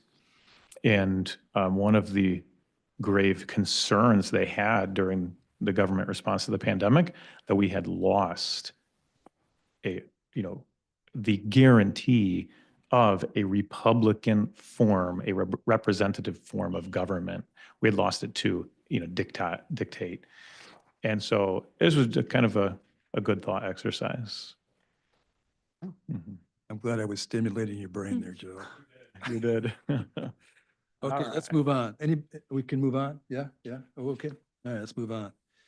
Jim looked like you wanted to say something. Tim, you have something to say? No, I don't disagree, but I just want to say this would not be the first organization I've ever been part of that had a code of conduct. And those are typically kind of common sense things, but it's more sort of a statement of values, but it's unenforceable. I mean, It doesn't mean, because Jordan made this point, it doesn't mean we can't have a separate code of conduct that we want to, but the question is, should it be in the rules, as an example? maybe it doesn't belong in the rules. Maybe it but- doesn't. So, Jordan was good. Okay. Oh, 4.1. Oh, sorry. But Nope. but just, I appreciate the intent and I think it aims to work for a smoother operating way of doing business. All right, rule 4.1. We got another 10 minutes or so before we break here. Maybe 15.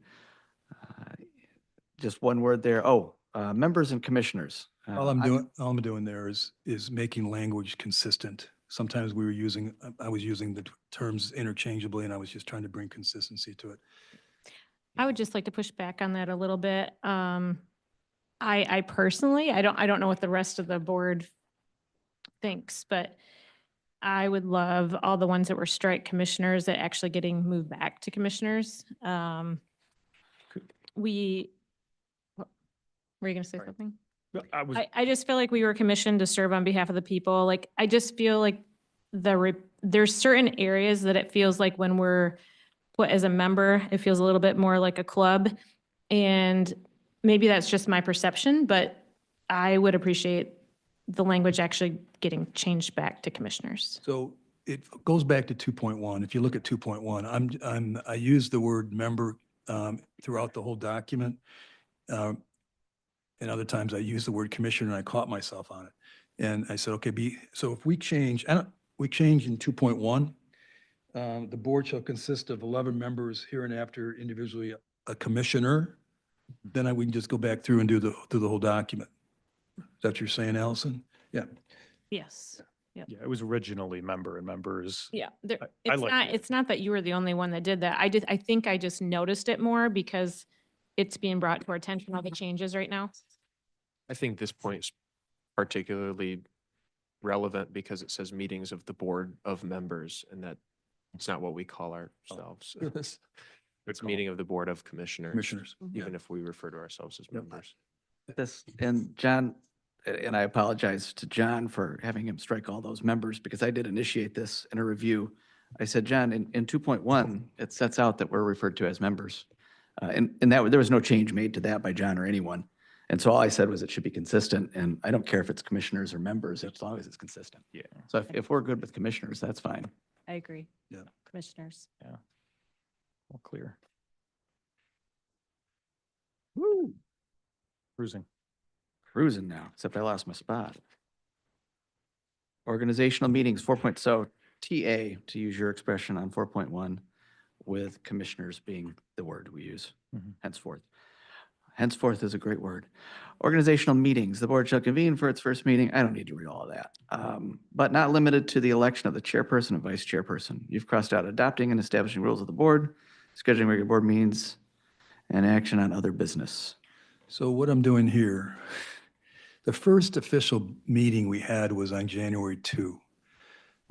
And we didn't get to these rules, right? They're just, I don't know how you could get to the rules on your very first, until you get sworn in. But yet the law says you have to do certain organizational stuff on your first meeting, right? So, and we all know we have to organize, and this, I consider this step 2 of that process. So what I was doing here was, let's not box ourselves in, because we may need a meeting or a half to get to this, and I don't want to be stuck with the idea that we should have done this last week. That's what I'm trying to do. We okay? All right. I don't say I disagree because it is a lot of work to do Yeah. for the first meeting, so. Yeah, it was just too much. It's too much. We need to box ourselves in. Yeah. And then 4.3 just complies with the law. Yep. So that's nothing there. 4.5.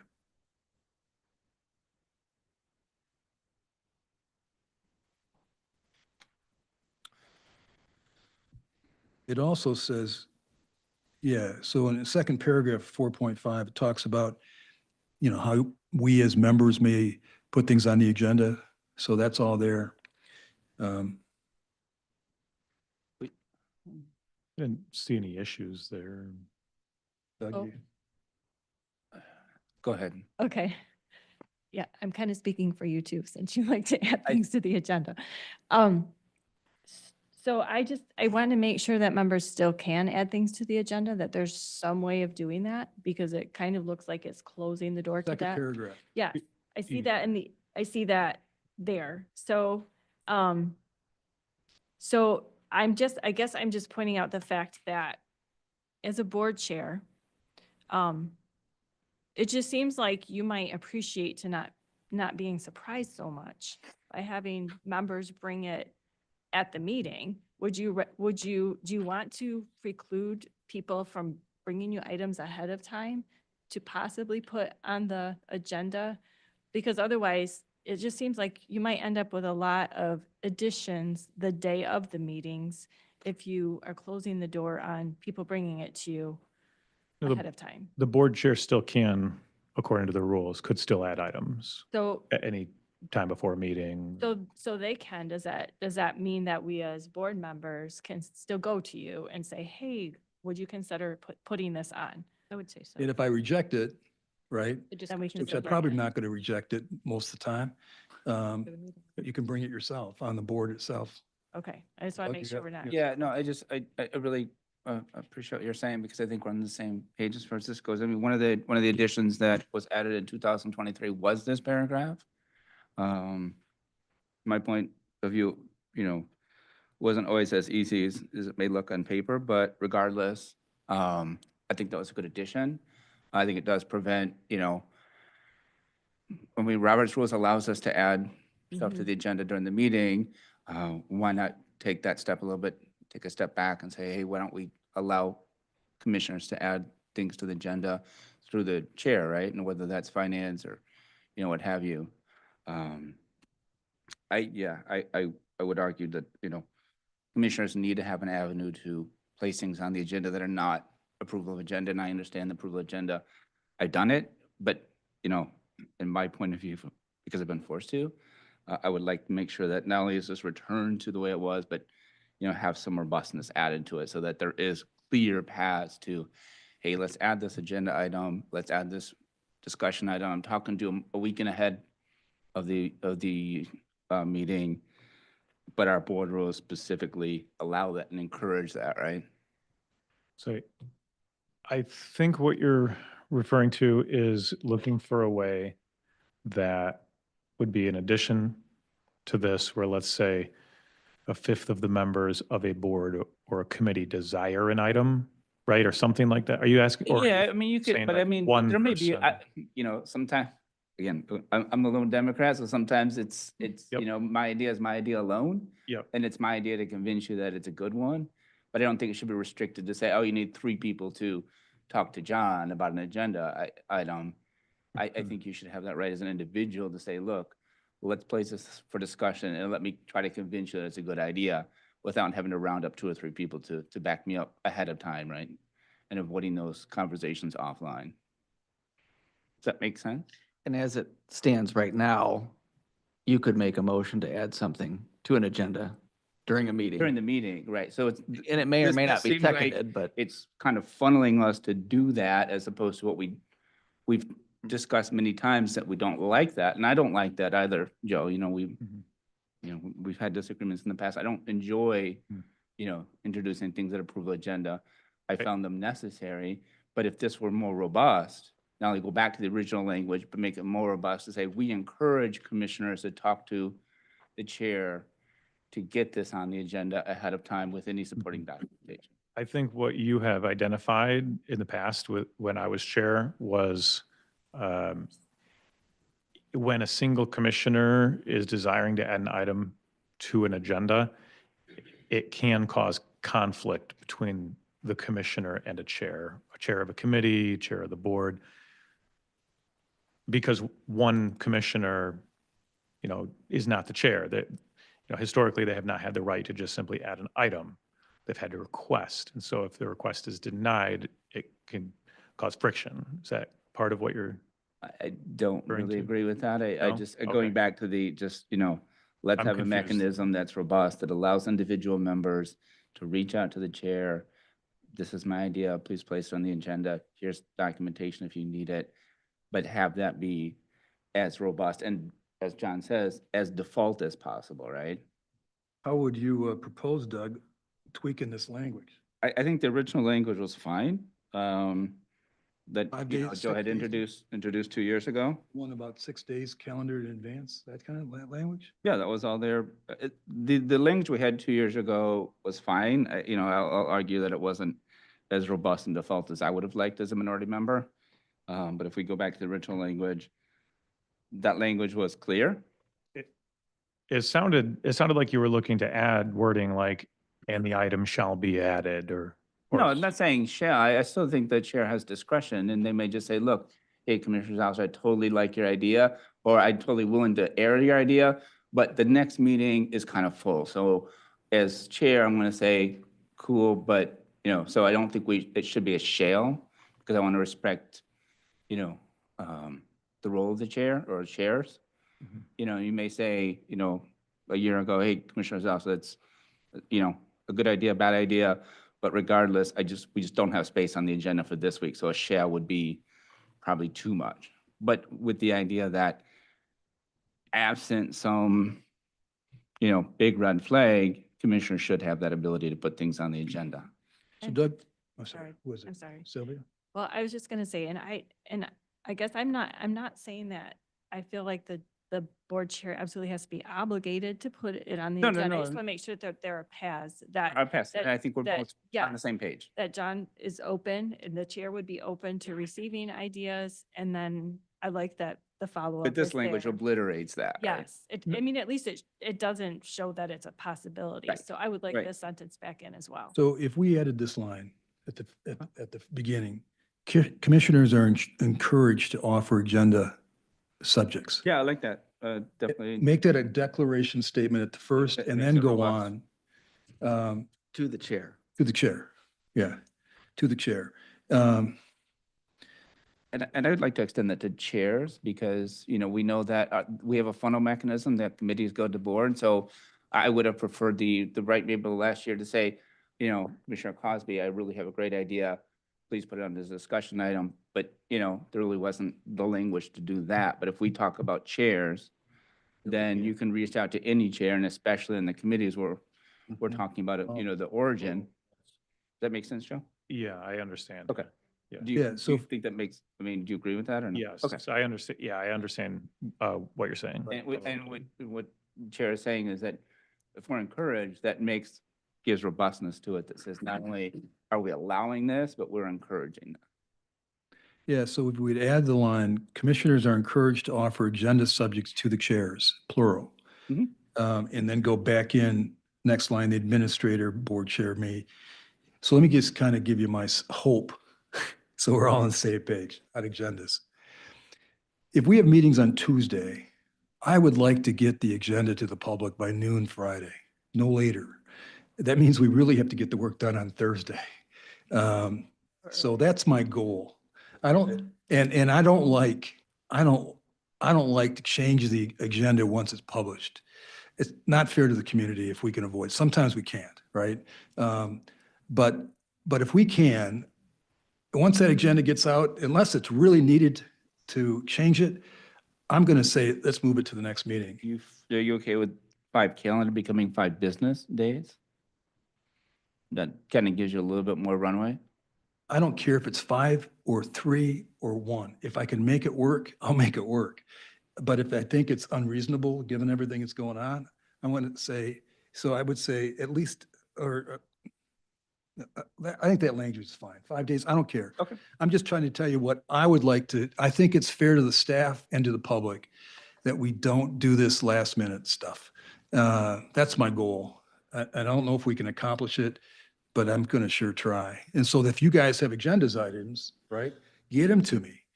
Even if the materials aren't all there, get me your ideas, right? And if it makes sense, especially, and if I reject it, your fallback is bring it to the board and get the majority support. Just a thought on that with the number of days included, being a little more specific. I think it would help commissioners know when they needed to get information to you, ideally by. And it also gives the chair, regardless of who it is, I don't want to call it the out, but reason to say, hey, so-and-so got this to me. Our board rules suggest 6 days. They got it to me 3 days before, and I wasn't able to put it on the agenda. Not saying it's not a worthy thing to add to the agenda. They didn't get it to me in time. Is that what you're getting at, Doug? Yeah, no, I like I said, I mean, we're not talking shall. We're giving the chairs, some discretion. If you want to leave the 5 days, but at the same time, I have some sense, okay, when I'm not gonna, call you on a Tuesday morning, I will have called you maybe on the Tuesday of the week prior, right? Right. And I think the original language was, to give us some time to the chair to process that and say, it's gonna work on this agenda, it's not gonna work on this agenda, right? Yeah. So are we okay leaving that at least 5 days in there? The 5 days is fine. You I mean, guys you still okay?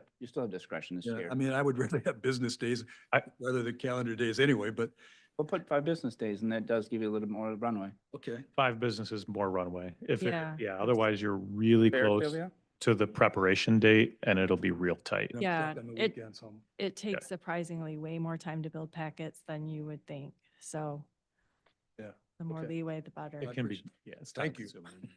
Mhm. Yeah. And Stephanie, thank you. This goes to you guys, right? Okay. Anything, Then you're striking the otherwise any member will be out, any member effort to add an item to the agenda will be out of order. We're striking that Yeah. entirely as well, right? yeah. Okay. See that, Josh? Yep, I got it. Yeah. The blue marker is, no, purple. Purple marker is working. Okay, we got a couple more minutes. Keep going? Yes? Yep, okay.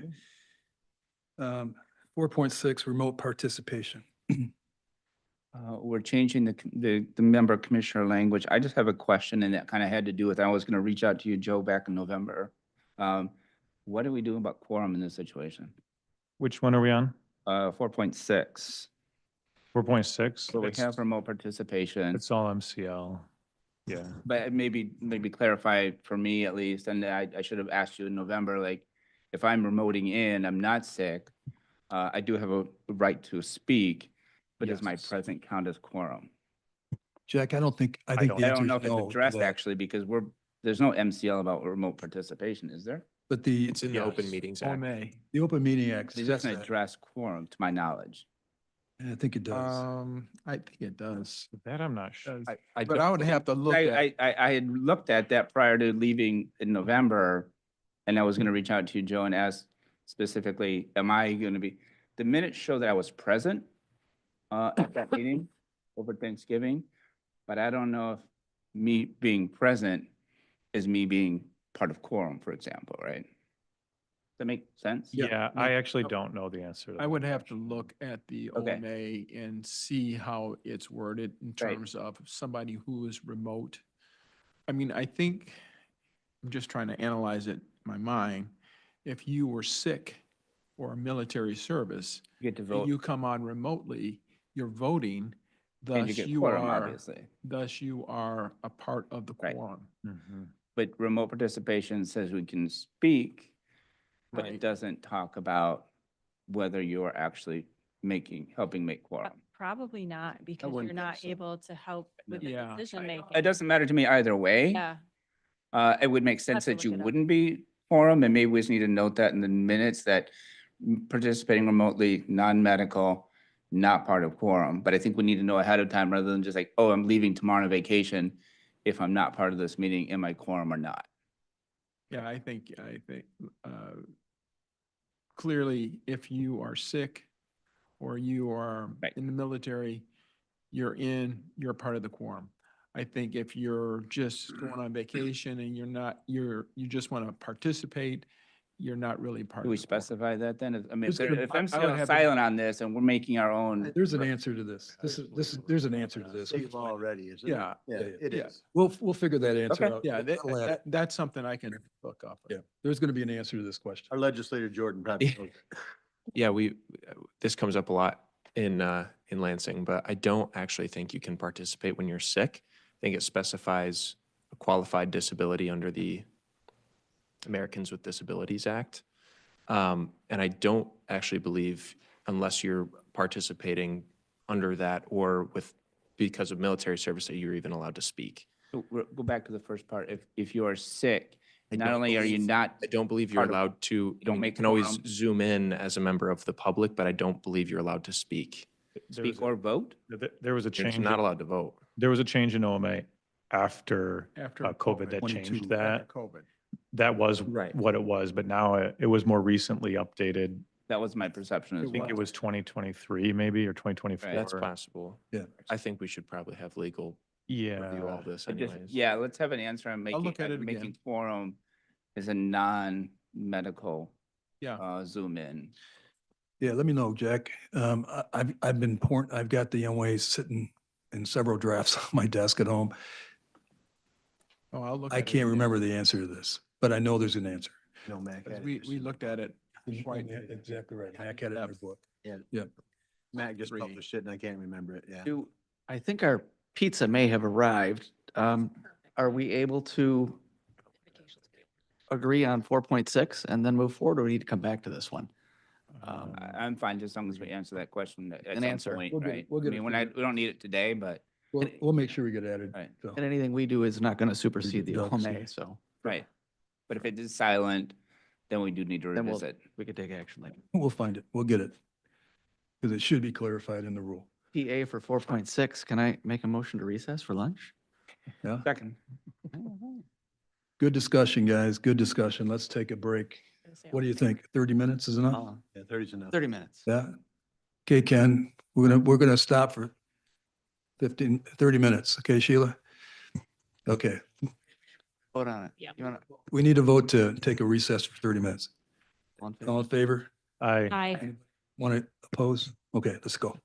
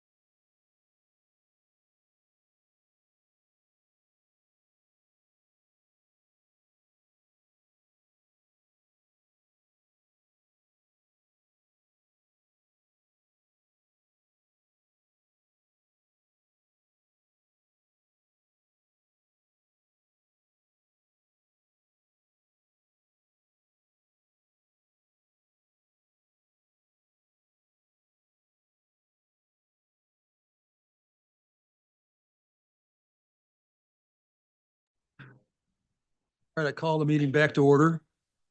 We left at Rule 4.7, invocation. I think we're still muted online. Oh, hey, there we go. It disappeared.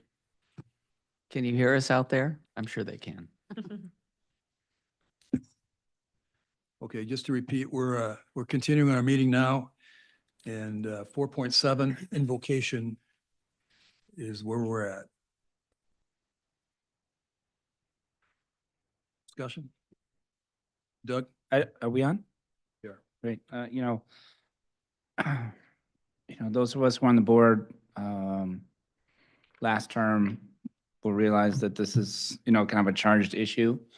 I think some of the changes that we made last year made sense to me. I mean, both on a legal and a practical,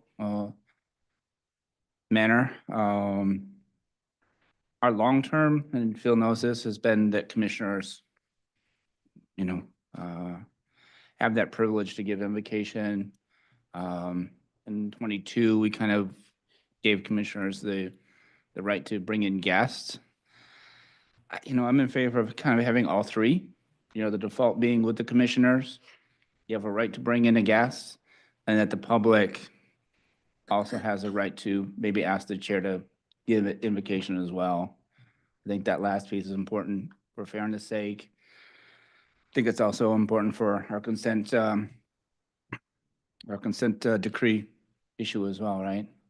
I see Joe nodding his head. I don't know if those all three sound good to you, or the last one, or? I think my main point was going to be whether we could go on the substance of this one for quite a while, I'm okay with, but it should probably be referred to planning a policy for the next planning and policy meeting.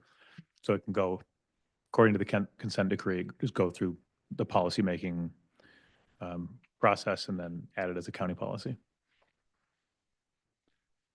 Well, in what sense would it need to go? I mean, I know we were given the ability to go to a county policy and invocation, but at the end of the day, the consent decree is basically, hey, you all need to bring in the public and let them give the invocation if they so wish, right?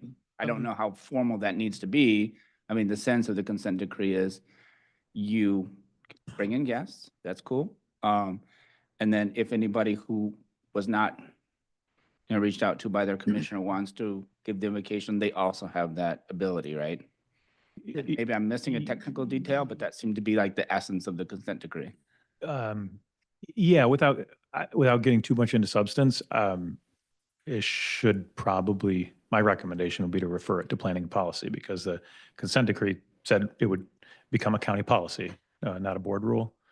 And so. That's not the way I read it, but I guess it doesn't really matter too much either. Okay. I thought we were given the ability to make it as a county policy or leave it in the board rules, but again, it doesn't matter too much. Oh, okay. I thought it was specifically a county policy. Yeah, that's how I read it too, and I think Jack agrees. Yep. It's got to be the consent decree deals with a policy. The board rule technically is not a policy. But when we get to that point in a few minutes, or no, I guess we don't. Yeah, we will. My intent is that we will all serve on the planning and policy and on finance together. So that we all hear it together and learn together. And so my mind is that no sense kicking it down the road. We're here together. Let's get this thing hashed out. The substance. Yeah. So one concern that I have is that if we move back away from where we currently are, with the Kramer lawsuit, truly things fell through the gaps. There was nothing intentional on the part of anyone here on this board or Mr. Kramer to have not had the opportunity that he requested. And so I think that, legal was very careful and meticulous in the policy that was drafted, and in looking at protecting the county into the future. So personally, I have concerns in moving away from where we are right now, because I know that it was built based on vulnerabilities for the county. So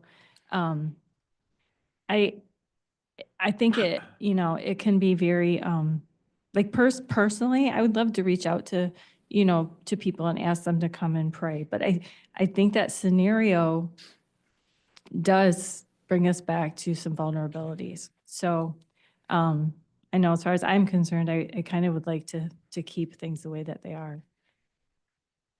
My intent here, the way it's currently are, is that we invite everybody in the community. We potentially risk exactly what we faced in the Kramer matter. And to avoid that, this is an effort to avoid problems. I think, though, that my suggestions about commissioner, I support the idea of a commissioner-led invocation.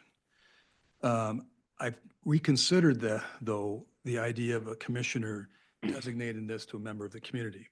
And the reason I've reconsidered this in my head is that when we start to pick and choose and who are any one of us into the community, we may face the same thing that the county faced when we're being challenged at picking and choosing speakers. We avoid all of that. And Jack, expressed some concerns, and we've got through this too. We avoid all the illegal risk, probably, if we simply make this commissioner-led prayer and leave it at that, or prayer, invocation, whatever it's going to be, however you want to define it. We avoid the whole issue. And that's how many municipalities, Georgetown, Hudsonville, a lot of school districts, that's what they do to avoid any potential conflict anymore with the potential claim like we've had to face. It just goes away. Would you agree with that, Jack? I would. So that's the idea. And the good thing about it is that by doing it day one, nobody can complain that we've waited until somebody did a prayer, we didn't like it, so we changed the next guy. We're doing it now at the organizational meeting. That's why it's good that we're addressing this, in my mind, day one. It's part of an organization, so nobody can claim there's any discriminatory intent with this. John, I know, yeah, you're Yeah, good. no. I know Allison had one and Yeah, Doug, and then I got one, so Yeah, who's first? seemed like a little Who's buzzer. first? Allison? I know. I think Allison was up before you, Allison Doug. Sorry, first. buddy. Okay, so I have two thoughts. First, I would recommend that we go back to what we previously had for now, until we go through planning and policy. So I would move to revert back to before the changes were made, for the time being. The second thing I just want to bring up, I know you're talking legally speaking, protection of the county and having only commissioners do it. I will share with you that when our issue came up last year, a couple of them actually, I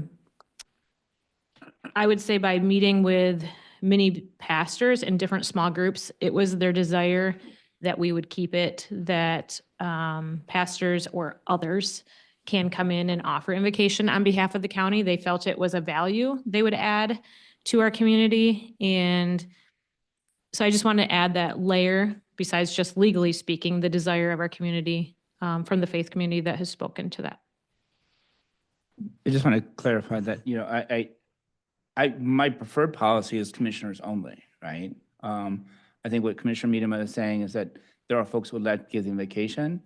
And if we're going to do step 2 and have guests, then we need to do step 3, both common sense wise, like equity wise, and consent decree wise, right? If we're all in agreement that we're good with commissioners only, I think that makes sense to me. But if we want to say, oh, we also would like to bring in somebody, then you really have to open it up to, I'm not a lawyer for sure, Jack, but, I agree. if we leave it commissioners only, I think that's supported by case law. And then we can wrestle with the desire perhaps to open it up at some point in the future. But if we want to leave here today and say, for the time being, it's commissioners only, I think that makes sense to me.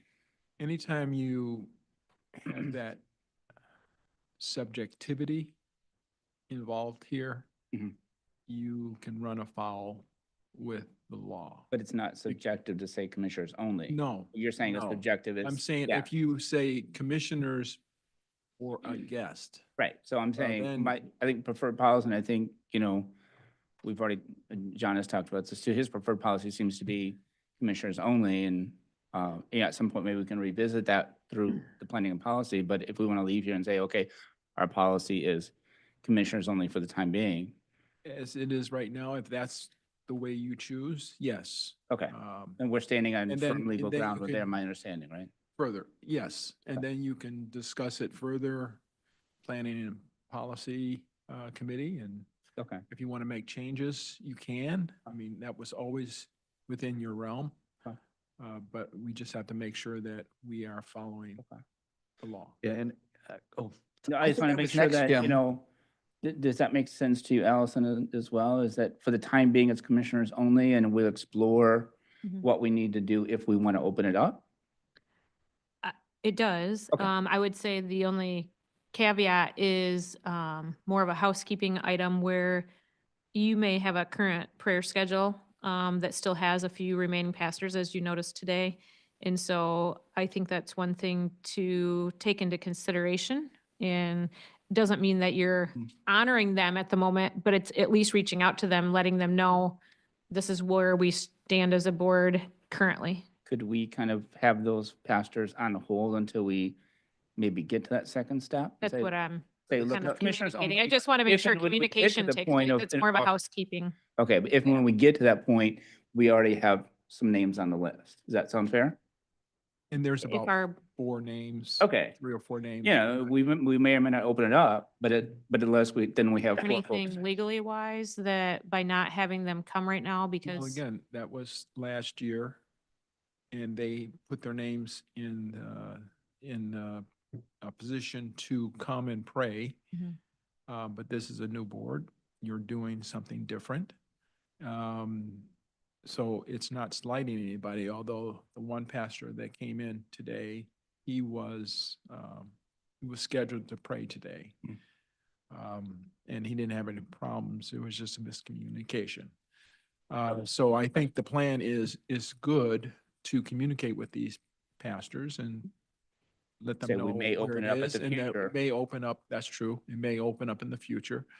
So nobody is feeling like, oh, you're doing it because of me.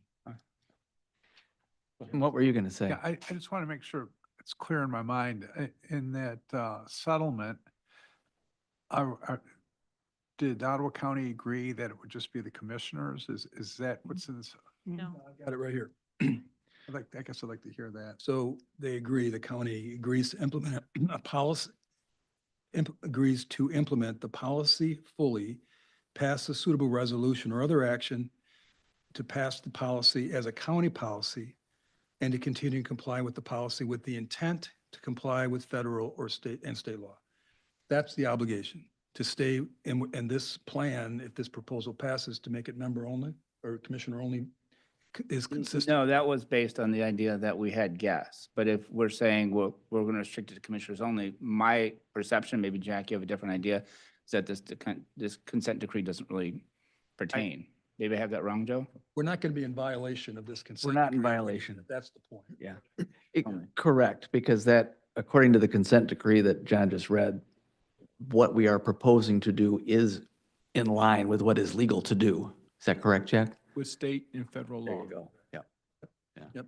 And Joe's got. And just to add this point is that the consent judgment was not in any way, shape, or form to say you as a board could not amend. Right. As long as it complies with state and federal As law. long as it And you complies say with, commissioners only does comply, so we would have that as ability. far as we know right Okay. at this point, yes. I guess I'll make that motion to, kind of adjust this to be commissioners only. Mhm. Joe, sorry, go ahead. Joe. Sorry. From where I guess my concern would be, my recommendation would be retain the existing policy until the new one is implemented. I don't know if that's exactly what the language says in the consent decree, where it says continue the practice unless a change is made, and the change is a policy. It'll take a few weeks to go through the policy or whatever. So I guess that's one thing I'm wondering is if we should leave temporarily, we have 3 or 4 people scheduled, temporarily leave the status quo, create the policy, and have a clean cutover. I think the problem with that is if you do that for 2 or 3 weeks, you could have I won't say infinite number of people. You have a large number of people who could apply within that 2-week window to then be on the vacation schedule, and they would have that right. Well, there's already If we say- 20 or 30 or 40 people Right. who are on the list. Right, but if we say as of today, it's But they're not- commissioner only. They're not And, scheduled. you know, we understand you may be on the list, but as of today, it's commissioner only. We avoid all of that. I was going back to the language in the decree. I wonder, I thought it said that we would continue the practice until the policy was, No, it says we can adopt the Maybe. policy in a non-discriminatory selection as long as we comply with state and federal law, and we can amend it as well. So, But you said policy, correct? yeah, And we don't currently have a policy. right. So we would have to take this board action as step one and develop a policy that would be consistent with this. Then we'd be in compliance with this. Mr. Chair, why don't you just put it on planning and policy next? Exactly. And we'll go from there. So- That'd be solving it really easy. right. And I'm wondering what we do in the meantime. I think I would suggest, Well, we won't have a board meeting until the 28th, so. Kendra's she wants to weigh in too. Kendra? I was just wondering, why can we not, there are 4 people that are, well, a lot, but 4 people that you had mentioned that were scheduled. Why can we not just have those people continue until we get that through planning and policy and change it? Anybody have an objection to that? Mm. Can you please restate that? Can you I speak do, in your, actually, yeah. Do you have an objection? Go ahead. what did you say? That there are people already scheduled. Right now, someone had mentioned 4. Right. So why could we not just continue? Because I don't think we'll even get through those 4 people. We probably will because policy has to go through several readings. So Okay. it'll go to planning and policy. Okay. Then it's going to have to go through, I believe, 2 Board of Commissioner Okay. meetings. So it's going to be a little bit of time, but potentially that's about 2 months worth, 4 people. So we could just continue out with those until it actually goes through planning and policy and is officially changed. I would agree with that, as long as, however we state it in our Mm. rules. I also agree with that because I would like a little more time to think on it personally, because I do know it has been important to a lot of our community leaders. And so I think if we're going to decide to move away from that, I would just like a little more than just, a few minutes or a few hours to have all of us think about, do we move this away from our community leaders to be able to participate in this?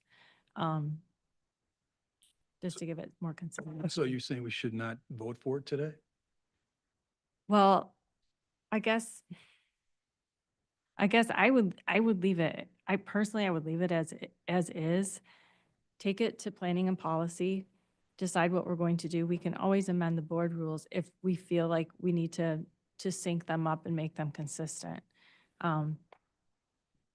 We could go back and revisit and do a board rule amendment at that point, once we've come to a final decision on what we're doing. So here's the possibility.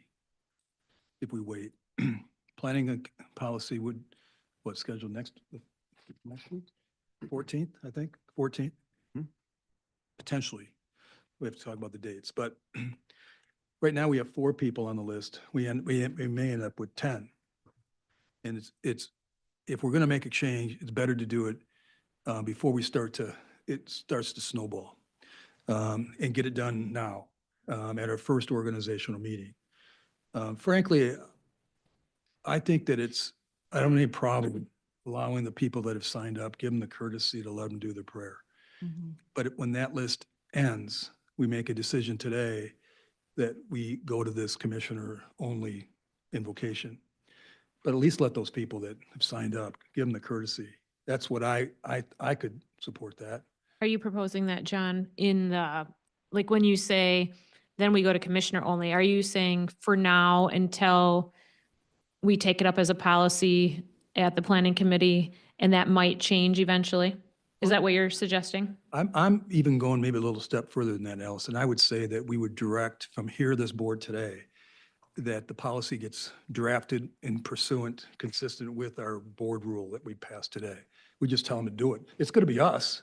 I mean, we're the ones, so let's do it. And we just get policy written. We have to go through the policy procedures. But it's not going to be debated again. We'll debate it. We'll finish it here. And in the meantime, then the premise is that without discriminating, that cuts off any further applications to come and offer the invocation. Is that? Yeah. Information. Well, Do we know that there are just 4 people that have been I scheduled? don't remember. I saw the list Yes. very briefly, and I can't remember. It was Justin Roebuck. It's okay. Don't tell us who they are. Oh, yeah. Absolutely not. But if it's 3 or 5, I mean, in the scheme of things, guys, I think those people signed up with good faith. I think Yeah. we should honor them. I agree. One alternate, just to throw it out, 'cause I see Doug over there twisting in his seat. Yeah. Pastor Tyler Wagonmaker today did a great job, very impromptu coming up during public comment. I don't know if we can invite somebody to public comment, but Yeah. I'd be very open to inviting any of these 3 or 4 that are remaining, if we do close it off, to come back. Public comment, go for it. Offer Well- I invocation. would favor that, keep it commissioner only, and then they have the right, the first public comment to also say a secondary prayer. Doesn't count as invocation, it counts as public comment. What I'm concerned about it, giving the 4 people who are listed a chance to is in effect discriminatory. But if we're saying, we're gonna give you the right to do public comment, that's not discriminatory. Anybody can come and give a prayer, right? Sure. And we, That'd be the idea. That would be Right. the concept that I'm throwing out there. Jack, are you, sorry, Sylvia's got her hand up too. Sylvia, I'm thinking. what are you thinking, Sylvia? Well, I don't think it's discriminatory to have those people finish things out. In fact, we had it open to them. They wanted to participate. I think it is the right thing to do to allow them to come and to do that. I'm not opposed to going ahead, like you suggested, John, and making that change today, with the thought similar to what you had, Commissioner Bruger, that, for our faith leaders who do want to come here and pray, they do always have the opportunity during public comment to use that 3 minutes to come and pray for our community, and they're welcome to do that. So along those lines, it's really not forever cut off to our faith leaders. They can still come and they're welcome to come and do that. Absolutely. But I think because, these 3 or 4 people, had the invitation, thought they would be coming, I think we should respect that and allow them to finish. But I agree with you that if we do go ahead and change the policy today, that does signal that the list collecting and date scheduling is ending, as of where we're at today. Can we, just an idea again, I'd hold on to that thought about keeping them on the list, set it aside for just a moment, to be picked up before we move on from section 4.7. But I just want to make sure that I've got it right. I'm looking at the first paragraph, the bottom 2 sentences, and I'll just start reading. Each member may delegate the right and responsibility for the invocation, typo, to another member, which we're changing that to commissioner by our language. And then you skip the end of that sentence. It says to another commissioner, assuming the following rules are followed. So we're striking, because I already struck it, so I can't even read it. Yeah. To a member of the community. That's what's being Striking stricken. Is that, okay, good. did you read that back, Josh? Yep. I'll just get that whole first paragraph. The board believes in the importance of starting its proceedings with reflection. I might need new glasses, guys. And an invocation. The privilege of providing such an invocation shall be rotated among commissioners, its commissioners, as being representative of the community at large, and further provided that each commissioner may delegate the right and responsibility of the invocation to another commissioner, assuming the following rules are followed. That doesn't make sense. Why you, a commissioner is delegating to another commissioner? Yeah. If a commissioner doesn't wish to. Doesn't want to do If it. I don't want to do it, and I think Kendra is awesome at doing invocations, I, as a commissioner, can defer to Kendra to do my invocation. Okay. I guess, well, we just have a sign up. I mean, we've had that in the past and feel Yeah. worked out well, right? If you don't want to do it, you just neglect to Sorry. do it. I mean, rather than just go around the room and all of a sudden. I was envisioning it going around the room, but Awkward moment where I'm like, I don't want to pray, guys. That's awkward. Whereas So if we with have the sign up sheet and you're just like, and I think that not all commissioners. Not all commissioners prayed. Some were uncomfortable praying, so we just had your sheet and it was your turn and you could do what you wanted. How does the sign-in sheet work? You sign- Stephanie will assign you and it will go right on the minutes You and just send out an email to us Yeah. and like, yeah, John, I'm into it, or John, I'm not, I'm good. You don't thank want to do it? And then Stephanie will sign us out. That And worked out really well. I worked mean, out great. I think if it worked out great, that's great. I'm just thinking Phil really likes to pray and he might just hog all the spots. What about me? Well, that's Or why do the Stephanie will invocation. sign us, you Here's the know. problem, Josh. It's not always about you. I thought I was the jokester. Dang it. I walked right into that. Well done. I think Wait, we can leave off that second thing is She- commissioners who wish. Right? She could certainly collect a list and then make a rotation. It worked Yeah, really good. that's what we did Worked really- before, that's rotation fine. Worked really good. If you So- don't want to, just tell her you don't want to and she'll go to the next person. So do we then change, and I may be getting too much into this, the second sentence, the privilege of providing such an invocation shall be rotated. Should I say may be Oh, rotated shall be rotated Shall among be? members who wish to give the invocation. Sure. among its commissioners? Okay. Who wish to give the invocation. If you don't wish, then you don't ask John or Stephanie. So we can do the delegate the right and responsibility. We get to cross that all off. Thank you, Okay. yes. I have to find my purple marker. Are we comfortable with that? And are we comfortable that as a matter of procedure, we'll let the people that have signed up, whatever the number is, it kind of looks like it might be 3 people, maybe even less, actually. 2. Let them finish. We are comfortable with that? Not entirely comfortable, but for the sake of consensus, for sure. That's similar to where I'm at. I would, from my conversations with pastors and other people in the community in the last year, what they told me is they would really like to be able to continue to sign up and give the invocation at our meetings. And so I'm actually against the change overall. It sounds like there may be consensus to just move forward with the change. And if there is, I'm comfortable with that. But on principle, I would rather have people be able to come and participate. And I think we can still take that up in plan and policy and, take a look back in a couple, 3 months, like, we get through the first 2, do it for another few months and say, look, is this list building? Is there really genuine, Well, the list shouldn't, if we come up with this rule and we direct the planning commission or the planning committee to actually draft the policy consistent with the rule, we shouldn't have any more names on the list anymore. Sure. I mean, I don't know how policy to simply say, whoever wishes to give the invitation, get Yeah. signed up. I mean, that doesn't seem to be a big policy. That seems to be No, a it shouldn't one be, it sentence shouldn't be a thing. big deal. It'd be the language in here. Yeah. So it'd just be in the form of a policy. However we pass policies around here. Yep. I guess. Little process. All right, Just one question. Are we leaving on this 3rd and 4th? Or are we just doing the modified 1st and 2nd? where you're looking at, Doug? The rest of the paragraphs? Paragraph 3 and paragraph 4. I've got a suggestion for the last paragraph. I don't know if we're onto that one yet. So I think the 3rd paragraph's good. Yeah. Well, I concur with that, Yeah. that the 3rd paragraph should definitely remain in.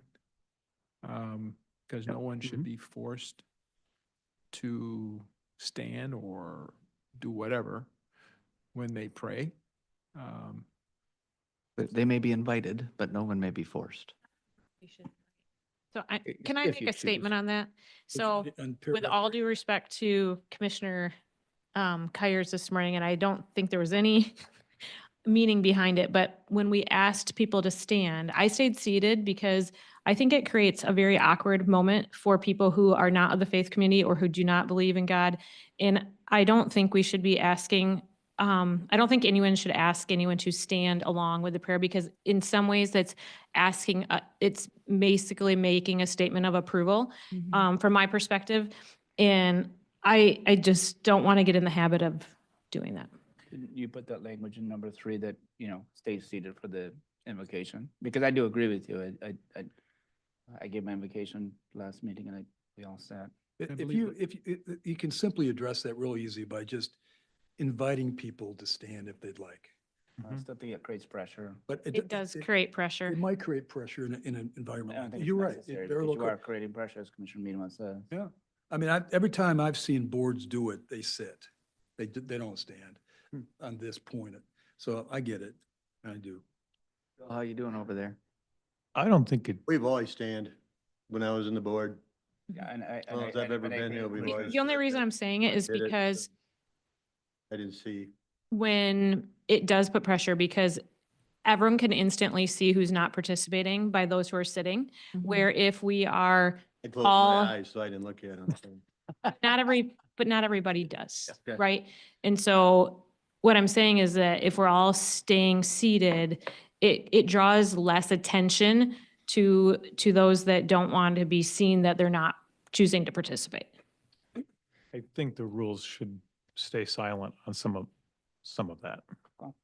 Yeah, I don't Follow think, the, I don't want to, just going down that road by alternate, can somebody stand if they want to? right, yes. The answer is yes. If we say be seated, I don't can they think stand? they should stay silent. Stay- They should But just stay on that, silent. Yes. Stay silent. Okay. Yes. Yeah, don't mess with it. Yeah. All right, the last paragraph, I think a little bit in the same vein that Allison has said this. Yep. I'll just go with it. This rule is not intended and shall not be implemented or construed in any way to affiliate the board with, nor express the board's preference for any faith or religious denomination. Rather, this rule is intended to acknowledge and express the board's respect for, and here's where I'm going to deviate, all people of Ottawa County, those that follow a recognized religion and faiths, and those that do not. Because as you guys mentioned, some people do not. I think that's fair. Okay. Wow. There may be, Oh, don't ruin it. It No, was it's great. It's Okay, great. good. it's We had a great. moment Slam there. dunk. Yeah, all right. I I was think- feeling good about that. You're looking into the future, or who knows, any board member may want to give an invocation and they may not ascribe to any certain faith. It just is reality. Very good. One more. Nope, one Allison's more, got her hand up. Question. So with our sign up list for commissioners, sometimes, you might be on a list to lead the invocation. And that morning, you might not be really feeling led to lead a prayer. Do we have that caveat to, in that moment, pass it on to another commissioner? We've just kind of done that. Like, I think there was one time I didn't have my throat wasn't there. Right. I'm just like, hey, Phil, could you take over, right? Yep. But that was kind of an informal handoff. Okay.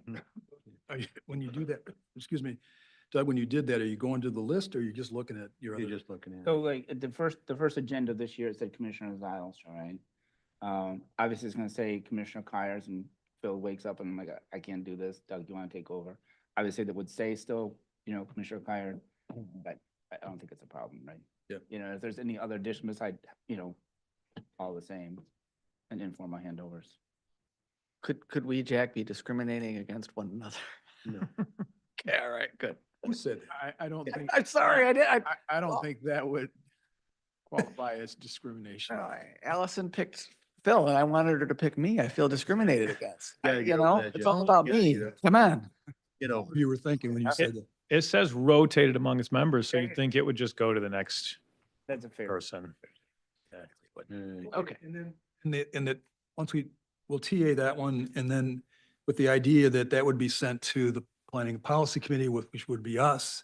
That's my intent, Work out the policy. to draft a policy that complies with whatever we have to comply with. Okay, Super. very good. All right. Oh, hey. Okay, Article committee of 5. assignment, committees. So let me just tee this one up, 5.1. This is my intent to limit government and save money. Every time we have a standing committee, there's just so many resources that have to go into play. to get ready for those meetings.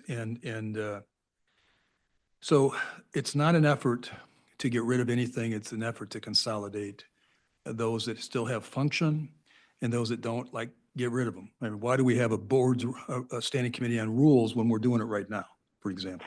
So this is just to button up things, not to eliminate anything. Move, say, Health and Human Services over to the planning. And that's what we're trying to do here. And my intent is for all of us, all 11 of us, to be on those two commissions, so that we're all working together. And then I hope that if we can hash things out in the committees, we can even maybe go to more consent issues by the time we get to the board action, if we have to move to the board at that level. So those board meetings become shorter and more efficient too. So that's what the intent of all this is. So John, we've got to right away cross off Here we go. the first sentence there. The board shall have 2 standing committees, cross off each with 5 members. Oh, That No, makes that a lot different. sorry, guys. Yeah. I'm sure somebody in the public picked that one up too. Yeah, I got a couple emails. Yeah, that's never been my intent, but there was some issues. Yeah, I don't want that. And that's not my intent, guys. Need to be working together. So anyway, that's, Kent County does this and has been doing it for a long time. We went to the MAC conference, a bunch of us, for training. We met with a lot of commissioners from other districts. They don't have as many standing committees as we have. We didn't talk to anybody that had this many standing committees. So this is a way to limit government, but still provide the same level of service, hopefully. And if it doesn't work, we'll tweak it. We'll make some changes. That's the intent. And Jack had a concern about one committee in particular, because the bylaws state that it reports to so-and-so. If that's usurped by or becomes a part of the planning and policy, for example. Right, the MDHHS. Yeah. Committee. And that was just one. There are various committees that, or boards that have in their bylaws that they do certain things based on various committees. So just have to make sure that you're in compliance or they're in compliance, and there might need to be some policy changes within those particular bylaws or authorities and boards. It's probably more of at their end to change their terminology of what used to be one committee, now it's a different one. You got a Sylvia and Allison and a Doug. Sylvia, who's Sylvia? So along those lines, just to address the HHS portion of that, so that's one where, under the plan of organization, that our health department has, which, they're required to have with the state. The plan of organization outlines that they report to the HHS subcommittee every 30 days. And so I think, I'm not saying that it means that we can't do this, but I think what I would suggest is that maybe when you're building an agenda, if you're going to put 2 things, if you're going to put it under policy and planning, I would think it would be important for us to make sure that in this particular document, we move the items that are listed under HHS and actually list them in this document under policy and planning.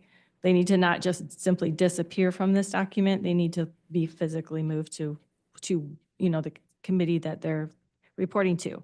And then also, I think that when we are building those agendas, or you're building agendas then for the policy and planning committee, perhaps there be a subheader that is health and human services items. And then those things can be reported, as a regular part of that meeting. I think it's important both because, statutorily, we're the local governing entity, and as we talked about earlier, we are responsible for hiring 3 people, and that's part of our oversight of that third person, the health director. And so, that's fulfilling that responsibility that we have. So anyways, that could be listed on the agenda, but then the other portion of that is that particular subcommittee is very informative to the public. about, you know, what services are being provided. That's a really hands-on committee. That's like, those are a lot of things that it's maybe kind of the heart of the county, you know, the ways that we're reaching out and meeting people's needs. And so that subcommittee is a way for people in our community to hear about ways they can get help in areas, you know, that they need help and what's going on with those, you know, different departments. So I don't want to lose, you know, the heart of our county and the ways in which we're helping people and reaching out to people. I want us to make sure that we're still communicating that to the public, because they are tuning in and they are listening and they are, you know, figuring out, you know, ways that the county can be helpful to them. So I just want to make sure that's not lost. But for clarification for me, I flipped the page to the two Yeah. titles here. Finance, actually it's crossed off, but I think it's finance. And the Group 2, Planning and Policy Committee. Does it meet your intention if under there is a bullet that says Health and Human Services? Is that what you're? Yes, Is but in this document, and then as a form of how that board functions during meetings, there would be an identified moment that says, this is the Health and Human Services moment. partially. So I would put Health and Human Services there, but also because of statutory items, just to make sure we're not missing stuff, I would also put Public Health and Mental Health Oh, Would- as bullets. as bullets. What about the other ones? The other ones, the other ones, the veterans, we might have some statutory interaction with that as well, so that might be wise. So anyways, I mean, it wouldn't hurt just to list everything and then we're covered. In the rules. And the rules. Yeah. Mhm. Yeah, I'm not I think I'm not Doug finding. had something Doug? and then I had something. I think I agree with Sylvia. I think, you know, we got legislature was the last thing. And then when you go to HHS, it starts out public health and the policy matters. You're talking about just shifting everything under, right? Right, That makes sense to me. I think it's lengthy, but it's complete, right? right. I agree. Wouldn't John? we also, sorry. Oh, it's, Allison's got something. Okay, so first I want to tell you the things that I support. I support the Broadband Committee being disbanded, the Strategic Planning Committee, board rules, talent recruitment. I agree that, so it felt very redundant to have to go through talent recruitment for a committee and to vote on everybody. And then basically everyone wants to have their own vote at a board of commissioner level. So it's basically, it happens twice. The one thing I would want to note is there is a lot of work that happens through the talent and recruitment. And I would like to have a conversation about if we are not going to have a committee, who gets put in charge of interviewing, who gets in charge of bringing the stuff forward. I would say there were times of the year where I was spending 20 hours a week on talent recruitment items. And so there was a lot there and sometimes more than that. So I just want to make sure that's addressed. I doesn't necessarily need to have a committee to vote on things twice, but. Just a question, Allison. Would you be, you know, the interview subcommittee, I was on there for 4 years and you've been on there for 2 and, you know, we both attest to, you know, it takes time. Would you prefer to see that go to planning and policy or maybe to the full board? Be a subcommittee of the full board or a subcommittee of planning and policy? I think it should, the agenda items that come from it, I think should just strictly go right to the board level. Whole thing could just sit underneath in the board itself, the subcommittee for interviews. The piece of items that we vote on, yes. Okay. Because I'm just not sure how to, like, without having a chair for talent recruitment and a vice chair, or a subcommittee, like, it just needs to be addressed, like how the work's gonna actually get done. One other thing I want to bring up is by dwindling down these committees, we potentially are going to have extra long meetings. And when I say that, so for example, the Health and Human Services, how it stands right now, it was a good hour of presentation each month. So if you're now taking that and putting it into, we're not yet talking about our times and our meetings, and I feel like there's a little bit of that we're needing to have some collaboration on, because I feel like they go hand in hand. So I think that's one thing I'd like discussion on. Extra long meetings, the annual reports, policies. My other concern is some of these are unintended consequences potentially if we shrink all of them. Policies take multiple readings. So are we still planning on having 2 Board of Commissioner meetings a month? If so, I don't think I'm too concerned. If we're only going down to 1, then I do have concerns. Fiscal and departments, like I don't know if we have talked to our fiscal director or different department heads yet and what it means to their work if we shrink the committees down, because there's going to be there's going to be some type of interruption there that they're going to have to work through different processes potentially. And then just one other thing to consider, I know I'm saying this all at once, but bear with me, is just less opportunities and times for the public. And I'm not saying that the public won't get used to a new rhythm, but it's just another factor to take into consideration as we are potentially, especially health and human services.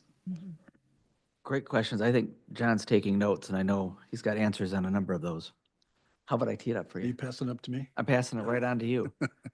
So when we consolidate, and again, I use Kent County as an example, if the board needs a separate ad hoc committee, they form it.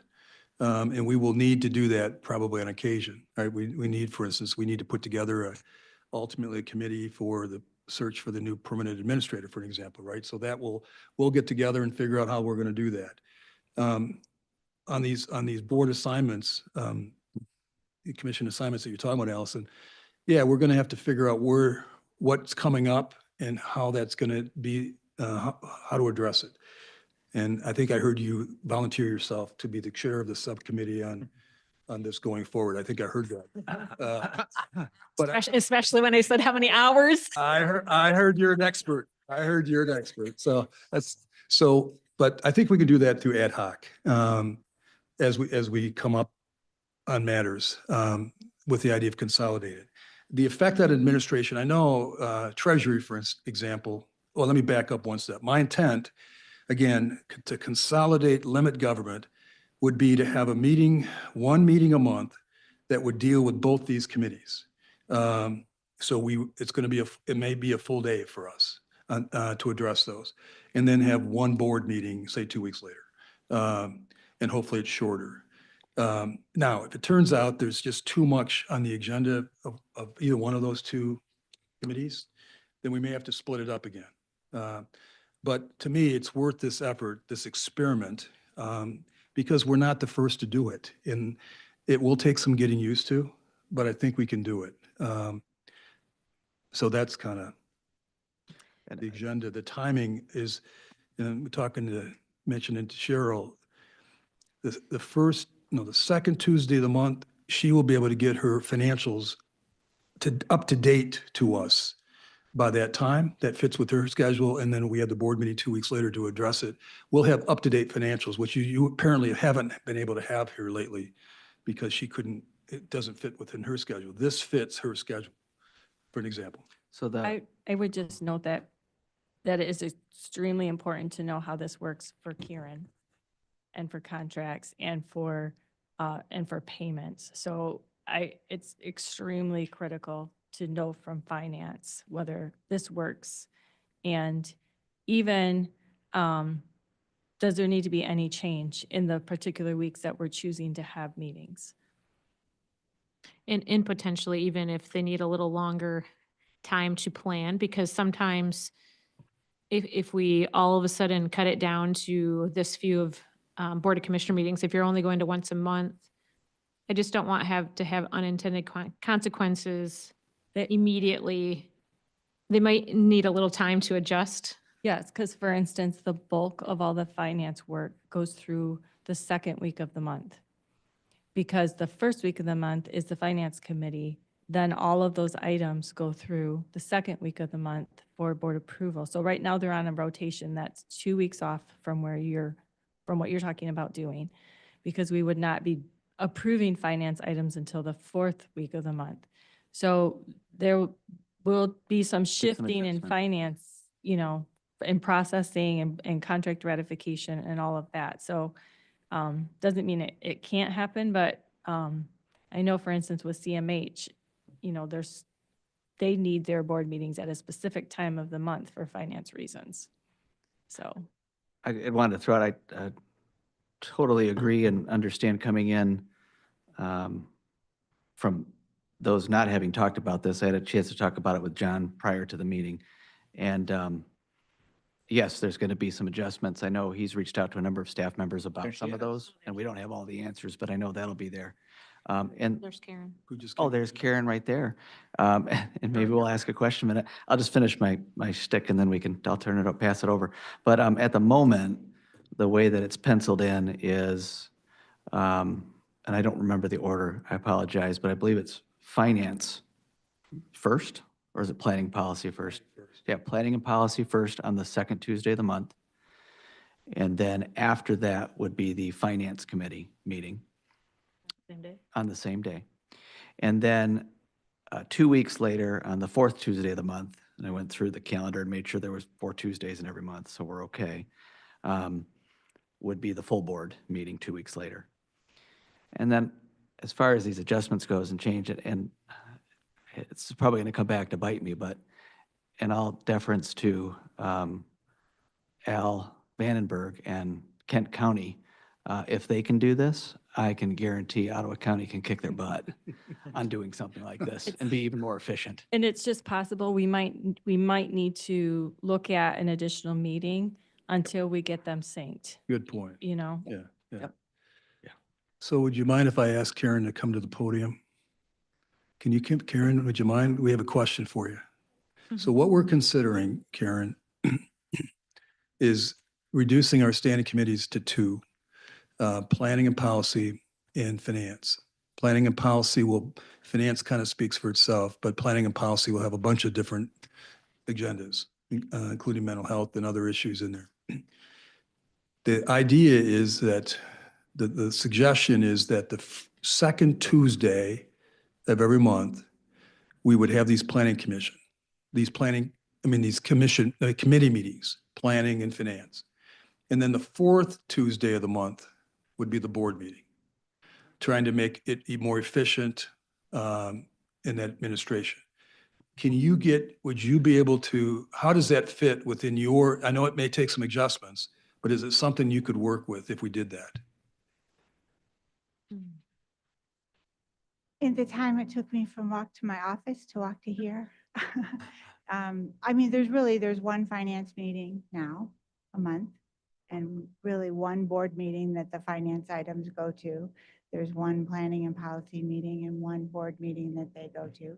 So we're really managing within a 1 meeting per month structure right now. So I think that is possible. I do, similar to Cheryl, like the later timeframe in the month. It just aligns a little better with timing from closing months and then providing information. So the fact that it's happening not at the very beginning of the month, but more like in the middle, I like. We'll have to put together a budget calendar in detail and probably work through some things. So I can't promise there won't be an extra need for a meeting at some point. But I think we had to add those under our old structure as well. So I don't really see an issue. Just so we're clear. So Cheryl, the schedule we're talking about would be the committees on Tuesday, second Tuesday, board on the 4th Tuesday. Apparently that fits perfectly with Cheryl's reporting needs, or, she can satisfy that pretty well. Does that work for you too? Okay. I guess I'm just thinking through one thing. Right now, we provide an accounts payable every board meeting. So we provide an accounts payable list every single board meeting. That would happen less. That'd be happen last. Yeah, That's probably, okay, I don't know that I see that as hugely significant, but okay. Yeah. Allison? Yeah, just, not really for Karen, but more just generally speaking. Thank you, Karen. I think that the packets might be larger, right? Am I understanding? Okay, so in your view, when is a committee happening, and then how much later is a Board of Commissioner meeting happening? 2 weeks to the day. Okay, so which could potentially lead to a lot more opportunity for that committee, for things to be built in that packet, which could allow for a better opportunity for things to get actually on a more routine basis, things to be done by Friday at noon also, which would be great. So that part I think that would be wonderful. Yeah, and to add on to that, because these packets will now be a whole month's worth at a time, it will be super important. And even if we could move to, Thursday, Okay. would be better, because otherwise we're all going to be cramming over the weekend every time. Giving myself a couple extra hours, but Thursday I'm not promising. Nobody don't take my, Yeah. but Thursday is the goal. Yeah, Yeah. okay. I think in sales, they call that under promise, Yeah. over deliver, John. Yeah, I don't know. Do you know, John, are there any more department heads that you still need to chat with about this? I don't know. I mean, I don't know. Okay. You guys know more about that stuff than I do.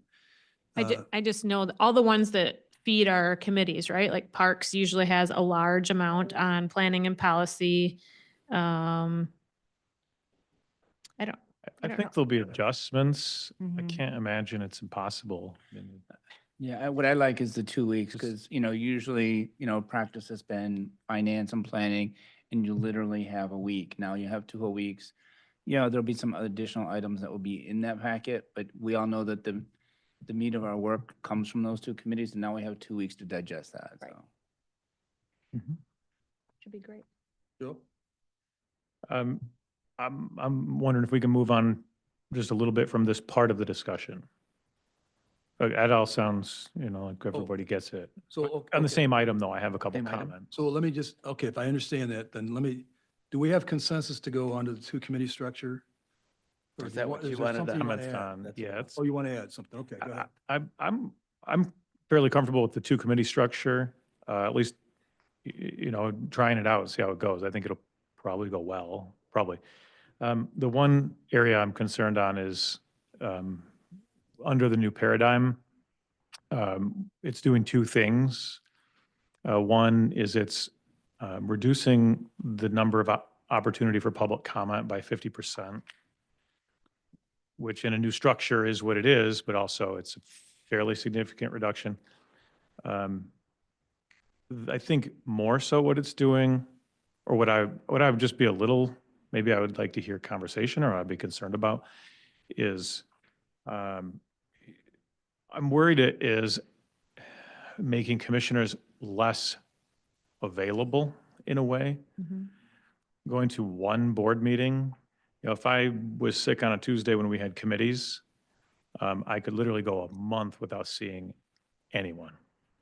Board meeting to board meeting. Right now, it's a pretty good cadence. It's pretty continual. We get a lot of feedback from the public, not that they can't call or email or do other things, but I'm a little concerned on reducing the amount of time we are here in open meetings. Allison? Go ahead, Jim. Jim? I just have a thought on that, when we're doing the day dedicated to the 2 standing committees, they can certainly have public comment before and after on those things, which would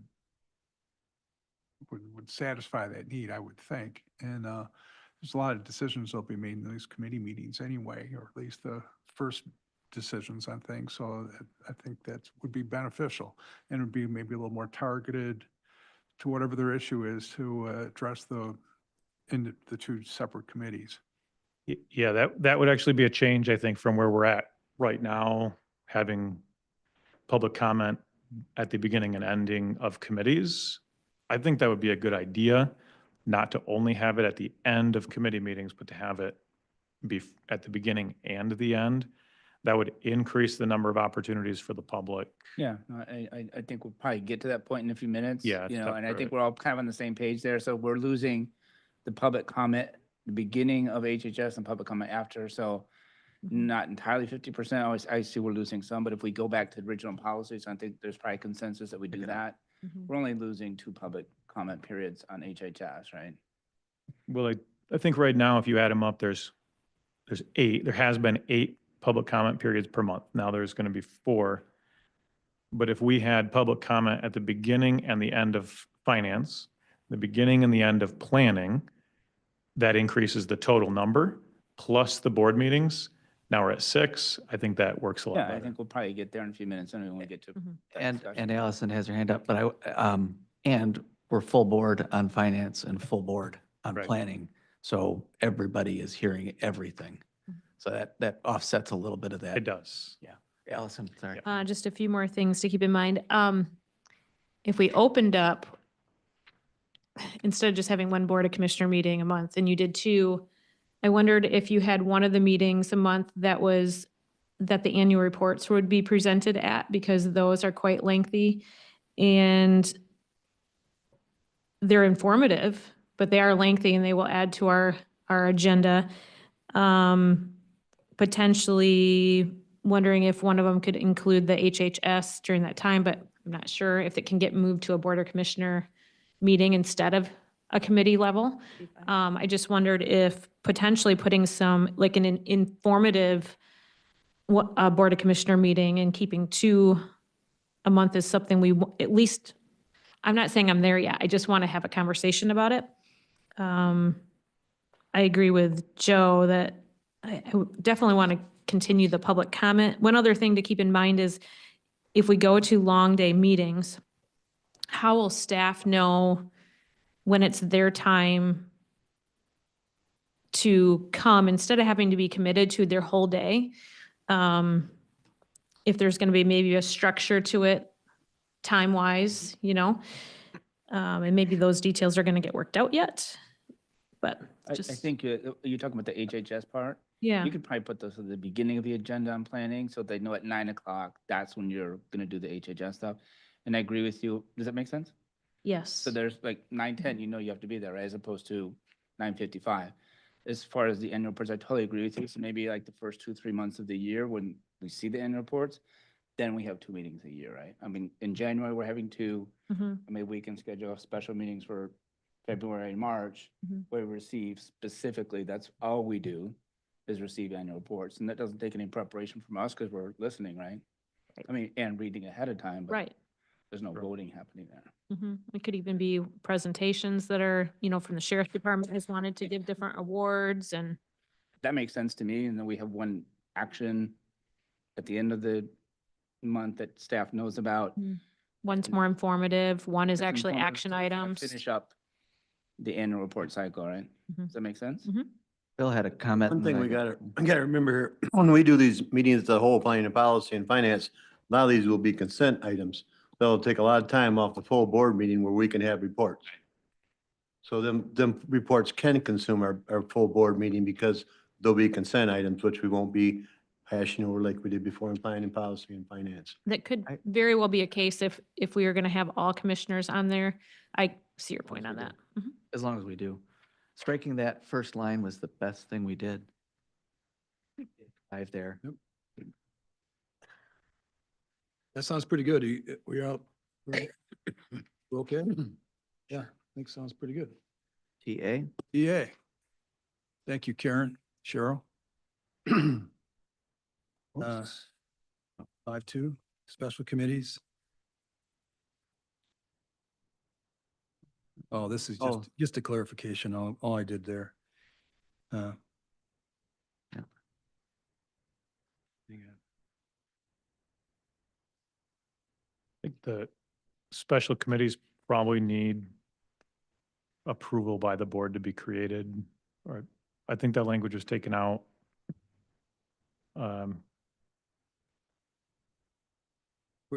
Second paragraph, right? Let's see. Right?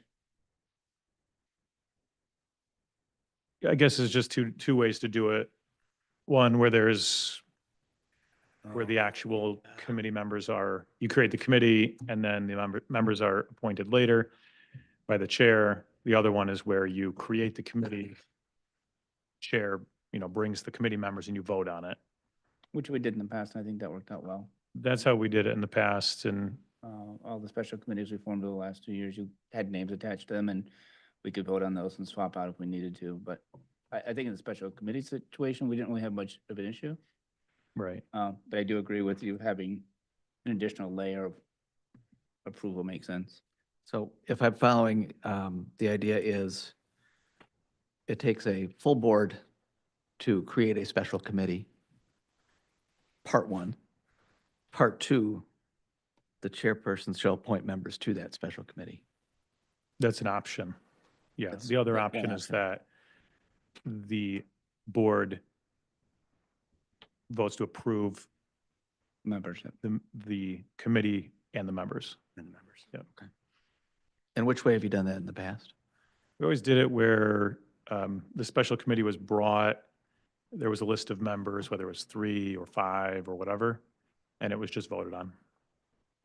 I think that's how it's traditionally been done. Did the chair appoint people to that committee or did the full board appoint? But the chair, so it was technically the full board, but the chair, in working with the administrator or whoever, or maybe the vice chair, would bring the item to the agenda. It'd have 3 or 4 or 5, whatever people, and then it would just be an agenda item that was voted on. I think that was very efficient, so I think it worked out I well. think it's the clearest and easiest way. It worked out well. Otherwise, you don't know who's on the committee until. Right. No, I think it worked out well after. without the committees we had last So year. look at the language and see in paragraph 2 and 5.2. And help us, Joe, help us with the language. How should it read? Reinsert with approval of, right? In that first sentence? The chairperson. I think it could just go back to exactly what it was. Because the chair is probably appointing the chair of the special committee already, I believe. And so it would actually have, you could have chair and vice chair noted on the item, and then the board would just vote and ratify it. So the chairman, yeah, because the word appoint, I mean, that's not authority, that's just making an appointment, right? But it could be interpreted that it's his decision, but we want the board to be making this decision, but, right? Yeah, So Yep. maybe the board chairman shall recommend yeah, I think that's better That's language. correct. Recommend or nominate. I've always got confused with the word appoint and nominate. I think nominate makes more sense. than Okay, appoint. that's good. Would it be reasonable to say that with the forming of these committees, the board chairperson, whoever they be, does get to pick the chair and vice chair I think that without board approval, and then the rest of the committee is approved by the entire board? Is that, The end of that first paragraph says the board chairperson shall appoint a chair of the special committee. yeah, that's how it's trying to always. get at?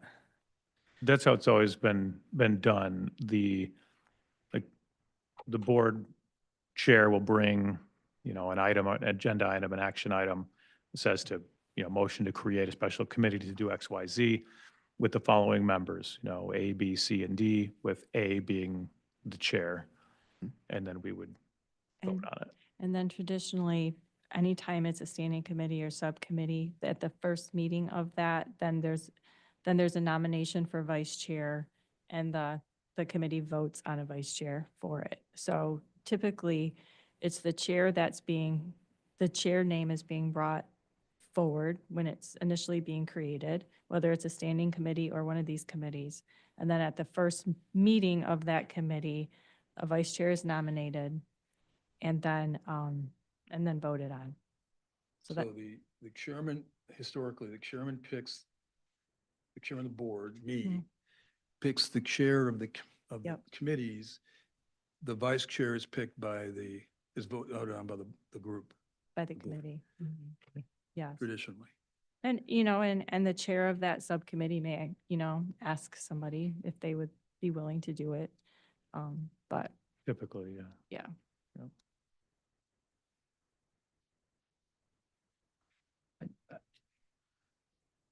You okay? Yeah? Where'd we get to? So we just agreed to leave with approval by the chairperson and vice chairperson. Is that right? Say that Which again. turns it to its old language? Oh, no, sorry. The By- chairperson, vice no. person was added By the with board. approval by the board. It's the chair picks the chair picks the chair. The board picks the vice chair. Yeah, and does it say the chair picks the chair in here? Jordan, did you say it already had that in here? Oh, there it is. It's in the first paragraph. Yeah. The board So we chairperson need shall that. appoint the chair of the special committee. Right. Yeah. So this has to be addressed. Yeah. Yeah. We missed, let's just talk through this. John realized we missed a page On the standing committees, on the standing it committee. deals with the same very issue, right? It's, after we got through the planning committee section, the next page says at the top, the chairman of the board shall select the chair, okay? And vice chair of each standing committee. See that? Oh, yeah. We didn't talk about Standing that. committees. We didn't talk about it. What page number are you on? Oh, 16 of I 23. got 16, I don't know what number. So she has. we skipped over to 17 of 23, which deals with special 22 of the committees. packet. okay. 22. Is that 22? Yeah, sorry. Depends I'm on. like, Yeah. yeah, which one's I What looking kind of- at? Yeah, we didn't talk about that. It would just be those three words taken out, just and vice chair. That's the question that we want to talk about. That's fine. I have no problem with that. What's that? Jared? I have no problem if we take out and vice chair and let the committees themselves choose a vice chair. Doug, you good there? What's that? You okay with that? Anybody comments? Jim? Run that by me one more time. Should the chairman of the board not only pick the chair of the committee, standing committee, but also pick the vice chair? That's the issue. Jordan's not, you are. I'm fine either way. You I can- don't think it matters. Traditional, yeah. Let's hang in there, guys. We're almost done. Yeah, I can feel the energy going down. Hitting. I can feel- Traditionally, it's been that the chair of the board selects the chair of a committee, and then the committee selects their own vice chair. Right. That's the first traditional meeting. method. That's tradition. I wrote in here that he also picks the vice chair, which is what I want to talk about.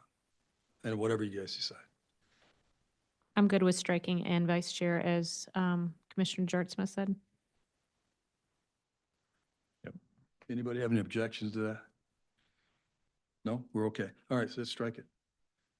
I was going to say I can go either way on that. So Okay. if the consensus is to strike it. Let's strike it. Okay. All right. All right. We did, Jim, what was that for the record? gonna die on the hill. On a hill, I'm going to I die. can tell the energy's going down. Yeah, we're dropping. All right, we're almost done. 5.3 Open Meeting Act. Yeah, this was a mistake. Just a quick Oh. follow-up on that sentence, that last sentence, the board chairperson and county administrator, ex officio members of each standing committee. Did you want to leave that in or take that out? You know what? I would ask you to leave it. But get rid of the vice chair part. I actually support the board chairperson. I think you should be a member of voting. You are a fellow commissioner. You are elected by your people. And so at the moment, how you have it stated there, John, is if we're going to work as a full board and we're going to be doing a lot of our work in our committee levels, and then we're going to be moving a lot of them to consent, I want your voice at the committee. I think it's really important that you use your voice there and that you should have a vote. County administrator obviously doesn't have a vote. Yeah, I don't know if it specifies whether ex officio means voting or non-voting. So it's, I mean, if It'd we're be all voting. 11, then. It'd be- Ex officio means non-voting. And I think he should have a vote. I thought it doesn't necessarily mean that, does it? Doesn't Ex doesn't officio just- necessarily imply We voting could, or not we can voting. make it non-voting ex officio, you know. But I mean, you're one of the 11, so I think Yeah, what Allison's saying. I makes sense appreciate because that. You're already one of the 11. Yeah. The question I had was more about the county administrator. Yeah. I don't think that the got county I guess, administrator should be. on what the is your chair. definition then of, maybe I'm that's a good misinterpreting the language. What is your interpretation of ex officio We member? are all members of this board. We got elected, we're solid members in standing, whatever else. But we're saying that in some cases, like in this case, the administrator, he's going to be able to be a member to participate, but he's not going to be, he's not any more than the participant. But he's also not a member of the public who's just sitting back and not giving their opinion from afar. He's working with us, but he's not going to be voting on issues. That's up to us as a Okay. board. That's how I Okay. would see the Then, distinction. then I would, I was just strike to remove that sentence entirely.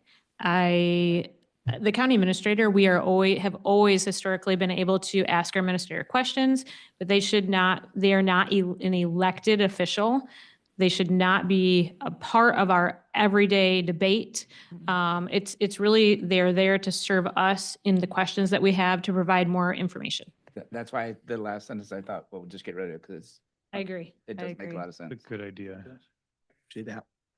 For We agree? clarity, for Yeah. clarity. Yep, there's a lot of nods. We're agreement. We're in agreement. Good catch, whoever that was. Okay. Open Meeting Act, I got to apologize to everybody wasting your time in the public on this one. I do not think the public comment should be limited to the end of a meeting. I mean, that defeats the whole point in many cases of a public comment. So that last line's just a mistake. Otherwise, that just speaks for itself, that paragraph. I'd delete that last sentence and move ahead with that paragraph. Yeah, sounds. Under 5.3, Can I also interject? 5.3 is already spoken about in Rule 4.1. That's what I was just gonna say. Yep. I would strike to remove the whole entire thing. I had noticed the same thing and didn't feel like it was this, it was needed. Oh, yeah, you're right. Just one question about that, Commissioner Miedema. One thing that's, I think has been a continued concern over the last 2 years is that people are maybe mistaking noticing with having an agenda available, right? And I think, Joe, we've had that problem, like, oh, there's no agenda, but it's not required by OMA, right? But I do think it makes sense for us to require it of ourselves to say, we need to have an agenda 18 hours before even though it's not required of OMA. So maybe we don't need that paragraph, like Jack says, but we need some sort of reassurance to the public that they'll have an agenda 18 hours before the meeting. Well, I would just say that practically speaking, I think that there is always the best effort to get it out as Totally, quickly as totally, possible, totally, but totally. sometimes it just doesn't happen due to complexity that But I are just beyond people's control. making sure that, because we've constantly been having that issue, oh, we didn't have the agenda 18 hours. Well, OMA doesn't require that, it requires notice, right? But if we put the onus on ourselves to say, not only will we notice this 18 hours ahead of time, we will have an agenda for the public itself. It's obviously not statute, but if we have it in our board rules, we'll try to comply with that and making sure we have agendas as well as notices. I think that we've already kind of talked about it where we were talking about putting it out on Friday, trying to Okay. put it out on Thursday. Maybe it's not necessary, I just want people to So- know that, I just don't want to come box to that us in. situation before we don't have the agenda and it's already 18 hours. We've already kind of got into that and people are like, where's the agenda? Well, you don't need to have the agenda. You need to have the notice. I Right. just want that distinction somehow to appear here. I think the intent's always there, right? But I think to put it under a rule is another thing. It puts another layer legally wise. Yeah, I think we're following OMA. We just follow the statute. Correct. And 99.9% of the agendas are out on Friday. Mhm. Yeah. I don't want to set us up for breach just because we violate a rule. Right. And that we're trying to do our best with, but I understand the legitimacy of getting agendas out as soon as we can. So if we feel that this is, and the public, I'm sure will tell us, if we're falling short in our obligation to let the public knows what's going on a timely basis, we can tweak this one and put some more onus on us. But I think we can eliminate 5.3 and just comply with 4.1. And do our best until someone tells us it's not good enough. So 5.4 becomes 5.3. Yeah, then we just rotate the numbers. Okay. Okay, rules of the board? TA? Yeah, TA for 5.3. okay. So are we at 6 point, are we at, oh, there's the quorum. Just look at, I want to look at the quorum for a minute, if you don't mind. Because what I want to look at on the quorum dealing with remote voting. Excuse me, Did I are miss you one? going to look at, oh, you did work sessions? Oh, you didn't change anything? We didn't change anything. Okay, sorry. Oh, yeah.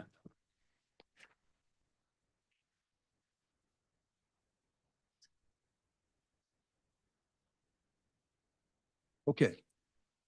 So apparently the OMA does not talk about a remote participant mission commissioner as dealing with quorum. And so Jack, just be aware, we may not have anything to look at under the Open Meeting Act about to this issue. But the board can set its own rule on how to establish quorum when it comes to these kind of things. And sometimes some governmental agencies will do that. And so this last sentence of existing 6.2, it looks like it was addressing that issue. Because, we were talking earlier about quorum and, right? So to the extent authorized by the Open Meeting Act, any member appearing remotely as permitted by the act is considered present for all purposes, including quorum. So at least we can get a quorum but you still can't vote, but at least it'll satisfy quorum under our rules. Actually, Well- you can vote if you're remote. If you had those certain conditions. Yeah, Yes, military, I think really Illness. I don't think Personal. illness is in there. Personal illness. Yes. I don't know if illness is in there anymore. Yeah, I mean, it's been practiced the last 2 years, It- and I think it made sense because if you're on vacation in Mexico, I know I can't vote. But It's, if I get sick, I think I should be able to vote, right? it's MCL 15.263, Yeah. Run 2, a medical condition. Mhm. So if I you can look at it again, but that was the legal analysis that we did back in 2023. So I'm just looking at the rule 4.6 to see if we've got, oh yeah, it does a medical condition, we do have it in there. Okay, good, good. All right, so quorum, yes, vote, medical or military. Repeat that. So are we just leaving the languages, assuming that means, That we know. Yeah, just so we so know. the board knows if you're sick, you vote and quorum. If you're just hanging out in Mexico, you don't get the You don't ability get to to vote count. and you don't count as quorum. No, you do count as quorum. You do count as quorum, but you don't get to vote. Correct. Like, I'm starting to think that you're going to be spending a lot of time. No, Jack, it's not that at all. Oh, a couple I'm not times. sure why you keep bringing up Yeah, Mexico. uh-huh. but Anyway, I want to pick a different place just to unless you're throw going us to bring off. me with you. If I mean, one is silent, I'm good with like, if you're not here and you're on vacation, you shouldn't count as quorum, and you shouldn't vote. I mean, I'm fine with that if that's the law. I'm not clear on the. I don't think it is, I letter don't think of it's the clear law. because it is relatively new, right? So I'm okay with Yeah, I don't know. not making quorum if you're just on vacation. Well, the As long as rule it's already on the has law. it that it does constitute quorum. I don't see any reason to change it. Just let it go. Yeah? Yeah. I'm fine with letting it go. Doug, are you wanting the rule more strict? Is that what I'm following? And are we allowed to do that, Jack? They follow state law. We Yeah, got to I follow think we state can- law. As long as we follow state law. We're in Just good shape. reference state law. If you add in extra language right now and the state law changes, then you don't have to come back and change it immediately, where if you leave it Right. as amended. is, As amended. So are you adding language to? No. We're okay as is. 'cause We're good. we got the statute cited. Yeah. Yeah, okay, I agree. All right, 6.3. All right. Boy, did we get a lot of Laugh on comments that. on this one, right? Item 5, maybe? Is that the Yeah, one? number 5. Okay, so as I was trying to balance the priorities of the different constituent groups, I was thinking about the public at large having a right and to participate in public comment. We don't want to limit that. We have people that come to these board meetings who want to get to the agenda and not be sitting around all day waiting for us to get to the agenda. So we have that group to consider. And we have us ourselves trying to get to the work. Those are the three constituency groups I was trying to balance with, kind of come up with some limitations. But I was scolded by the community, and rightfully so, that to put a time limit, it's not helpful to us, because first, it's not helpful to the public who have a right to tell us what they want. And what I would say is a way to, but we also want to protect those people that come and want the agenda. So what I would propose is delete what I wrote in 5, but limit it to the public comment to the agenda issues, so that we can get on with the agenda, but here, give people comment, let them comment about the agenda item. That's what I would propose on. I think we're kind of in the sync on this, because how would you know what someone's going to talk about until they're a minute 30 into it? And are you going to just stop them? What do you do? Oh, you're not going to stop them. Yeah, you're not going to stop them. I'm going to Joe's not push gonna back stop them on, for sure. agenda Lawsuit items territory. only. While I appreciate the thought for it, there are items that if it's not on the agenda, and now we're going to have longer meetings potentially, they have to wait till the entire meeting to wait to say what they wanted to Right. say that wasn't People on may the have thoughts agenda. that, you know, are like 6 months down the road, right? They're not on our agenda now. Correct. Hey, can you guys think about this? I know it's not on the agenda. That's why I'm here, right? Right. So I just think that there's just like, how would you enforce that? You would just have to stop somebody in the middle Yeah. of comment, right? And it also, it creates not a great, Good. okay, sorry, an atmosphere that it puts you in a very awkward situation, in my opinion, I'm as just the gonna defer chair. to Joe, he's really good at that. He is very good. Pass me the gavel. But I don't want to put you in an unnecessary spot when someone's coming up and all of a sudden they're in the middle of their public comment and now they're going off the agenda. It becomes more of a policing versus actually being caring about what the community wants to share with us. Part of our work is listening to the public comments. Yes, there's work to vote on, but a lot of our work is listening to our community.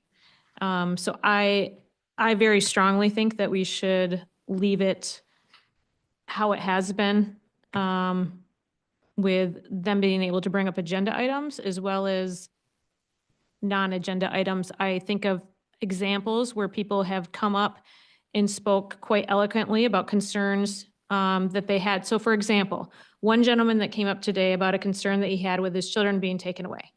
Okay, that is something that he would have had to wait here all day for, not knowing when we're going to end because there's not an end time. He would have had to potentially wait the entire day to make his comment. And it doesn't matter if we feel like it's a valued comment or not. It matters that we value the people who are coming here to make it. So. Yeah, I respect that. But that's the other constituency groups I'm talking about, is people that come here that have to sit for so long to get into the agenda because someone else has occupied the public comment period, and it just goes on and on and on. So we have to balance their issues too. And so this is why this is a balance. We're trying to find a compromise that satisfies the public right to speak, those that want to get onto the agenda but have to sit for 3 or 4 hours before we get to the agenda, right? And our need to get to work. That's why this was intended. If the first meeting is limited, first comment period is limited to the agenda, fine. Now we've satisfied the public right to speak. They can still speak, but on a certain topic. You satisfy those people that have to sit around and wait because they want the agenda to start, and it helps us to get going.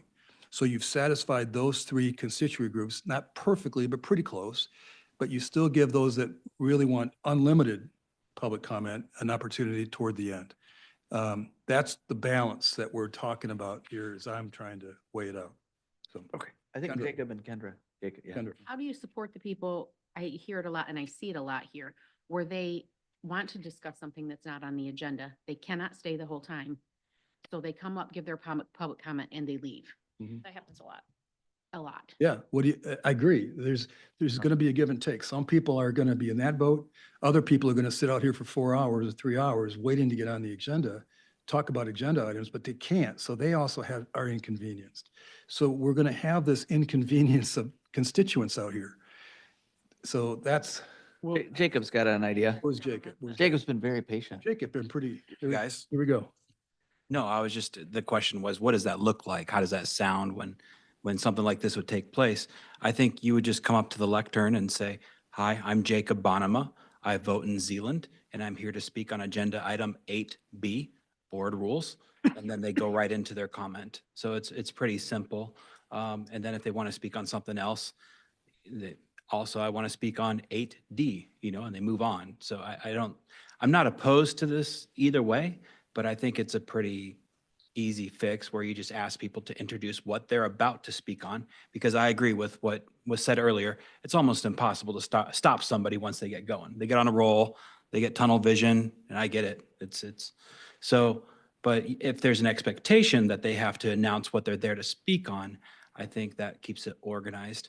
And then I would think in the second round of public comment, let them speak on anything they wish to speak on.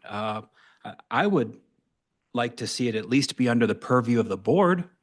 They want to complain about something that's happening overseas, something that's not under our control. That's fine, but I think that's kind of wasting our time here. So I'd like to see public comment be at least under something that we have oversight for. Joe? No, Jordan. I was just going to say real quick, I think it is hard to enforce, but I don't think it's unreasonable to request that speakers stick to the agenda in the first public comment period. I don't think we need to be in the business of cutting off microphones and gaveling people down if they don't, but I think it's not unreasonable to request at the outset, please keep your comments to the agenda in the first round. I threw in the word encourage. Public comment and the first call to the audience, we encourage that you address an item on the agenda. And leave it That's there. actually almost exactly what I was going to say. The practicality, the pure practicality of trying to set an expectation where many people are uncomfortable already giving public comment. It's, in my view, it's not worth the effort to try to constrain people. A few people might come who don't want to talk to the agenda, and I think we should welcome that. But already people forget to say their name and their district where they vote. We have to remind them. That's at least a little easier, but if we were to say, in comments encouraged on the agenda, it would at least be a guide. And we would never want to get in the spot where we're like stopping people from talking. So- Jack was nodding. Imagine, I I can't imagine doing it, to be honest with you. Right. think Joe makes a lot of sense, and, as it is, I think our public comments are pretty disciplined. They come here with their public comments ready to go, addressing agenda items. 8 out of 10 are, hitting agenda items. And, encourage is fine, and if they don't, I think we're all good anyway, so. Sylvia's over there. Yeah, I really don't want to see us increase any restrictions on this. Part of it is because it's our responsibility to be here for the entire day or for the entire meeting. And we're already reducing the number of meetings that they can go to. We're increasing the length of the meetings. And it's really hard for a lot of the members of our public to take the day off of work, especially if now we're going to be looking at doing only daytime meetings. They're going to be looking at, and I don't know, maybe we're not. Yeah. So that, I just think it's difficult for people to have to wait all the way till the end to speak their piece. And we're here. I don't think it hurts to just let them speak. That the other group that, that sits here and wants to get to the agenda, a lot of them come a lot and they speak a lot. And I think that they can respect the fact, I would hope they can respect the fact that other people would like to speak to the board as well and have some grace for those people who, aren't coming as often. So personally, I would just like it to stay the same because hearing from our community is really important.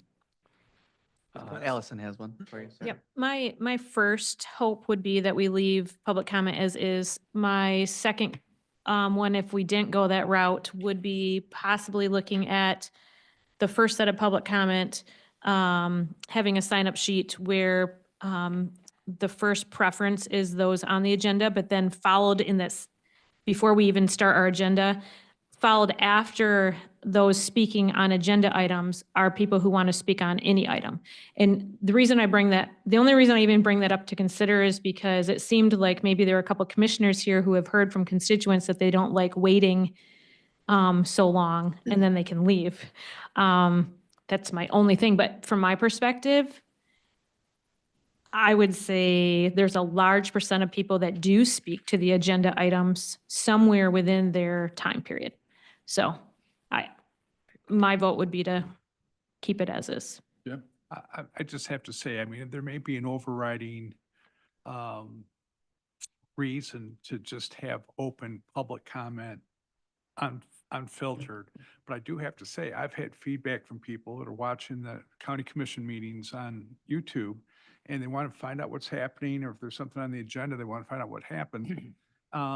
They sit through an hour of public comment. Some of it has nothing to do with what's on the agenda, and they get frustrated. So that's actually an impediment to people that want to know what's happening within the county.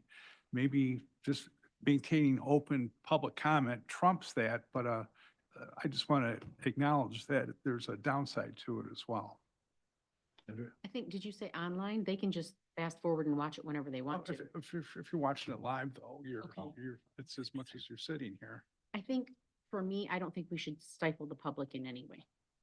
If they're coming to give public comment and they can only do it at the beginning, I don't think that we should stifle their voice because we want to speed things up.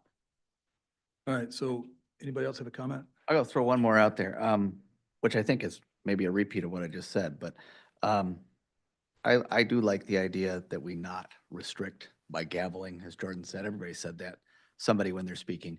I think today's meeting is probably the best example of why it ought to be a little more open and encouraged and not required. Because somebody's sitting in the audience who had I don't know if anybody out there has a comment that doesn't pertain to the agenda, but boy, they're sitting there for 5 hours and they might have to get back to work. So I like the idea, a little, I guess, nuanced to maybe Joe and I and Jordan were on the same page, but that you be allowed as the chair to say during the first call to the audience, we encourage comments about the agenda items. And people may do whatever they wish to do, but at least it's said, and the hope is Okay. there that they'll do it, but they don't have to. Can I nuance that? Because I would be good with you saying that, but I would also love for you to add to that and say, if you're not able to stay until the second public comment, please come and speak. Don't miss this opportunity. Because of instances like that, because someone having heard the first part of that may just leave. I have a really hard time with asking people to only speak to the agenda. That really bothers me. I think there's been so many times that we would have missed during our first set of public comment if we did so. And just the feeling it makes for the individual coming, while we have a lot of people that come on a regular basis, there are quite a few people that have never come. And I don't know. I want it to be welcoming to them. I don't want any hindrance on that. Gary, do you want to say something? Yeah, I don't think it's worth the fight. I think people have gotten accustomed that if they want to speak on the agenda and they've seen the agenda ahead of time. I know times when something wasn't on the agenda and it got added. I mean, that generated some, negativism at the end of the meeting. It's really like Jacob waving his hand for 15 minutes to try to get in to talk. If you can't say what you want to say, you're going to leave here disappointed. And I think everybody that comes here knows that they may have to wait, and they aren't that disheartened when they finally get to the podium. So I think it's worthwhile, and let's face it, it's a lot less than it used to be. So. All right, great comments, great discussion. I think with that, this discussion, was representative of everybody that may be involved in these kind of things, so it was good. I do hear some inconsistencies so let's just take a straw vote. Raise your hand. How many think we should keep the public comment period exactly the way it is, unlimited both before, early and after? Okay, we got it. Good deal. Good discussion. All right. What else? Anything else? Oh, yeah. My next one would be, as I'm seeing it, 6.7 at the very end. Wait, are we still? 6.7? Yes. Did we finish 6.3? Did we finish 6.3? Believe Well, consent resolution down there at the very bottom, we didn't talk about No, that. well, I just want to go back to 6.311, additional business. And I know we've kind of talked about it before, but just make Oh. clear, the under additional business, Oh, administrator report, commissioner comment, and then report of the chair. Just as we added it today, 11A. Right, but just making sure that it's in there, specified, those three, that's what constitutes Yep, additional business. Are we thinking we're going to add commissioner comments? yes, yes. That's what you're talking about. Yes, yes. So Kendra was simply under 11, where it says additional business, make clear that includes report of the administrator, report of the chair, and then commissioner comments. the report of the chair, what do I got to do? Anything you want to do, John? Comments. Oh, yeah? Okay, Joe, Your pleasure. really? Yeah, you talk want. about hunting if you want. You know, look, if we, you know what? So I So think there I are don't some think you need- times. I don't think we need a commissioner comments. If we had, I don't think we need chair comments. Chair comment. We have commissioner comments. I'll throw, Commissioner you, John. comment. yeah, we don't need that one. We already got it covered. Okay. So we'll just throw it in This there. is covered, yep. Yeah, we got it covered. Garrett, Commissioner So first. report of the administrator, commissioner comments under additional business at every meeting. I put those as, Chair comments. What? We know we don't need vice chair comments. No. no, we absolutely do not. I- Didn't say that, John. Thank you, guys. That's great. I'm waiting for a pineapple, Okay. Joe. Ready. So 11, do I call those A and B? A administrative? 11A and 11B, Yeah, okay, yep, Okay. good stuff. All right. Are we down at 6.7 now? I think so. 0.7. Okay. So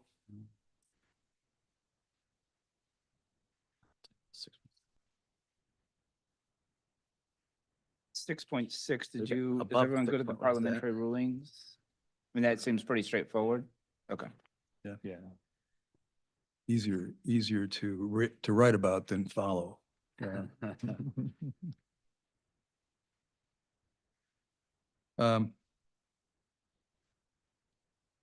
I must have been on drugs when I wrote this. That might be the headline. Is anybody here?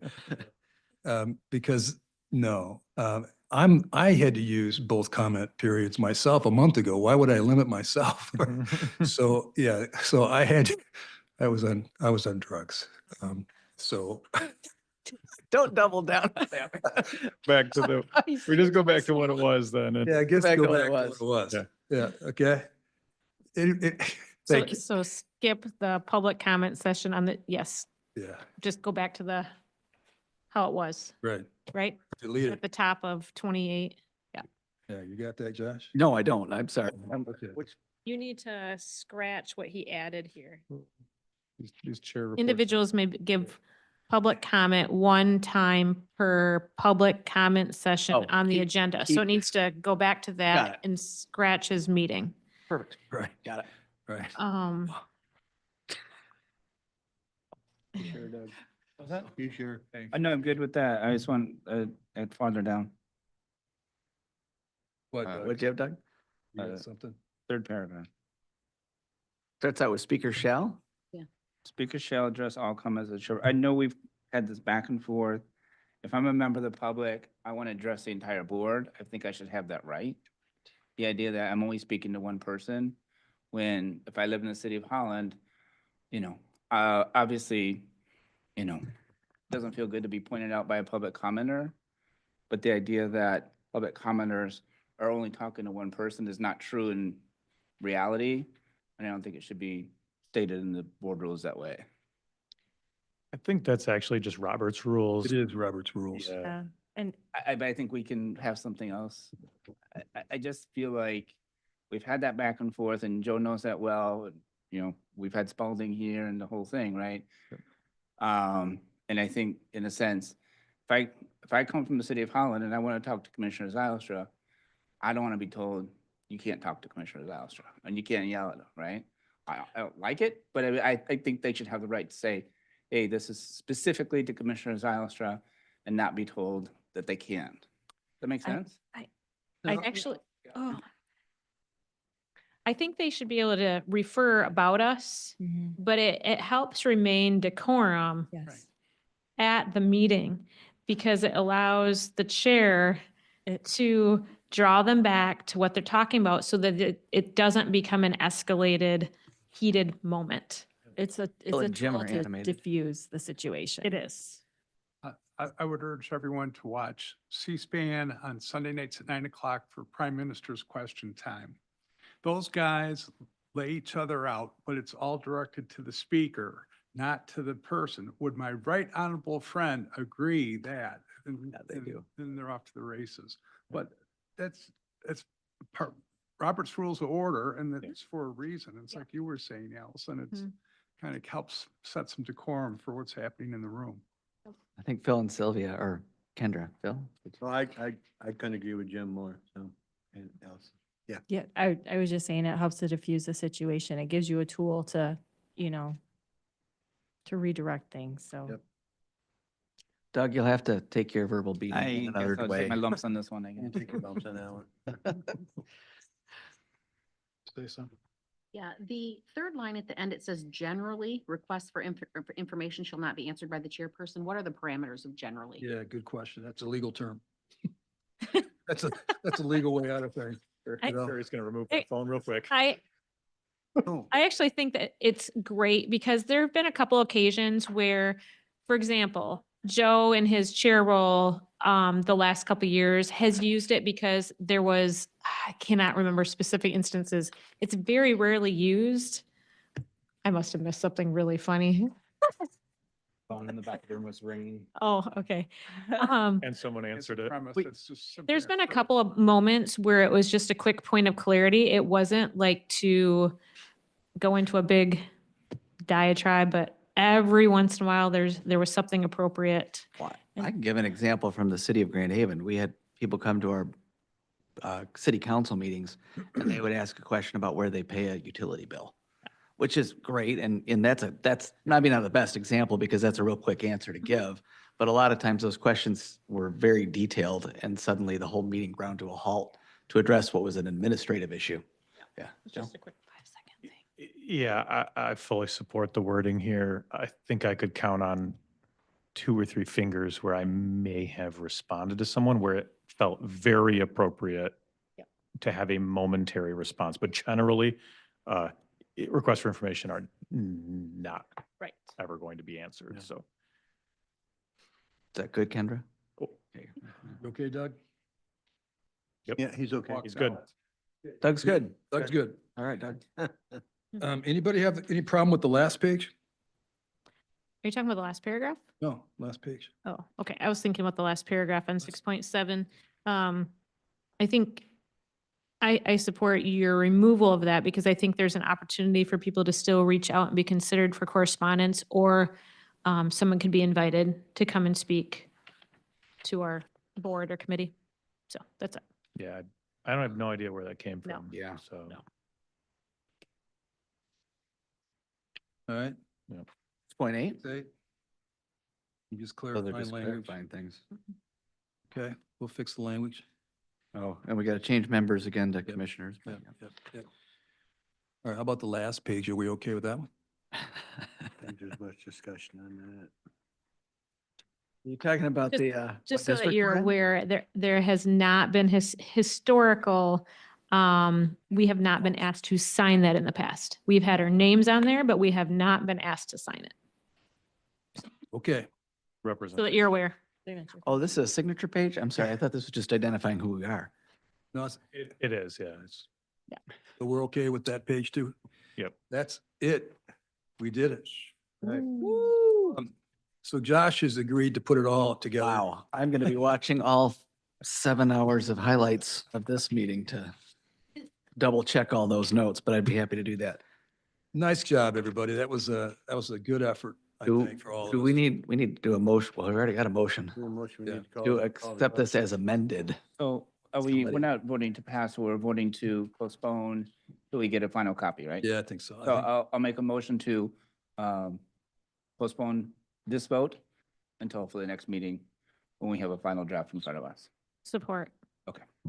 Everybody agree? Say aye. Yeah. Aye. Okay. Can I move to take a short 5-minute recess? Would anyone else like to just move Let's do for a it. couple minutes? And then crank out the rest of it? That sounds good. Calisthenics on the front lawn. Yeah, 20 after, okay? Every time we recess. A motion by Allison, second by somebody. There you go. John, do you want to call it? Oh, All in favor? favor, Aye. Aye. my mind's already Look at this. gone. So, good job.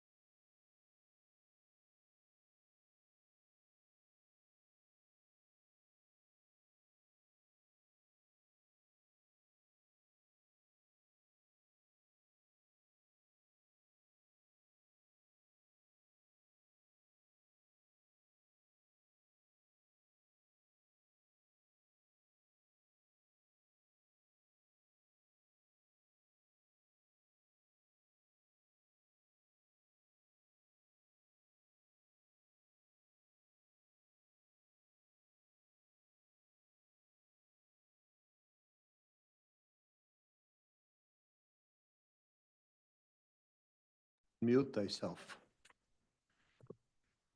Must be a delay. Ours still says we're muted. Oh, there it goes. Would you like a motion to put this on the table so you can discuss it? I would. All right. So moved. Got it. Okay, so I heard you say that you thought that I already have, this is an unnecessary provision because essentially we all have the authority to go do this anyway, right? So I understand that, which is what I was thinking in the first place. Because I don't want to overstep without everybody knowing what I'm doing and why. And so this was my effort to do that. But if you think I already have that authority, that I can call Mike Bogren at Plunkett and go through the status of the files and kind of get an understanding that we are going to need to go into closed session, whether on a matter, some of you probably already know, but whether we do it in a special meeting over the next 2 weeks or whether we can kick it back into our next board meeting, if we can kick it back so we don't have to come together again and bring another meeting up I'd like to do that. But if we can't, then we're just going to have to call it, right? So when I talk to Mike Bogren, Attorney Mike Bogren, I'll get a better handle on timing issues, so that will determine when we get together. And I don't want to take the responsibility on negotiation, settlement or strategy for the board. I want us to do it together. So that kind of stuff happens in closed meetings. And so the caveat I would make on this is, as a practical matter, we shouldn't have, in my opinion, 11 people calling litigation counsel to discuss matters and asking for information, because there's a potential in that kind of a scenario that information that should be kept confidential for the board to consider could get released. And so we should be extremely cautious not to be contacting litigation counsel about litigation. I guess that's the best I can say on that. Do you mind if I just comment? So historically, just so that you know, the way that I see that has gone is that I think for the most part, to my knowledge, most of us are not reaching out to litigation counsel for updates or, to consult on strategy or whatever. If litigation counsel is needing to speak with us, then they're contacting us. We're having those conversations. They're letting us know what they need. They're giving us updates on where things are at. But it's been very much litigation counsel driven, if that makes sense, not commissioner driven. So I don't believe that in regards to litigation, the commissioners have overstepped their bounds at all, to my knowledge. I think it's been very much, they're driving the process, they're the boss, we're assisting when they ask for help, and they're communicating with us status, if that makes sense. It does. So I think that's historically how it's been happening, just so you know, like I don't personally perceive changing, how I would interact in regards to that at all, so. What do the rest of you think about this? I think it's really important, guys. For the sake of the matter at hand in litigation. Oh, I'm sorry. For the sake of the matter at hand in litigation, I think it's really important that we have a common understanding about our practice here. And that's why I'm taking it. So who wants to say something? Allison? Defer to Corporate Counsel Jordan first, and then I will share something. Jack, you want to say something? Yes, and I know that we're no longer doing the day-to-day litigation for the county. But the relationship that we had with outside counsel who were handling various cases, they would call us, and then we would confer with Joe as the chair of the insurance authority as well as the chair of the board. And then he would confer and give all the information to the commissioners. So there wasn't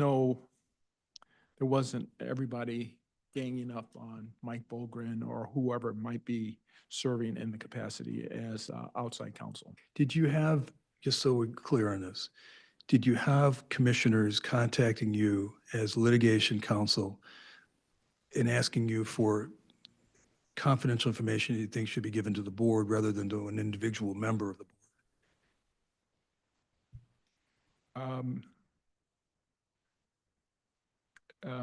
Yeah, your question is somewhat confusing. If you can rephrase it Yeah. for me. I want to know, it's just so we can, and I'm not criticizing if it happened. I just want to make sure that we understand the context of what I'm trying to get to. Did you have an occasion sometime over the last couple of years where individual members contacted you for information on litigation, settlement strategies, or information that should be brought, you think should be brought into closed doors? You didn't have that? No. Okay, well, that's my biggest concern, Joe. Yeah, and as far as process went, the process I would expect to continue where corporate counsel, litigation counsel, any counsel in there, when they're communicating, they're doing that in a formal way that's in writing typically, and it's going to the whole board. I'd like to see that continue. Well, Yeah. just so we're clear, and In sounds like general. I will be reaching out to Mike Bolgren and having a heart-to-heart analysis of things so that I can be really informed for our board discussion. That makes sense to me. I will not be talking about any strategies without coming back and laying it out to all of us. But I do feel I need to get a handle on this litigation stuff so that I can be a better servant to all of us. So I hope you understand I'm going to do that. I strongly support that as a prior chair, and I would expect that. Okay, yeah, Allison? I support that as well, and I've never met Mr. Bogren myself, and again, that was just, I felt when the issues that were to come before the board, they reached out to our legal counsel, and then they reached out to the entire board, that sometimes communicated from legal counsel and sometimes from the chair, and then we all met together. So it never has been a issue from my I'll make sure I standpoint. communicate that direction. I mean, even Mike's, I mean, I've known Mike for 30 years, right? So Mike said to me, tell me what the process is, right? And so he's curious too. So I'll make sure he knows that, any of you can talk with him, right? With the idea that, and the caveat to not get into stuff that should be addressed in closed session unless we're all together. I think we should make it clear. I would understand that you would be talking to the administrator Yeah. as well. And of course, yes. Yeah. Except, administrator, yeah. Wherever appropriate, yeah. And John, Yeah, Gary? some of that will happen with the insurance Yes. authority. Yes. as well. No, I think they're scheduled to meet sometime in January. January 20. 20th, yeah. Work group is the 13th, I believe. Yeah, there's a work group on the 13th and the 20th, I think there's a full board. Yeah, and part of the reason I brought this up, I'm still trying to understand the nuance between what that insurance authority does with regard to litigation matters, right? Versus what we should be doing as a county commission as well.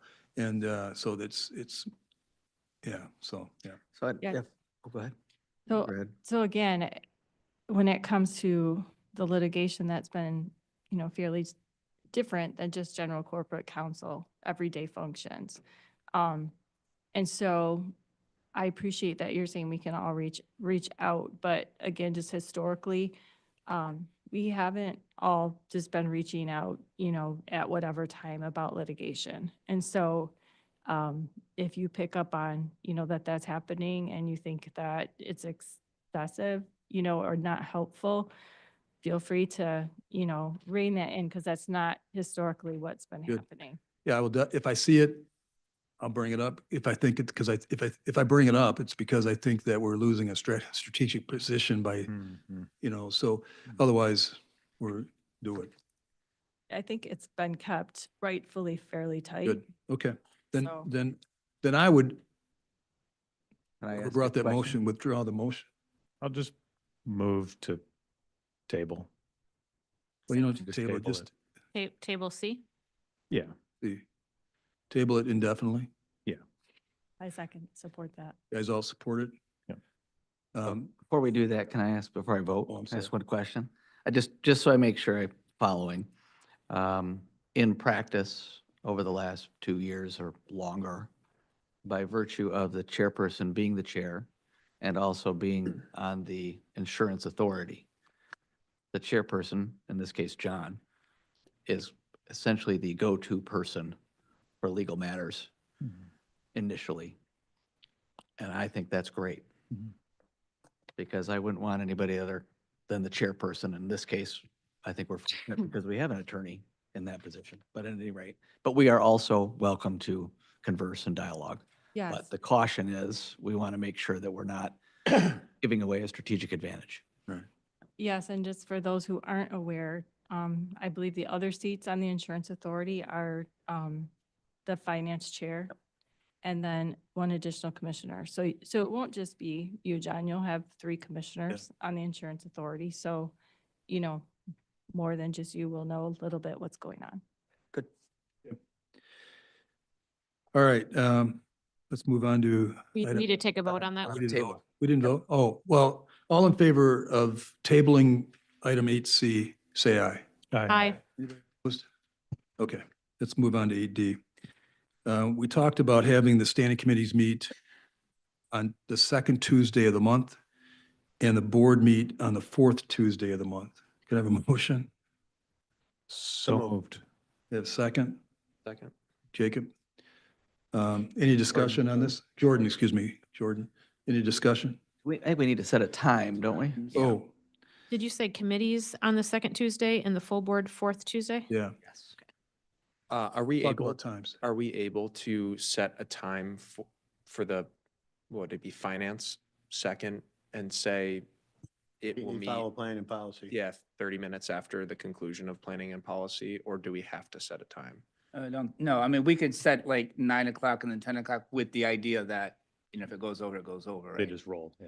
Great. We Then I could think ask we can Rachel do that one. Is that a problem, Rachel? When we set times like that is, Not okay. usually, they just, like Allison or Sylvia will just say, we'll start the next meeting in 10 minutes or As long as we something. post it, Well, as long as we post it The that way. one issue I have with that is if you have an agenda item for finance and you show up at 10 and the meeting's already started at 9:35, Can't start early. right, can't start before. Ooh, Just can't if start we have early. 9 and 10 like we've had for the last, I don't know how many years, then it allows public commenters to know when to show up as opposed to, I don't know when it's gonna start. And practically, probably 10:30 is more realistic, especially if we're Gonna handling have all that under HHS plan and stuff. policy. Yep. Mhm. So 9 AM for planning and policy as the set start time and 10:30? If we're lucky, AM? yes. Jim? If we're lucky, yeah. I thought, we've talked an awful lot since 9 o'clock this morning, but I think at one point we were talking about having meetings on Thursday. I think Yeah. we were talking about getting the agenda out on Thursday. Agenda out by Thursday. Okay. Yeah. Tuesdays are the meetings. Friday at the latest. Okay. Since we're putting all the meetings together, Rachel, is it a big deal for you to start at 8:30? No, we Wait, can start what? whenever you tell us. Kids go to school. I know you may not. 9 o'clock is much better. 9 o'clock works out. Okay. I think we're all used to it. The public's used to it. 4:30 for 40 years. It's like, man, I'd sit around the house and stare at the Okay, ceiling. well, Holy cow. we all got kids to get to school, How so. about I'll have coffee? Okay. Come early and make coffee for everyone. Coffees. Coffee's Form a little coffee All group. right, Rachel, we're having coffee at 8:30, okay? Run guy. And then as far as the fourth Tuesday of the month with the Board of Commissioners, I believe what we were talking about previously, John, was a slight shift so that residents who are in the first, second, or third shift bracket have an opening to go to any meeting. And the idea would be one meeting a quarter, this would be a quarter of the rotation would be 9 AM. Second meeting would be 3 or 4 PM. And then the third meeting of the quarter would be at 7 PM. So we're basically, and then that just repeats. 9, 9, 3, and 7. So what's the first meeting in January is January, if the fourth Tuesday in January is the 28th. I think that's gonna be very confusing for the public. I think It's a not noble gonna be sentiment, consistent, but, yeah. you know, I do I think agree with flip every Allison. other Just flip them one. back and forth? Kind of 9 like and back and 7? forth. I mean, Not- it is a little confusing, but it, 9 and 6 or 7? 6 right now. What you guys do, 6 or 6:30. 7? 9 and 6:30. 30? Let's keep it when you guys had at that time. That way people kind of know. Yeah, as a consistency to it. So we're going back and forth every other month? No. Or Yep, this board is meeting. Board committee. Full board. Last- Yeah, every other meeting month. Either at 9 or at 6. Yeah. Every other month, we're going to go from morning to evening, every other month, all the way through. Ought we to have our first? 9 and 6:30. 9 and 6:30. People will The- pick up on that, yeah. First meeting on the 28th, given that all of our meetings so far this month have been at 9 a.m. and the next 2 meetings are going to be morning meetings, should we not have the 28th be an evening meeting? No. Nope. Uh-uh. Awful. Just cut me right down. Me. I don't want your opinion, Phil. How about everybody else? I think you'd get more, he I just think said- you'll get more public involvement if you have it in the evening, the next That one. first- For that first meeting in January? Could be outvoted. I'm All right, there we go. All right, 6:30. What did you decide? I mean, I was gonna say you need more. next to these two guys, I don't know. Yeah, you're gonna Not sure. So, Mr. Chair, the beginning with the January 28th full board meeting will occur at 6:30 PM. And then the February meeting, sorry again, Phil, will be at 9 AM. And then we will rotate back and forth through the rest of the year. You okay, Rachel? Yeah. Yeah? Yep, got it. You just always smile, don't you? Yeah, yeah. And- Okay. I do a. So can we have a vote on that? Yes, we can. So moved. We understand what we're voting on? Okay, all in favor, say aye. Hi. Anybody opposed? We got it. All right. Cheryl, these are all yours for a while. So we've got a bunch of them. So why don't you tell us what's going on? Need to take, excuse me. Oh, we got it. We got to do a Cheryl, hang on. motion first, Carol. I'm jumping the gun. We want to do these one at a time? Okay. I'll make the motion to approve and authorize the board chairperson and clerk register to sign a resolution enabling the Ottawa County Treasurer to deposit all public funds and approve financial institutions and execute any necessary contracts for the same for the benefit of Ottawa County. Support. Board by Phil. Okay, Now, Cheryl. now Cheryl. Now, Sorry. Okay, so this is the resolution to provide for deposit of public monies. Oh, sorry. Hold on. I wanted to introduce our Chief Deputy, Jason, to you and let him tell you a little bit about himself because he will be coming before you at times during the meeting, so. Yep. So good afternoon. Again, Jason Conrad.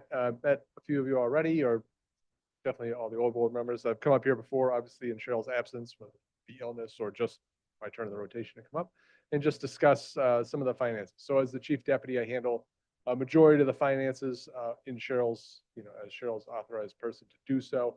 And I deal a lot with the brokers and the banks, and I have a good relationship with them.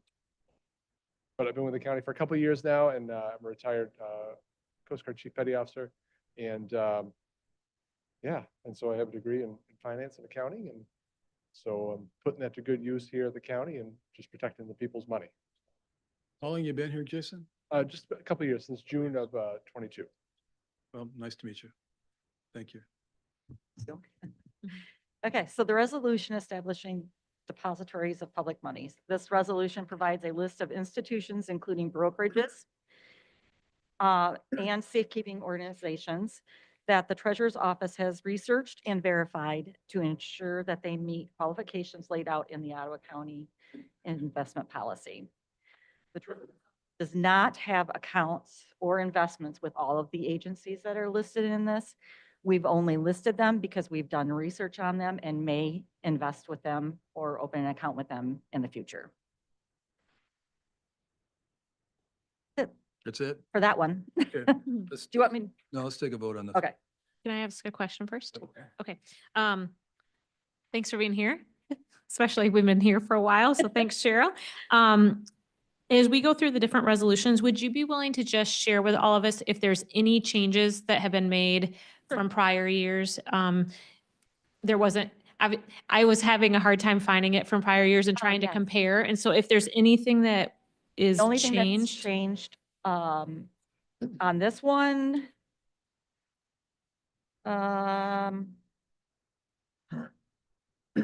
yeah, the banks, nothing has changed except for the year. okay, great. Thank you. Did we add a bank? We added a bank? We added one broker to the list, and that is Cantella and Company Securities.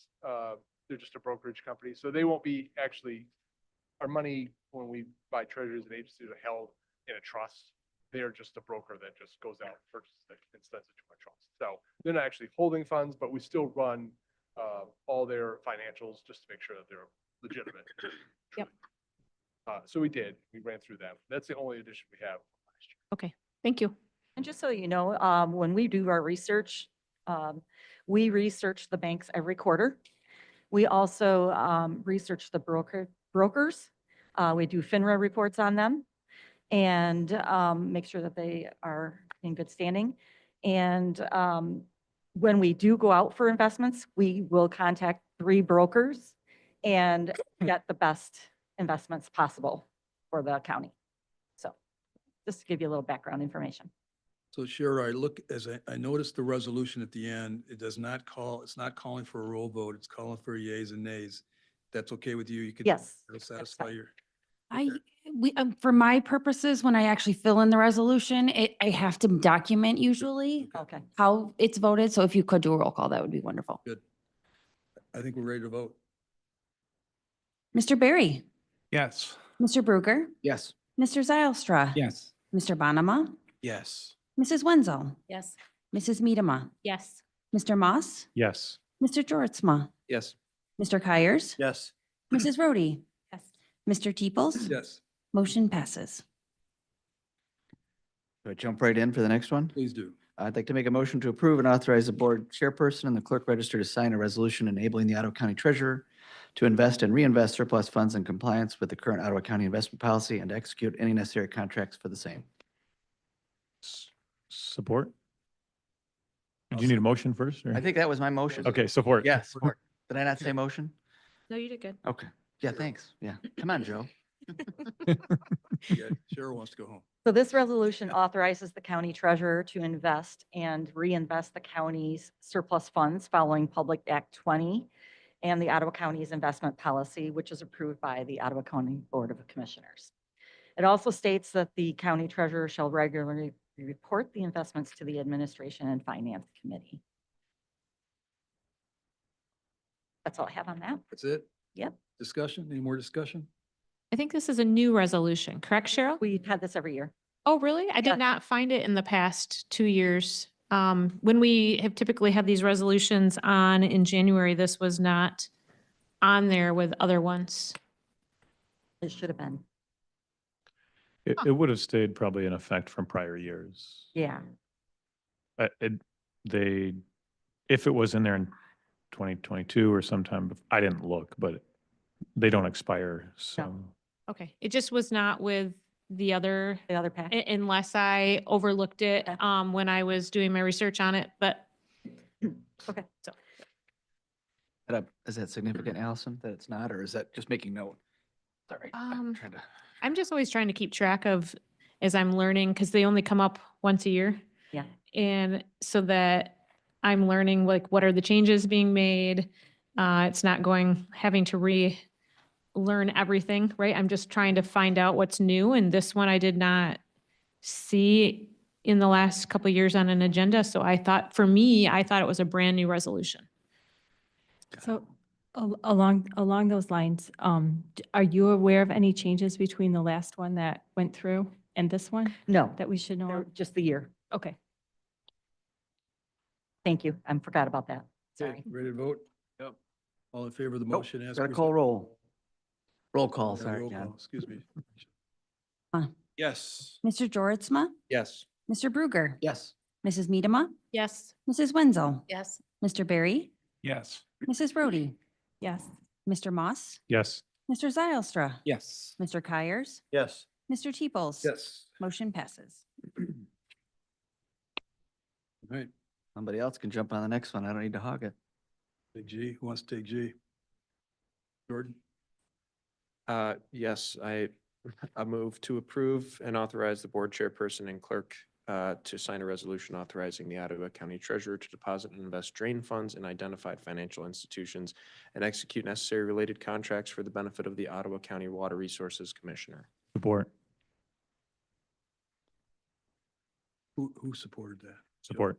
Okay, Cheryl, it's all yours. Okay, so this resolution provides the treasurer's office with the authority to deposit and invest the drainage district funds with the institutions listed in the resolution establishing the depositories of public monies according to Public Act 20 and the Ottawa County Investment Policy.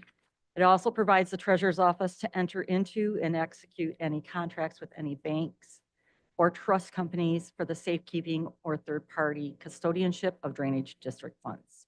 And Discussion. nothing has changed between the years except for the year. You okay, Allison? I am. All right, anybody else?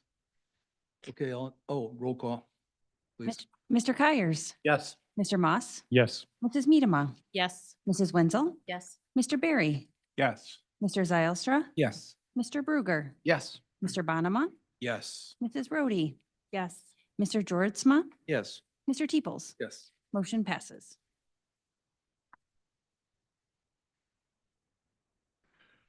I'll make a motion to approve and authorize the board chairperson and clerk register to sign a resolution authorizing the Ottawa County Treasurer to deposit and invest road commission funds in identified financial institutes and execute related necessary contracts for the benefit of the Ottawa County Road Commission. Support. Yours. All right, so this is the same thing as the drainage district funds, except for this is the road commission's funds. So it gives the treasurer's office the authority to deposit and invest the road commission funds, and also enter into and execute any contracts with banks. And nothing changed except for the year on this also. Allison? Same Yeah, question yeah, as I yeah, running stated it at one time, and I said, if you have Yeah, any, right. just let us know of any changes. You're our resident expert Yeah. here, so. Okay, please call roll call, please. Mr. Bruger? Yes. Mr. Zylstra? Yes. Mr. Kyers? Yes. Mr. Barry? Yes. Mr. Moss? Yes. Mr. Georgezma? Yes. Mrs. Rhodey? Yes. Mrs. Medema? Yes. Mr. Bonema? Yes. Mrs. Wenzel? Yes. Mr. Teeples? Yes. Motion passes. Okay, One more. one more. Who's got it? Jim? I make a motion to approve and authorize the board chairman and clerk register to sign a resolution authorizing the Ottawa County Treasurer to waive administration fees and interest for real property taxes paid prior to May 1st by qualified persons as set forth in the resolution. Okay, so Board. sorry. Nothing has changed with this one except for the year, but I did want to give some background information because there are some new board members. Yeah. This is what we call a tax deferment. So it provides those who qualify the ability to use their tax credit from the state to pay their property tax bills without incurring fees and interest. The process begins with the property owner requesting a summer tax deferment from the township or city where their property is located. A summer deferment will defer the payment of the summer bill until February 15. The property owner then requests a winter deferment, which will defer the payment of the summer and the winter tax bills until the last day of February. If the property owner has not received their tax credits from the state by that time, then they can come to the county and then they can request a deferment on their summer and their winter taxes, which will give them until May 1st to get their taxes paid, therefore using their tax credit money that they receive to pay their taxes. We do not have very many people in the county that apply for this, but I wanted to use this opportunity to bring it to everybody's attention because I'm not sure that everybody is aware that it is out there. So the requirements are that they need to be senior citizens, paraplegic and or quadriplegic, eligible service persons, eligible veterans, eligible widows, totally and permanently disabled and blind persons. So those are the people who can qualify for this. And hopefully people are watching because I would like them to know that they have this opportunity to not have to pay their taxes by the due dates that are on their tax bills, that they can have this opportunity to defer their taxes and then use the tax money that they get to pay those taxes. So if they didn't pay their property taxes because they went to Mexico, Yeah, qualify. but he's not a senior. Sorry. Right. Me and John can do that, can't we, John? Hear that, Mr. Zalstra? I gotta wait a bit, so. Cheryl, somebody applying, do they sign some sort of a document that Yes. says they agree to Yes. turn So they over sign their a document taxes? with the township for the Okay. summer, then they sign a document with the township for the winter. And then when they come to our office, they sign a document also stating that it's their primary residence. Yep. Also that they have filed for their tax credit by February 15 and have not received it before March 1st. For us to grant them that, they have to say that they did that. They did that. And then just for clarification for me, do they also sign an agreement with you saying they're going to give you those tax dollars when they come in? I guess my catch is.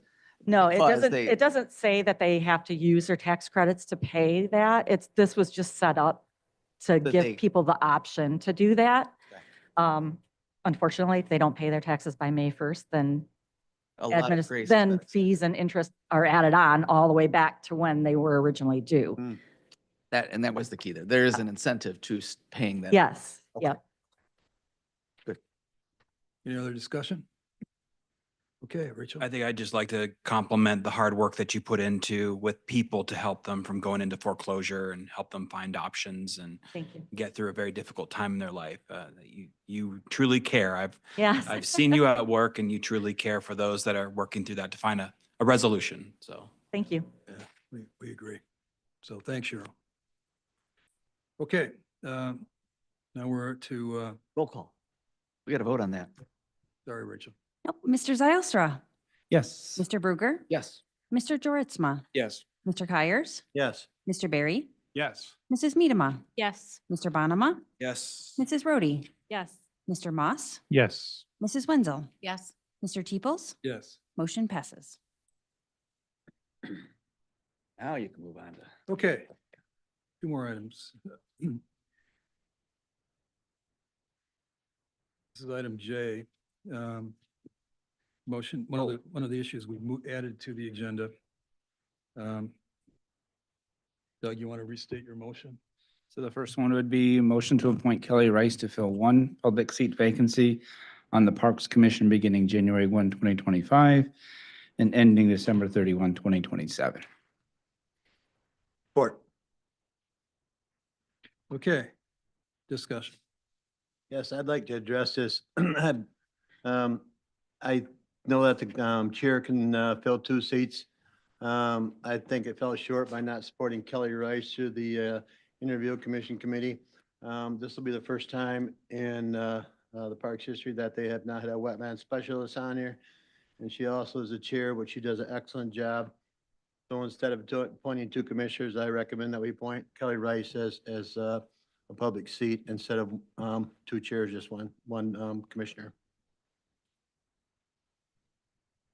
So the reason this is open is because it's in lieu of a commissioner being appointed. Is that what you're saying? Correct.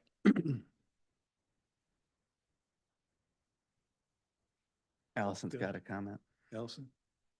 I have no problem if this board mutually wants to give up one of the current county board of commissioner seats and places a citizen into the Parks and Rec Commission. That is this board's prerogative. However, it does need to go through proper process, and this board, if it acts in this manner today, I believe we are out of line for our talent and recruitment process because we closed out the last appointments in December. And that was with the outgoing board. We have a new board, and so proper process, according to our talent and recruitment guidelines would be that if we choose today to say we don't want a commissioner on there, we need to reopen it back up on the queue on our computer. We need to allow for the applicants that had applied either in the past, if they want to reapply again, or additional people. It has to go back through the interview process. Kelly could apply again, and then it could be brought back to this board's level for a vote at that point. So if that's what we want to do, I support that decision as a board. I would bring up, I think, Phil, you've served on parks before, right? Correct. And I don't know if Doug, have you? I have not served on parks, Okay. no.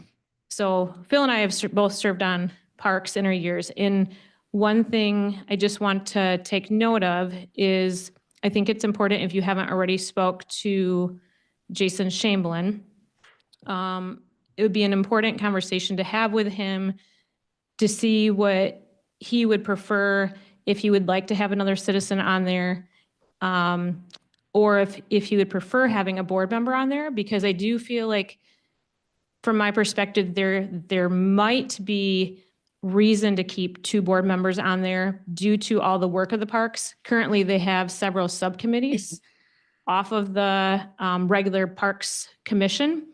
And there's a finance committee, there's a planning and policy one. So when Roger Belknap and I were serving, for example, I was put on actually the community engagement committee, and Roger was on both finance as well as, I believe there was like a planning one.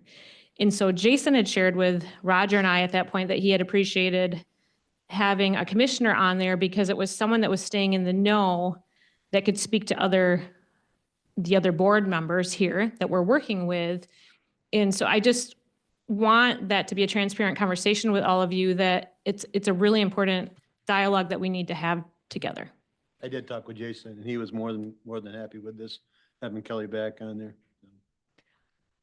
But did you have the conversation, what I'm saying is, did you have the conversation knowing that that would forego a Board of Commissioner role? And I think we need to have that conversation as a whole. I appreciate the information. So I think we need to have a conversation together on that. May I? Sure. Oh, Doug. No, go ahead. Okay. I hear Allison, and this has been a great meeting, and I don't want to end it on a sour note, but after the last 2 years to be lectured about process, no, I'm sorry. Not going to happen.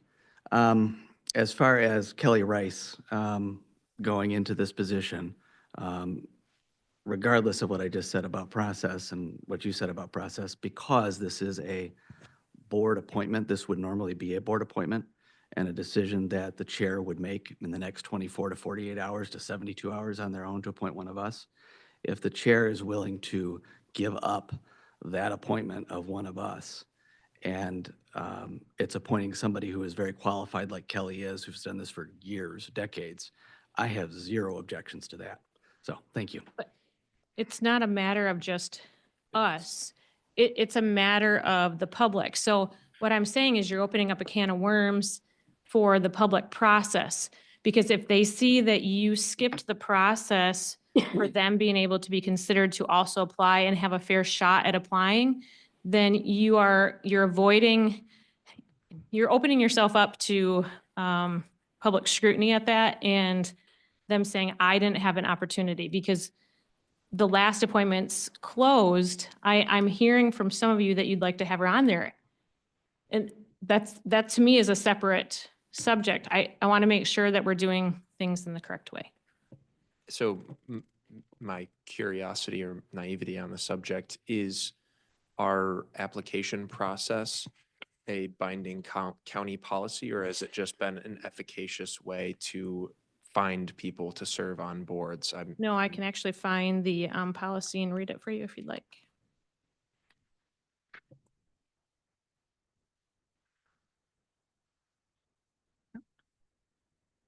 Going to take me a couple minutes, so I didn't know if Joe had his hand up, but. I'd like to hear the policy. I think the policy should be followed. I'm not big on favors on day one. Doug. I don't, Sorry, but this is I'm getting me a not- bit yeah. much here. Hey, I'm Joe. just calling out what I see. you Oh, know? Uh-huh. Balls and strikes, gentlemen. You know, I think we need to move forward. yeah, Call the I'm not question. I'm not gonna bite any more than I already have. We've heard from one commissioner, especially over and over and over all day on just about everything today. I think she's had ample time to make her voice known today. I'd really like to move forward and complete this business today.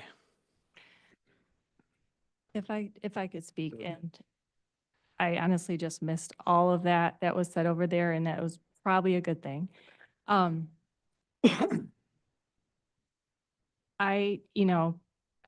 know the press has ridden us hard, and I think time will prove to you guys that we're very diligent and we really care about process and how things are done.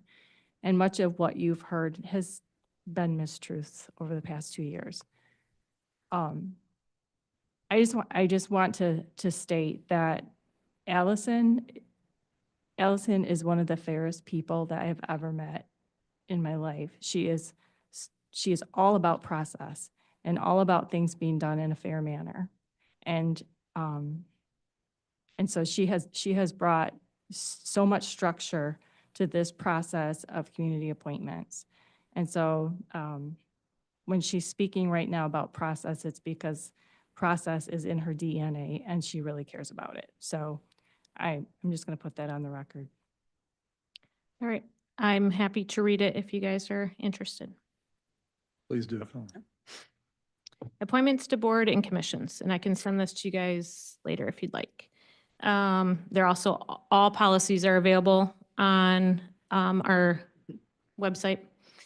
Appointments to boards and commissions, 1, policy. The Ottawa County Board of Commissioners will review all applications for positions on boards and commissions, the membership of which is appointed by the board. If possible, the membership of all boards and commissions shall be determined prior to the expiration of the term. 2nd, statutory references. The Board of Commissioners has constitutional and statutory responsibility for making appointments to a variety of boards and commissions. The Board of Commissioners may establish such rules and regulations regarding the business concerns of the county as the board considers necessary and proper, and then there's MCO law. County legislative or historical references. The original board policy on the subject matter was adopted on, and you could read a bunch of dates. I'm going to skip over that part. 4, procedure, notice of open positions. A list of all open positions shall be maintained by the county clerk and listed on the county website. The list of open positions will expand to include all appointments that expire 4 months prior to the expiration of the term. Example, September 1 for terms expiring January 1. A notice will be posted and advertised in September annually stating that open positions and applications can be found on the website or picked up at the county clerk's office. The website shall also provide general information, if known, regarding the normal meeting times of the Board or Commission in order that prospective appointees may assess their ability to serve. B, application process. All applications will be maintained by the county clerk. An application can be used to apply for more than one board or commission. The application is still available online at myottawa.org. C, committee review and board action. The Board of Commissioners assigns the task of reviewing the applications to the Talent and Recruitment Committee, which has established a subcommittee to review and interview applicants and make recommendations on appointments. The names of all applicants and committee recommendations, if any, shall be submitted to the Board of Commissioners, which shall make appointments prior to the expiration of the term. And then it goes on about term limits, residency, attendance, variations in application policy, which that one just says the timeliness and procedure requirements set forth in this policy may be varied by the Ottawa County Board of Commissioners to fill unexpected vacancies, to fill new positions created by law or by the Board of Commissioners, or to ensure that appointments are made on a timely basis. And then H is just implementation authority. Upon adoption of this policy, the Board of Commissioners authorizes the county administrator to establish any procedures that may be necessary for implementation, and then just a review period of the policy every 2 years. So that is the policy that I've used as chair of talent recruitment for the last 2 years.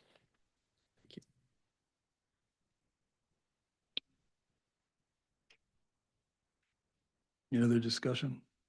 Said move to table this as it does not comply with policy. Support. Is this not a position for a commissioner that you would typically appoint?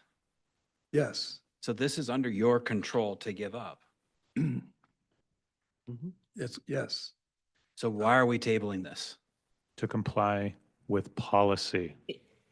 This, we just talked about that. I'm not going to go in circles with you, Mr. Moss.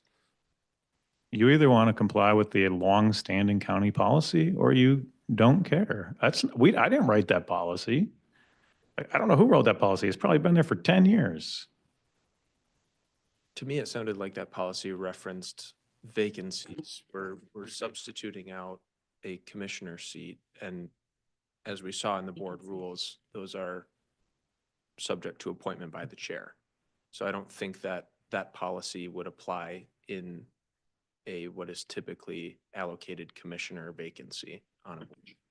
Those don't go to an application process. Yes, they do. It We becomes, don't submit applications to serve on committees. it becomes a public seat if a commissioner is not appointed, and then you go through It the is- process. I- I'll give an I missed where example. it So said that. Commissioner Bonema had to apply to serve on the Materials Management Committee. So he applied to serve on that in a different role. There are certain seats that are filled through the talent recruitment process, and there are certain seats that are filled by a board chair. This particular one is a constituent seat, and so it has to go through the typical talent recruitment process. Both Ms. Rice and Ms. Vanderswag have served as chairs, long-time serving We're chairs. not arguing about They've been through that. talent recruitment. They've been through the vetting process. We know who these folks are. It's a disservice to them that we've kept them off of these It would committees. be a disservice to not allow others to apply. You're going to open it up Others have to applied. just, I'm gonna, oh, sorry, jump in, if I may. Got a motion on the table. I'm wondering if we can vote on it, or if I need to call the vote. I'm gonna be voting no on the motion to table because I disagree with the interpretation, your interpretation of policy. So Um, is there any more discussion on the motion to table? Let's I- take, Sylvia. I would just say, it is important to follow county policy. It is important, policy is there for a reason. And, you know, if you guys decide to blow through policy, then fine, but there often, I shouldn't say fine, but there are often ramifications to doing that. It opens up the county for liability when you blow through policy. Policy is there for a reason. And so, this is not about this individual. This is about the following the county process. And so if, you know, if the chair decides he doesn't want to fill this with a commissioner seat, that's fine. It simply needs to go back to the beginning of a public seat process and follow, you know, its way through that. But you're discriminating against the rest of the county by not giving them an opportunity to apply for this seat. I think that's the point, is just that, you know, processes, policies are there for a reason, and we should be following them. The only thing I take issue with there is the use of the word discrimination. We're not discriminating against anybody. no, you We may are. be excluding somebody. You would it's be not a discriminating discrimination basis. against other people being able to apply for a democratic process that we have always gone through to appoint people to different committees. And even by the sake of you guys saying right now that we automatically want this person is in essence telling other people that you don't even want to look at others. Like it's out of order. And to me, it's not about an individual. It is about following the proper steps. Can we call the question? Yeah, that's, any other comment on motion to table? I just have one comment. I mean, the process is an excellent process for appointing public individuals. I think the question at hand here is, does the commissioner have the ability to appoint the person of his choice, whether that's a commissioner or a person that happens to be a member of the public? I don't know the answer to that, but I think that's the answer at hand. Does he have the authority to appoint the person he wants to appoint to a commissioner position? No. Well, no, the answer is no. Has to He, go through he, the policy. chair may appoint a commissioner. I think that's per statute. So the answer is no. He 100% has the authority to appoint any commissioner that he chooses. But the county policy for a member of the public is that it goes through proper process. I just want to address that. I don't think we're asking John to make this appointment. That's why the motion is on the table for the board to make that appointment. Just want to clarify that point. But right now, the appointment is in John's lap as a commissioner seat. Right. There's 2 commissioner seats that are open, starting this year. Has a motion in front of it to appoint a member of the public to one of the seats that have been made vacant at the beginning of the year. I understand that. We have but that right to do that. We have the power to appoint. Again, without proper process. If this is a matter of, actually, this is John's choice whether or not he wants to open this up to be a public seat in the first place. If he chooses that, then we now have a public seat that we need to deal with. And yes, the board does appoint, but it begins with a process for a public seat. So my assessment of this is that it's not a public seat. It's a commissioner seat that we're going to appoint an individual to. That's the motion on the table. I don't see this policy as pertinent to this particular issue because we're talking about the appointment of a commissioner seat. That policy pertains, in my read of that, listening to that policy, deals with those other positions that are available, but non-commissioner seats. So I see this as a distinction in this particular policy. So I'm ready to take a vote. So, Kendra? But in appointing someone that's public, you're making it a public seat. See, that's Correct. where I disagree with you. Correct. We can actually, can I go to the clerk on that? Because when we change seats, like we just said that you, John, said that you wanted it to not be a commissioner seat anymore. You want it to be a constituent seat. By doing so, that's going to get changed, I believe, in the clerk's office to reflect that it will now be a constituent seat. I disagree with that. I'd like to call the question. Can we let her answer? I call the table. So this one's hard because the email that I received from you, Allison,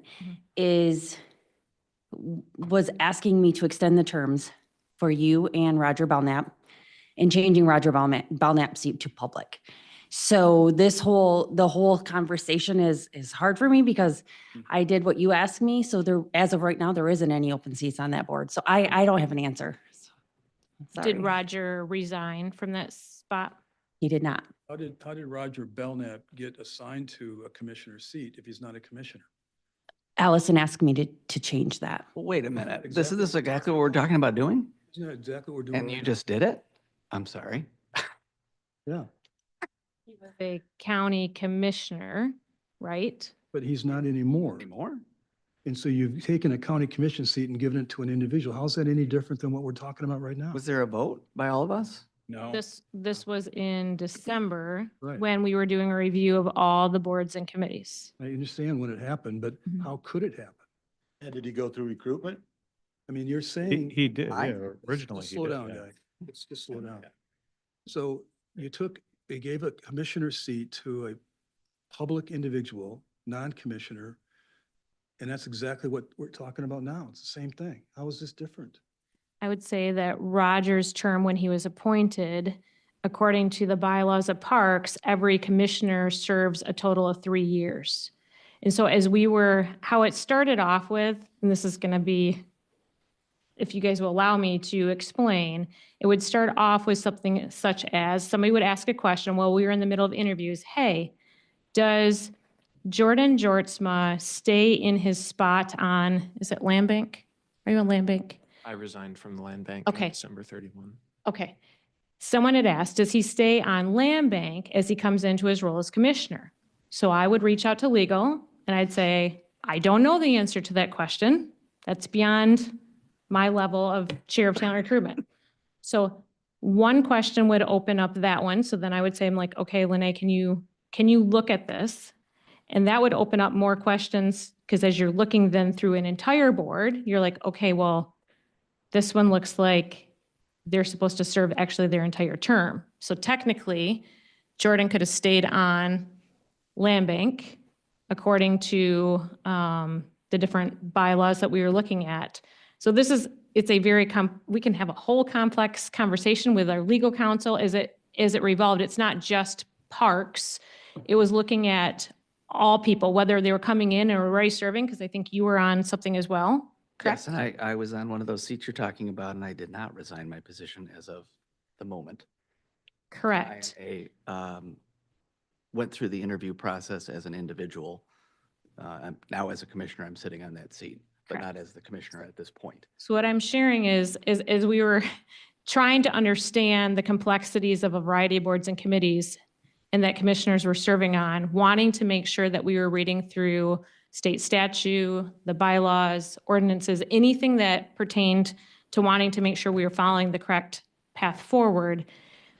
One thing would open up the next thing. And so then we're like, okay, we have these questions here. We need to look at all of them. So at that point, that's when we drafted a list saying, like, here's how we believe it's been done incorrectly for years here at the county. And so that's when we presented it forward. I understand what you were trying to accomplish. But the net effect of all that was to take a commissioner seat and give it to a non-commissioner effective January 1. That's the net effect of what you did. And if it was, and I don't understand how could be an argument that that's exactly what's happening tonight. I could assist. Michigan law states that a member appointed to parks shall be appointed for a term of 3 years. It's MCL 46.351. So I'm still on parks, and she shouldn't have been, because I never resigned. Correct. If they had been done correctly in the past, you would have still been on parks.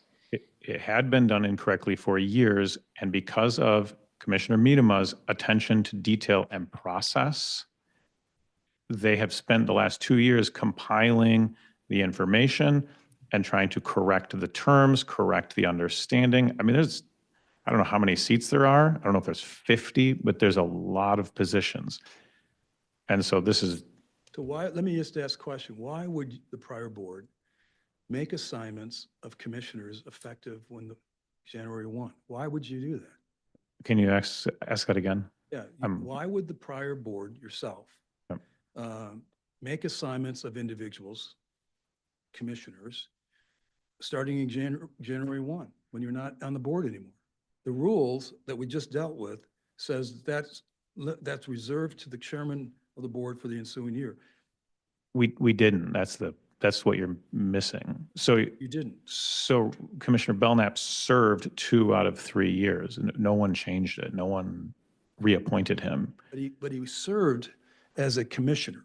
Right, but If he the loses- statute does not remove a member when they cease to become a commissioner. No, It's not statute. That's what we the had statute may studied. not, I haven't looked at that statute, but the statute is not intended to circumvent an elected official's position. It doesn't require necessarily an elected official. It's a may appoint an elected official, I believe. Well, Each set of bylaws, and I would say Michigan law is different on the boards and committees, and that's why they all had to be gone through and looked at accordingly. So for example, agriculture, they specifically list it in their bylaws that a commissioner will only serve 1 year at a time. So they actually address it right in their bylaws. There's other ones, such as parks, where it talks about serving for 3 years. It doesn't provide a difference for a county commissioner.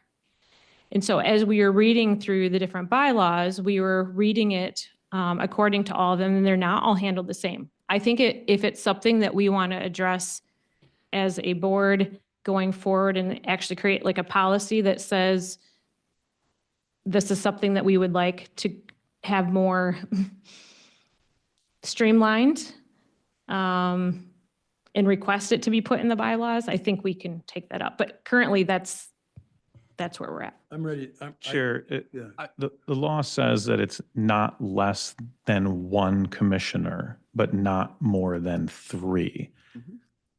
And so as a commissioner ceases to become a commissioner, they don't automatically disappear.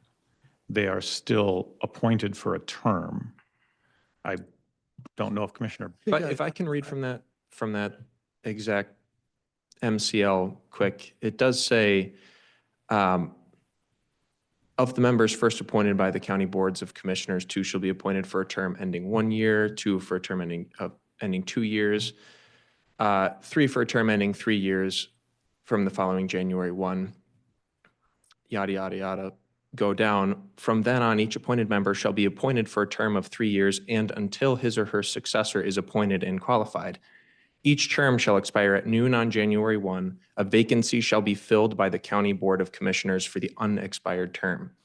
To me, that seems pretty clear that it is our prerogative to fill that The vacancy on the board. if he for an was, unexpired term. It's not expired, but it's our prerogative to fill that. We can choose his successor. if he resigned, Right. He, No, unexpired He- term. He don't have to. Doesn't say anything about resignation. yeah, he's, when he loses his position as an elected official, he doesn't have the rights to continue on as that elected official in any capacity in the county. Whether he's on a committee or not, because he's only on that committee as a representative of the county. And he loses that when he loses his election. well, perhaps, but this does say each appointed member. This does not differentiate between a commissioner and a public seat. But the bottom line is that commissioners serve as a representative of the community. When you're no longer a commissioner, you cannot serve the county anymore in that capacity. That doesn't have to be in that statute. That's in every statute. And so he loses his authority at that point. He cannot represent the county anymore because he's been unelected. But he's not representing the county anymore. So that, I think that's what we're trying to explain. Like for the example of parks, you can have 1 to 3 commissioners. I would agree with you if it said that you had to have 2 county commissioners on there. That would have in essence disqualified someone as they walked off. You would have had to fill that spot with another county commissioner. The law doesn't say that. I could see, sure, let's say I agree with that. It doesn't change the fact that he was transitioned from a public position as an elected official to a private citizen position without going through a process, which is what we're being accused of doing right here, which was done just 60 days ago. So back to my initial point, I don't appreciate being lectured about process by the prior commission when process was not always followed. I understand that every attempt is being made to do so now, but don't lecture us about process. Thank you. I'd like to call the vote. Oh, Jim, you got to say? I know. That's a point question. MCL has been referenced here, and I guess I'd be interested in hearing an opinion from our corporate counsel on what he feels the law calls for in this. I'm going to defer to my colleague who worked extensively on this matter more than I did. So. I actually did not specifically look at the parks issue. I looked specifically at the CMH issue. So I can speak to the CMH issue when that comes up on the agenda, but not specifically to parks. Okay. I mean, I can pull up the statute a minute. Yep. Well, I Take me a minute. think we've done that. So I think that there's a motion to table this motion from Doug, or table Doug's motion. Call the roll on the motion to table, please. Mr. Georgezma, No. Mr. Barry, No. Mrs. Miedema, Yes. Mr. Moss, Yes. Mrs. Rhodey, Yes. Mr. Zylstra, No. Mrs. Wenzel, Yes. Mr. Kyers, No. Mr. Bonema, No. Mr. Bruger, No. Mr. Teeples. No. Motion fails. Okay, so now we're back to the original motion to appoint Kelly Rice to the Parks Commission. I think we're ready for a roll call, please. Mrs. Wenzel. No. Mr. Moss, No. Mr. Zylstra. Yes. Mr. Kyers, Yes. Mrs. Rhodey, No. Mrs. Medema, No. Mr. Juritzma, Yes. Mr. Bruger, Yes. Mr. Bonema, Yes. Mr. Barry, Yes. Mr. Teeples. Yes. Motion passes. Okay. Doug, the next one's yours too. For sure. Move to appoint Bonnie Vanderswag to fill seat A vacancy on Community Mental Health beginning January 1, 2025, and ending 3/31/26. Okay, discussion. I would like to hear from Corporation Counsel if she has Yeah. comments on this topic. So my understanding is there is no vacancy currently on the CMH board. So I'm wondering what seat it's believed that there is vacant. is currently Like I vacant. said, it's public seat A is vacant. So that's the seat we're filling. Okay, and who held public seat A prior? I believe Commissioner Cosby did. So, And I think we're going to repeat a lot of the same arguments. The fact that she's no longer a commissioner, she was appointed to the CMH as a commissioner. She is no longer a commissioner. Therefore, her seat is vacant. so for the CMH board, that's clearly governed by statute. There's no requirement in statute that a commissioner be on the CMH board, but but a commissioner may be. A total of no more than 4 commissioners can be on the CMH board. But there's been a little confusion historically. The composition of the board is such that commissioners fill a general public seat, even though internally they've been labeled as commissioners. If you look at, let's see, the statute is MCL 330.1222, that's board Can composition. you repeat the statute, please? Or 330.1222. So if you look at that statute, it only prescribes a minimum of 7 type of categories. There has to be 2 primary consumers, 2 family members, 1 representative of the general public, 1 rep of providers of mental health services, and a minimum of 1 representative of agencies and occupations having a working involvement with mental health services. So of the 12 CMH board seats, only 7 have to fill these prescribed categories. So really, even though internally the commissioners, it was labeled as a commission seat, really they were just filling general public seats.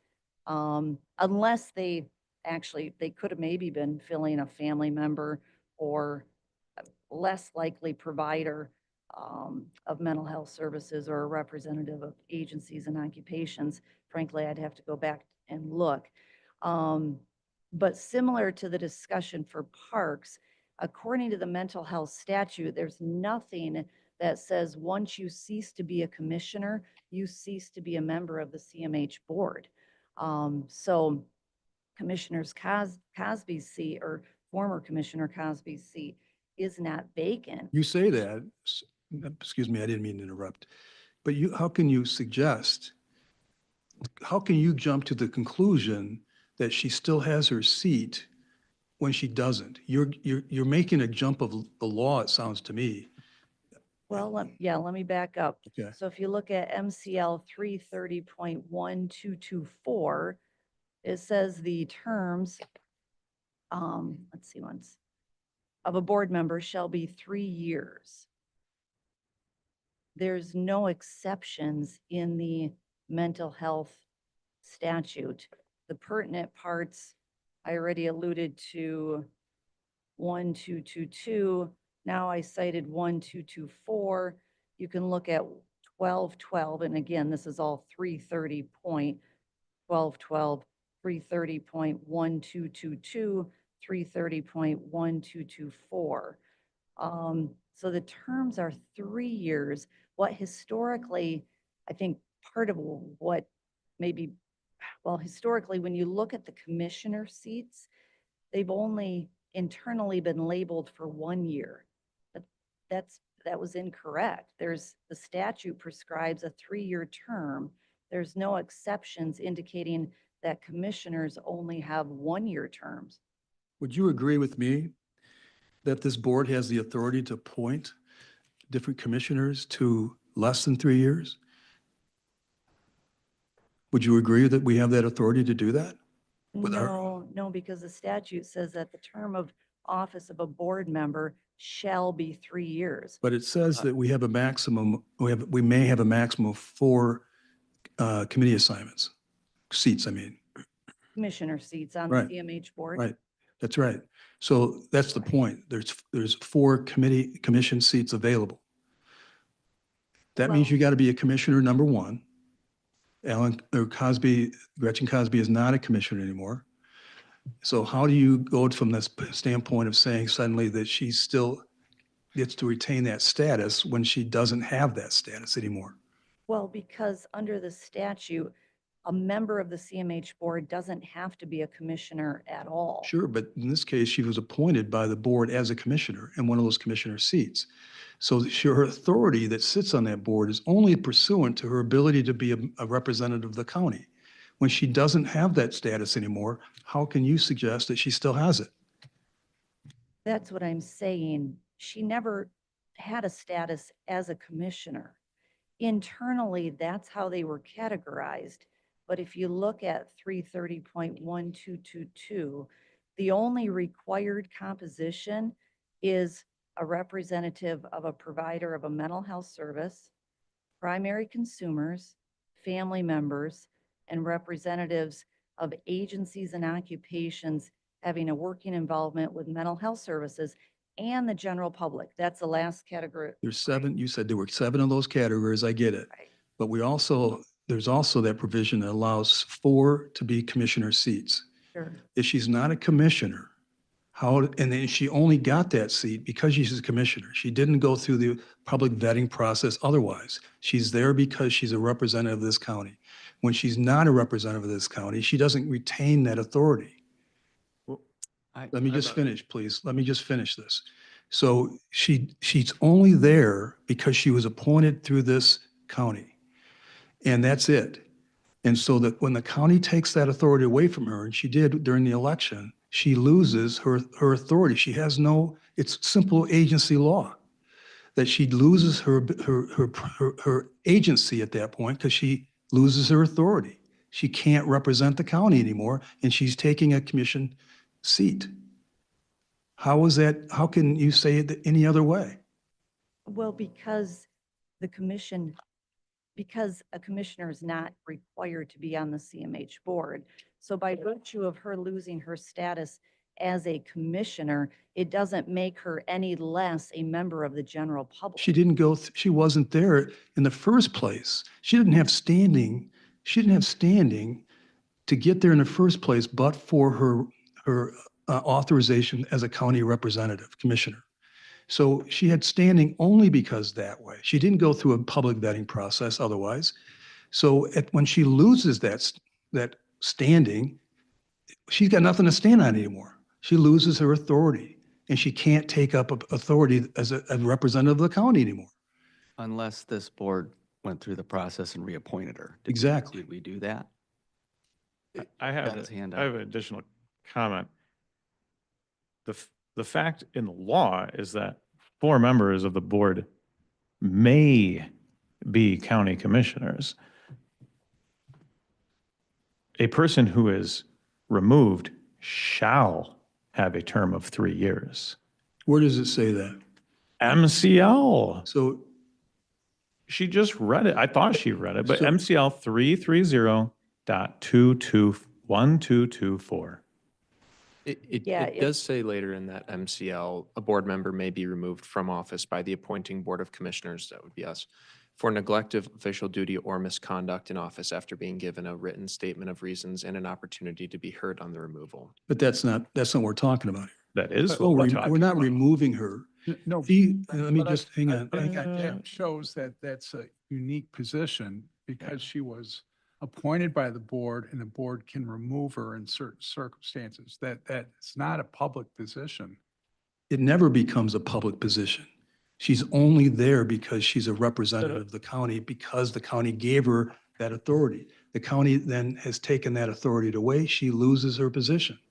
That's The statute applies to all board members. I, It does. The statute- 330.1224, it applies to all the board members. but even if the statute pertains to all board members, she loses her status as a matter of law when she lost her seat. And so there's an open seat on that position now. Wouldn't you agree with me that's- on that? I would like an opportunity to take a look at it. I didn't know this was going to be on the agenda, before this morning, and I did have other work to address today. I would like an opportunity to analyze because, yeah, section 1224 does clearly say that removal from office. And I understand what you're saying, Chair Teeples. But given this language that a removal is only for neglect of official duty or misconduct, I would like an opportunity to take a further look. But obviously, if the board disagrees, then so be it. 1224, it sounds like. It's not what we're dealing with here. It's not, we're not doing that. But as a matter of simple agency law, once you lose your authority, you can't act. And whether, so her position on the seat loses her position on the seat, that statute doesn't pertain to her anymore. It pertains to the next one that gets appointed. That's agency theory of analysis. So The additional, Chair Teeples, the additional analysis is that the law requires any member of the board who is appointed as a member of the public. She's not appointed as a commissioner. she took a commissioner's seat. She has one of the four. And her term shall be 3 years. It doesn't, not when you lose authority. It doesn't, you cannot retain authority when, so you can't, the 3-year term does not apply when you lose as a matter of law your authority. It doesn't even get to stage 2 of the analysis of a term because she loses it at that moment. Respectfully, I would like to do this right. I understand there's some urgency potentially because there's an upcoming CMH board meeting, but I don't want to be hasty and I don't want to rush through this. If there are ambiguities, I think it would be fair to have legal look at this so we have clarification.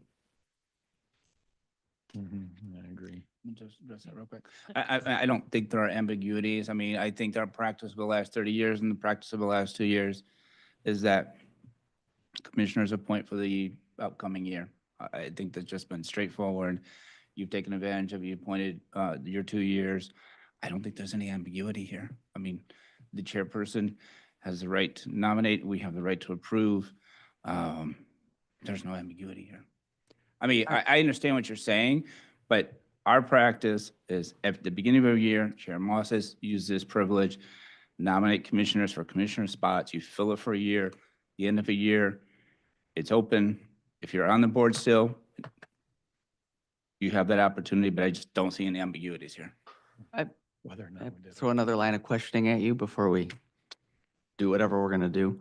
You and I had a conversation in the hallway about the process by which you concluded and this prior board concluded that the previous boards being referenced were not following the statute correctly.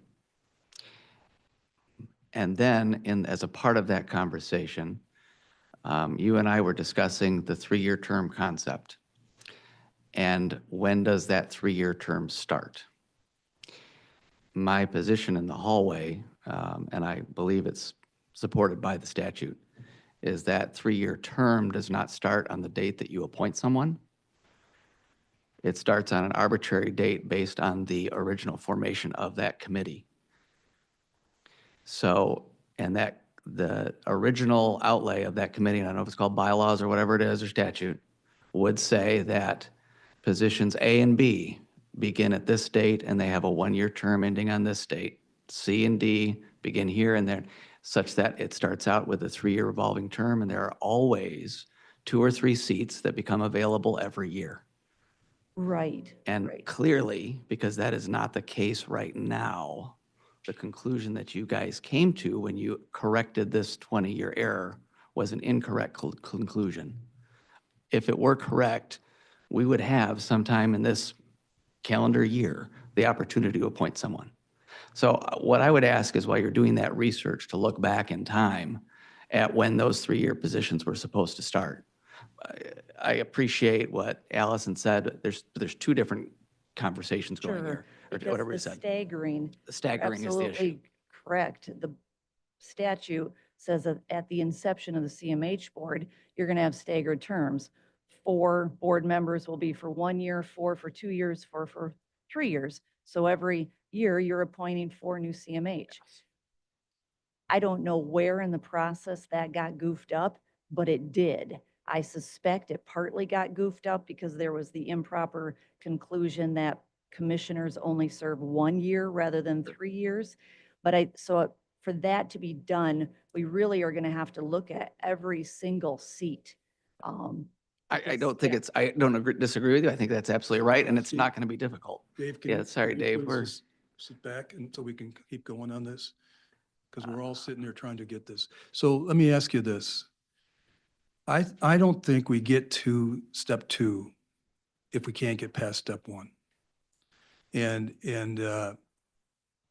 she is not at step 1 when she lost her election. So to assume that she's already at step 2, she's not even there. So I don't agree with your conclusion. With all due respect, I don't agree with it. And the board rules allows the chairman to make the 1-year appointment of its commissioner seats. And I think that's where I'm at on this. Allison? I think one thing that wasn't brought up today, and I'm trying to search for an email and I'm not finding it at the moment, but Lene, do you remember Dr. Brashears having a conversation with reaching out to other CMHs around in other counties regarding this topic as well? Yeah, I do. He reached out to at least 2 other people, and they have interpreted it the same as us and have historically applied it as we interpreted it. I don't know exactly, I don't remember who he reached out to, but at least 2 different contacts throughout the state. So, And I think to that point, let's say, John, for argument's sake, you're incorrect and you're correct. Which brings me back to my point that every year there should be 4 openings on this CMH board. And so what I'm looking at is maybe not today, but at some point in time in this calendar year, we will have the opportunity to appoint 4 new people.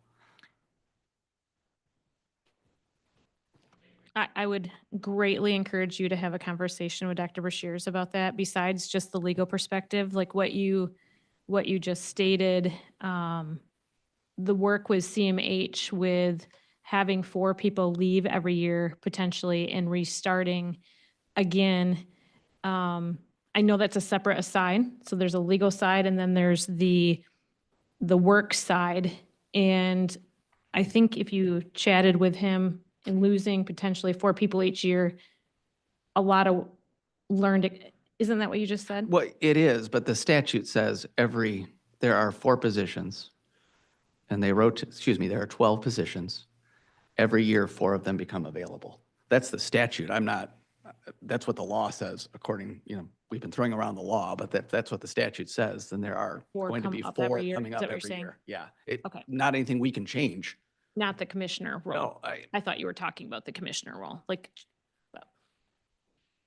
and we can definitely look at where it went awry, so to speak. I have no idea how that will land. Yeah, It really doesn't, in my mind, it doesn't make any difference when it rose. And frankly, it doesn't make a difference to me whether what Dr. Brashear says. What matters to me is what the law says we can do. And I don't hear anything here that says otherwise, that she loses her seat. She loses her authority when she loses her seat, and she can't represent the county in a seat that was reserved for the county, because that's how she got there in the first place. She loses standing. So, John, would you, or Doug, I guess, because you made the motion, be open to an amendment that says we can move forward this pending legal interpretation.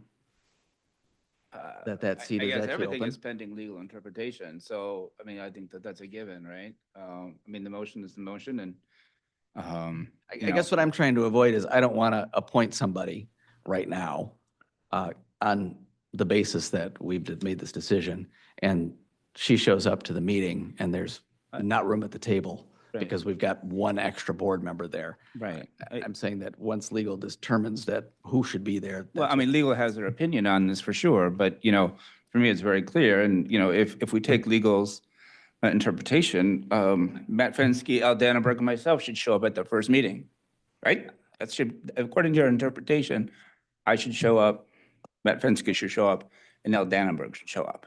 And all the decisions made by the past two CMH boards should be vacated, because those members were not there legally. I can't comment Well, I'm asking Oh, to Fensky or extend the you, 'cause I logic, don't know when you were extend the logic of saying, we made a mistake. If we did make a mistake, then whatever happened the last 2 years is vacated. I'm showing Last up, 20 years since the Al board's Dannenberg been showing up, and Matt Fensky. That to me is ludicrous. Right? I mean, Right, you can't. right? So what I'm saying is, the only correct interpretation to me is that commissioners are appointed for a 1-year term, because anything else makes no sense. I mean, we've had 2-year terms as commissioners since the 60s, and yet we have 3-year terms on CMH. Does the state assume that all these commissioners who have been appointed to the board are also going to continue past their 2 years as commissioners if they are not reelected? That makes no sense to me. I see what you're saying, but it just doesn't pass like a basic logic test, right? I mean, and that's There where is I'm ending an up. I see what you're saying, but I think it just doesn't pass any basic logic test. So if there's an ambiguity, I'm sorry. I'm sorry. That's all right. So sitting on the CMH board, I could be wrong, but I don't think there's anything that is going to be earth crushing and, world changing at the next CMH board meeting.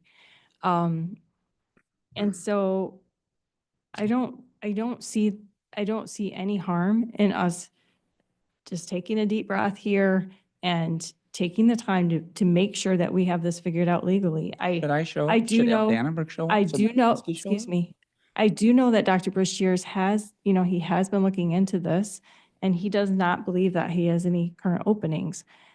I don't think we want to end up in a situation where we have extra board members there and we don't know who is who.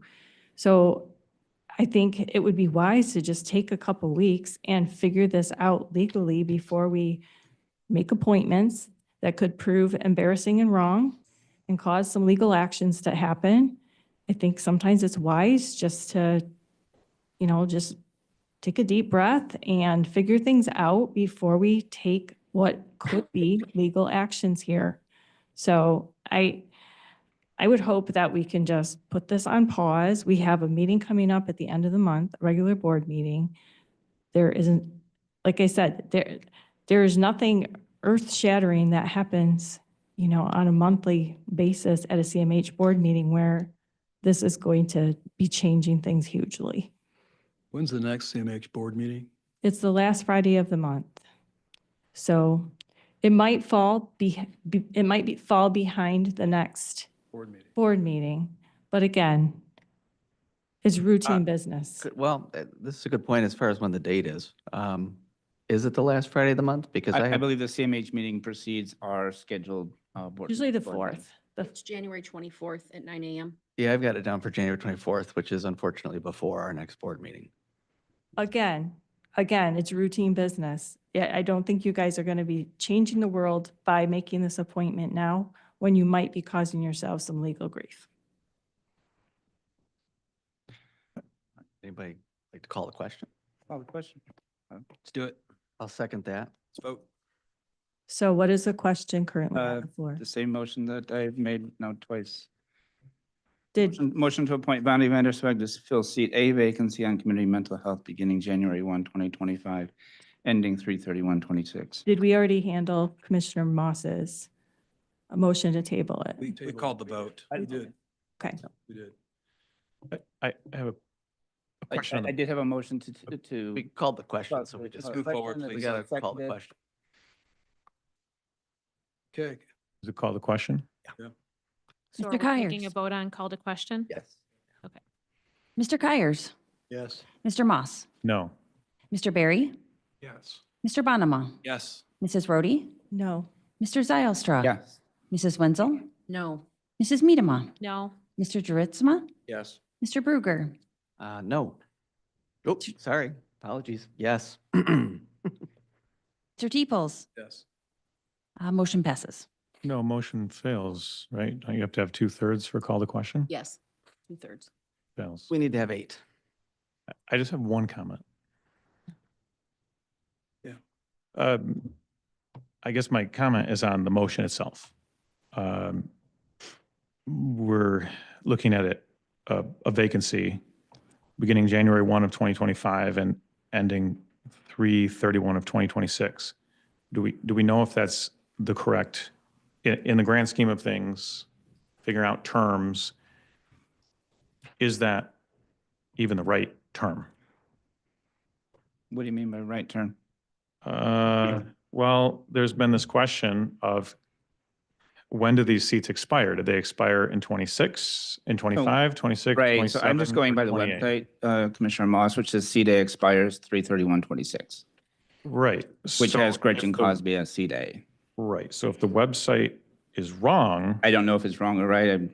I'm just going at face value here.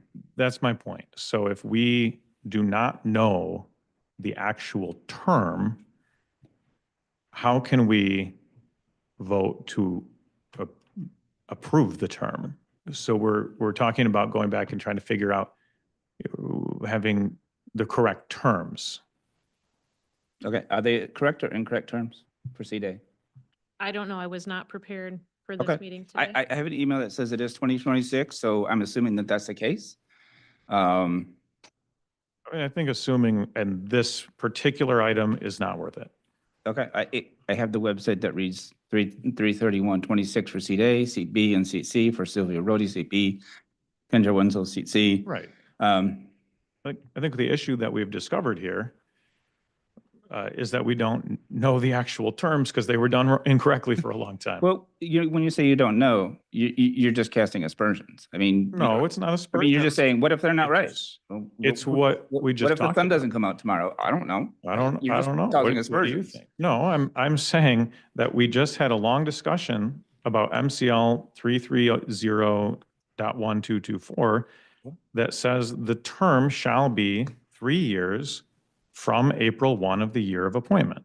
Yeah, like I So, said, I have an email if from. this is beginning January 1, that doesn't even comply with from April 1 of the year of appointment. Like, I'm just saying we don't even have an understanding of the correct dates that would fit in your motion. I'm assuming Gretchen Cosby is on the website CA as a member of the public. So 3/31/26 as a member of the public. I'm just reading, Joe. Yeah, I know. I'm just And you saying, can I say, think- well, what if that's wrong? I'm like, well, what if the sun doesn't come out tomorrow? These are all interesting questions, but. Kendra had her hand up a minute ago, and now Allison does, yeah. Allison, do you have the information as to when the actual terms are? Not right on me. No, I didn't know it was going to be on the agenda today. Because I know that you do have those, it's just not. I'm sure I could find it. Yes. I may be able to shed light. So Gretchen Cosby's term started in 2023, and the last person to fill that seat was Matt Fensky. And Matt's term started in 2020 and was done in 2022. No, but that's only 2 years. So to Commissioner's Moss' point, yeah, it'll probably have to be figured out. Just And back to to what we were Commissioner talking about in the Berger's hallway about 3 hours ago. Right, yep, exactly. We have a couple other commissioners, I think. I also would like us just to think a second about big picture. Gretchen Cosby is also currently serving as the chair of CMH, which you guys may or may not be aware of. So we're looking at an unexpected, by Dr. Brashear's, removal of Gretchen Cosby as his board chair, who he has, according to his email, a good working relationship with. She's an important part of CMH. She has a very long experience in working in the medical field and in high-level administrative positions. So she is actually an ideal person to be in this role. And so to me, this is worth getting right. You know, if it's determined legally that she's not currently on this board, so be it. But she's an amazing person, and she's currently the chair, and you're looking at, you know, yanking her off for whatever reason. And this is really hasty, and it's not necessary. We can take a couple weeks to figure this out. Sure, I would just say the only thing is it's not for me. Maybe it is for somebody else. It's not for me personal with Gretchen and yanking her off. For me, the question at hand that we've been discussing is what has been our traditional action as board, and the traditional action over the last 20 years, right or wrong, has been that that person steps off and a new one goes in. So it has nothing to do with Gretchen personally. What I'm realizing, I have the list here, and I actually wonder if legal could come back up a minute. So the health board has 10 members? Or how many members are on it by statute?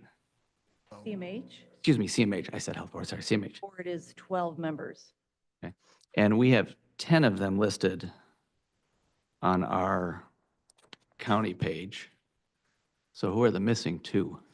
So do you Sorry. have the ones who were recently appointed near the end of 2024? That would be Peggy Fackler and Robert Davis. Are those two missing?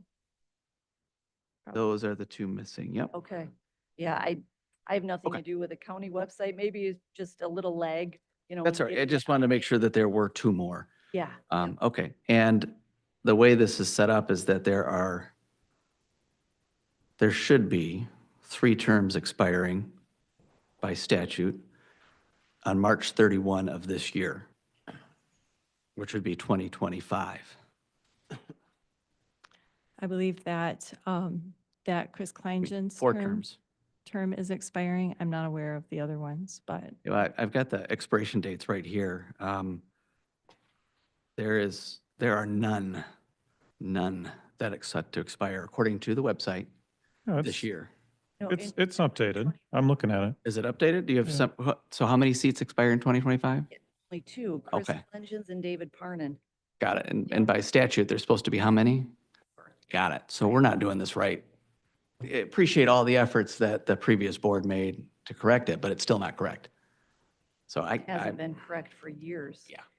No, and I think what happened, if I may say, like all kinds of things started coming in the last 6 weeks of bringing it to my attention of things that weren't done correctly. And so that's even one of the reasons why Lene didn't have time to preview every single thing that I was bringing before her because she only had so many hours. So again, I'm just going to point to policy, and even if you don't want to have, if legally wise, Gretchen's not on there, it still needs to go through the proper talent recruitment process. I think we're past that point, but I understand, Allison. I mean, I hear you, but I think we've moved beyond that point. I'd just like to point out that I'm looking at MCL 330.12121. And it says, for an example, except as provided to each Board of Commissioners shall by a majority vote appoint the board members from the county. Recommended appointments to the board shall be made annually following the organizational meeting of the Board of Commissioners. Quick question. So let me just finish the point, Joe. Yeah. That's where we are today. This is leaving this board with authority to make these appointments. And I just want to hit the last point. Lene, when there's an ambiguity in the statute, it doesn't mean that we just jump to a conclusion. And it sounds. Absolutely. I agree with that. Yeah, so, but it sounds like you did. And it gave they gave some direction maybe. And I'm just saying, when you look at this again, whenever you look at it,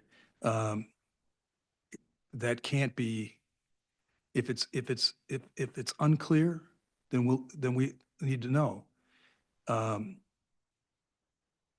mean, I guess that's the point, but I suspect that it won't be unclear because I don't think it's unclear, but anyway. What was that, Joe? MCL? Let me address that, please. There was no jump to conclusion. There was a very thorough analysis and discussion. And again, I think the confusion lies in 330.1222 and how the seat was classified. I understand what you said about agency law, and I'm going to take a look at that further. But there is no requirement that a commissioner be on this CMH board, like there is a requirement that a primary consumer, a family member, et cetera, be on the board. So the way they were classified, the seats, I think was internally done improperly. And you don't have to have a commissioner on the board.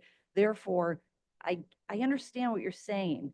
And therefore, I would like a chance to look at it further. But if the board decides otherwise, obviously that's up to the board. But that would be my recommendation, that we have a opportunity to look at it further, because I do think there are ambiguities. I wondered what that MCL was. With the one I said, Joe? Yeah. 330.12121. 12121. I think I just wanted to read it. Thanks. John? Oh, yeah. Jim's over there. I'm feeling like I would like to have a better grasp on the facts around this. I think there's questions of ambiguity in the law. I think there's some questions about the expiration dates on some of these board positions and why we don't have 4 coming up this year. Questions of, does the current member on that board lose by the nature of no longer being a board commissioner? Does that mean she's lost her seat? I don't know the answer to some of these things. It sounds like legal's requesting a little time for some review. I'm probably inclined to want to pause on this if. I agree. Yeah, I'm not disagreeing with you either. And looking at these numbers, we're going to have 4 seats that come up if we're doing it correctly on March 31 of this year. I agree. Just to put a fine point on what I said, I think we all want to commit to getting this process right with the dates and the expiration dates, and that thing was designed initially to have 4 roll off on an annual basis, and MCL seems to say that Board of Commissioners have the right to appoint 4 new members on an annual basis. And let's effort getting this thing right from here on out. Is there any disagreement on the board that it is the chairperson who appoints to the CMH board? Or is that I because you? misspoke if I said board. It should be the chairs. Yeah, I just want to make sure. It Those is from the CMH. county commissioner seat, that is correct, but not everyone that serves on And that. up to 4 of these seats, county commissioner have to- appointed. Just if it's a county commissioner seat though. Like he can appoint county commissioners to it, but he can't appoint general public seats. I got it. Just want to make sure it's the chair who does that, not us as a board. Well, actually, MCL 330.1212, Commissioner Teeples, if you have it up, subsection 1, it says each Board of Commissioners shall by a majority vote appoint the board members. Oh, yeah. So it's not this board only appoints the commissioners to the CMH board, or the chair. It's the entire board. That's what we're doing right now, though. Right? Would you object? I mean, Well, would you agree with the fact that we are doing that right now? That is literally what we're doing. only different because we're not appointing a board member, Doug. No, we're not. We're appointing a member of the public. So Right? let me see if I can. Yeah, okay, I see what you're saying, Doug. I, I said originally, I don't like amending agendas once they get out. I think that doesn't send a good message to community, but sometimes things slip through the cracks. And the reason that this is here is that this CMH is going to meet before we're going to meet again, right? On the other hand, we don't want to get this wrong. In my opinion, we don't want to get it wrong. And yeah, we may miss a meeting. But I think that we need, my sense is, we need to be prudent and slow down and make sure we get it right. We may not agree with legal in the end. And that'll be our prerogative when we get there. But I think we owe it to ourselves, and I think we owe it to Vonnie, and to the rest of those on the CMH to do the best we can in our analysis. And I think we've got some holes in our analysis right now.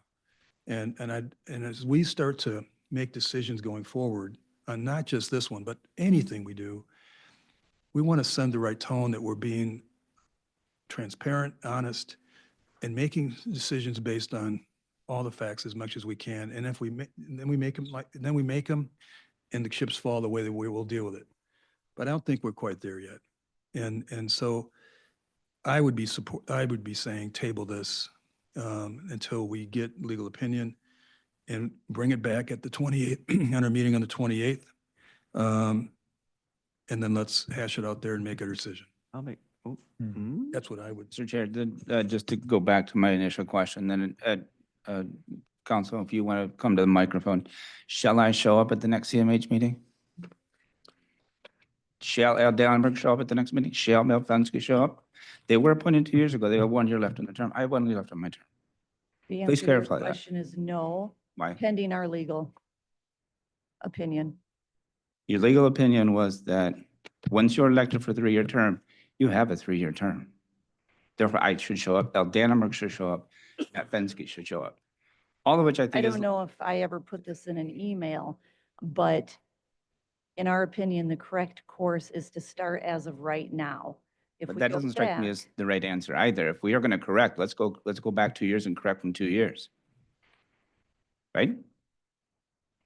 It doesn't make sense. you know, There's no logic to, you should be on there for 3 years, but Zylstra, Dannenberg, and Fensky, that doesn't really pertain to you. That makes no sense to me.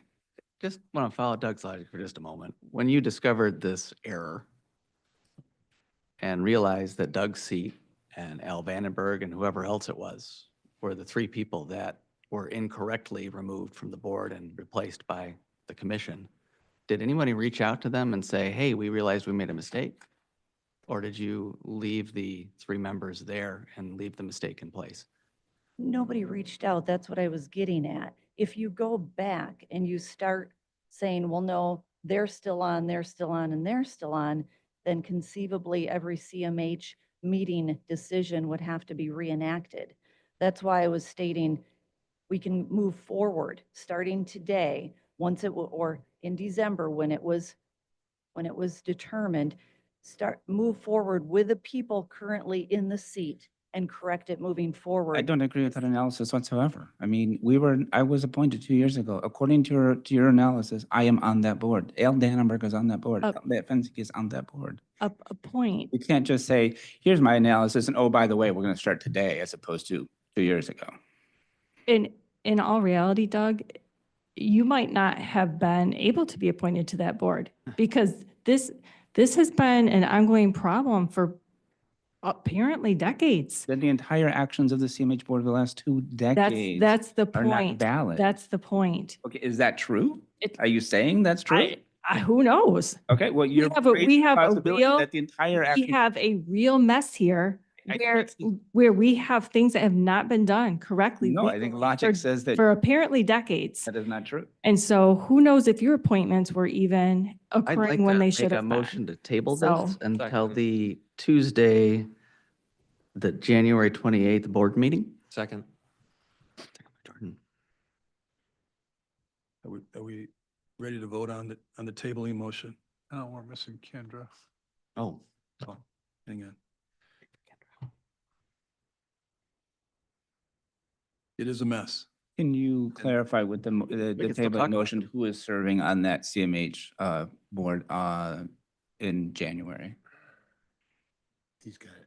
If, I believe, I'm sorry, I'm not legal, but if we're motioning to table this, then it sits as it is until we meet on the 28th. Okay. Is legal, I don't want to be the attorney, is that right? As it is. It would be Yes. the There you status- go, It would okay. be the status quo. Composition. Do you need a list of who's currently on there, Commissioner Zylstra? I'm looking at the website right now, so I think that, if the motion to table says additionally, whoever's on the website right now gets to keep serving, that's clear, Okay. because the website is clear. You I have- don't agree with it, I'll be voting no. You have Peggy Fackler and Robert. Peggy Davis Fackler's on what here, you're looking at. Robert Davis is here, everybody's here, Gretchen Cosby is here. Don't know why, but she's here.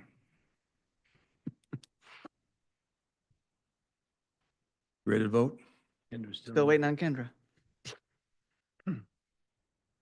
Sylvia, you might have to go get her. I know, I was thinking that. There we go. Here she is. Sandra, there's a motion on the table to table this until our board meeting on the 28th of January. Okay. Call on it, please. Mr. Barry, Yes. Mr. Bruger, Yes. Mr. Zylstra, No. Mr. Bonema, Yes. Mrs. Wenzel, Yes. Mrs. Medema, yes, Mr. Moss, Yes. Mr. Juritzma, Yes. Mr. Kyers. Yes. Mrs. Rhodey, Yes. Mr. Teeples. Yes. Motion passes. All right, there's no committee report, so we're back to public comments. Let's see if we can, anybody here want to make public comment? Wow, they all went home. Oh, no, okay. All right. Hey, you deserve to come up there and talk. I don't You've been here all day. Good job. Philadelphia Law, Holland Township. I have a couple of very different remarks. One is on what just transpired. If I go back, so let's move forward, starting today. Okay, say we do that. Let's do it using historical data. In that long discussion, I had plenty of time to go back to the Internet Wayback Machine. And I went back to October of 2022 and I looked at who was listed on the CMH Board of Directors, their starting dates and their expiration dates. There were 4 commissioners on the CMH board at the end of 2022. Matt Fensky, his term was, it says his term expired 3/31/2022. So I'm assuming that he was re-upped and just wasn't updated. So he would have expired 3/31/2025. Doug Zylstra says he would have expired 3/31/2024. James Holtluer says he would have expired 3/31/2022. So I assume that should have been updated to 3/31/2025. And Al Dannenberg was set to expire 3/31/2024. None of those 4 were on the CMH board as of January 3rd, 2023. All 4 were removed. So that means 4 commissioners whose terms had not expired were all removed on January 3rd, 2023. Now, if I look at that there are 2 appointments that expire March 31st, 2025, I'm going to assume, based on this data, that those 2 are Matt Fensky's and James Holtluer's, whose terms were set to expire March 31st, 2025. So it looks like those 2 people, who are Dave Parnon and Chris Kleinens, fulfilled the remainder of those 2 terms. That means that Gretchen Cosby is filling either Doug Zylstra's term or Al Dannenberg's term, which was set to expire March 31st, 2024. So my question is, was Gretchen reappointed for starting April 1st, 2024? I don't remember that. So if she wasn't reappointed and she's filling a term, which she would have had to at first fill an expired term according to MCL, then she's been serving without even having a term for the past however many months. Anyway, something to consider. I'm happy to share that data. The other thing I want to say in my 25 seconds that are left, I grew up in a county a lot like Ottawa County, except everybody was German and Irish and all the churches were Catholic. And so I shared very few religious beliefs with probably everybody sitting at this table. Now listen, I'm not supposed to address you directly. I want to thank Allison for talking about staying seated and respecting other religious preferences during prayer. Thank you. Thank you, Sheila. Anybody else on public comments? Okay.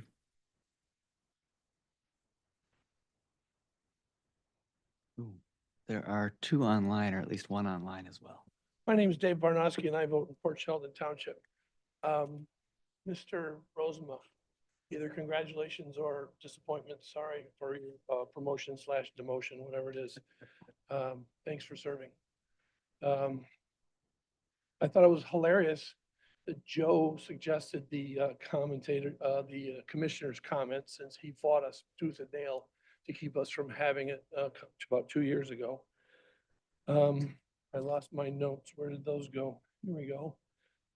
I disagree with the idea of having all the members on all the committees, but I thought if you had smaller groups, you might actually develop some expertise, some specialization, but everybody else is not getting what they want to, so I guess I'll live.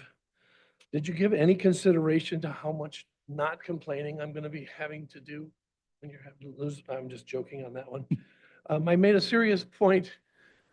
If you're gonna have fewer meetings, I made a serious suggestion about inevitably people will come in and at meetings and they'll start distributing paperwork around, handing out things. And out here, we won't get a copy of it. I suggested a scanner for the room that would go to a Dropbox. If people, it seemed to be some positive reaction to some of the people here.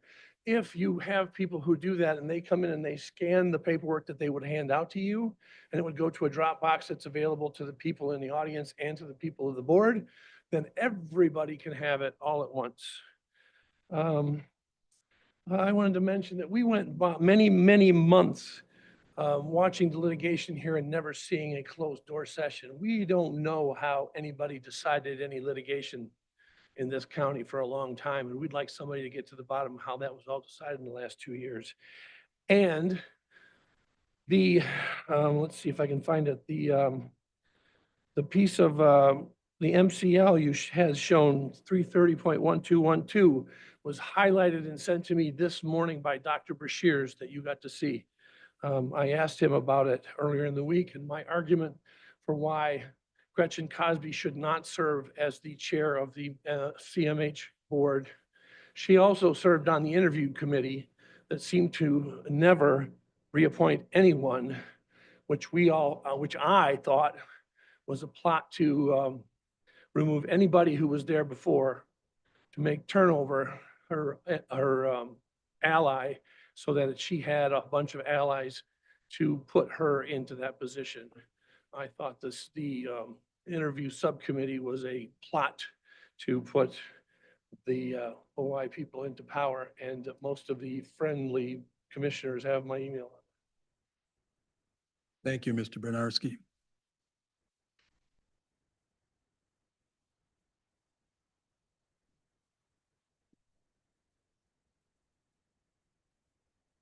Good evening, Commissioners. Becky Patrick, Allendale. A couple of kind of disparate thoughts about having sat here all day. First is, I would like to congratulate you on your collegial efforts during the board rules review. I found that refreshing, and I hope you did too, and I hope to see more of it. Obviously, what happened here at the tail end of this meeting was distressing to many people for probably a variety of reasons. But I would like to point out to you, especially perhaps the new commissioners, a couple of things. One is that the CMH board in particular is extremely powerful. If you don't realize that, you need to understand it's not an advisory committee. It approves its own contracts, it spends its own money. It has a huge amount of power in this county. And so that's one thing we need to keep in front of us. We also need to keep in front of us the information that was disclosed about how there was an attempt made to convert what most people think of as commissioner seats to seats for the public that were not run through the normal process and for which the public did not have an opportunity to apply. That is something that was done without the knowledge of most people in this county, and that's something that we need to keep in front of us. We also need to keep in front of us the fact that it is clear that there is a fair amount of confusion around in the terms of the members on this board right now. And there also seems to be a fair amount of confusion about what the board's authority is here to appoint and dismiss people. In other words, we have confusion and we have a very powerful board sitting here out there still doing work. So with all of that said, my appeal to you is to not delay on getting this cleared up and making a plan of action. My suggestion to you is there's not going to be a clear right answer here. You are going to have to make some tough decisions and people will be unhappy. So I just ask you to keep all of those in mind and to not delay. Thank you. Thank you, Ms. Patrick. Anyone else? Is there anyone online? Rachel? Ooh, Shannon? There's Joseph McCarter.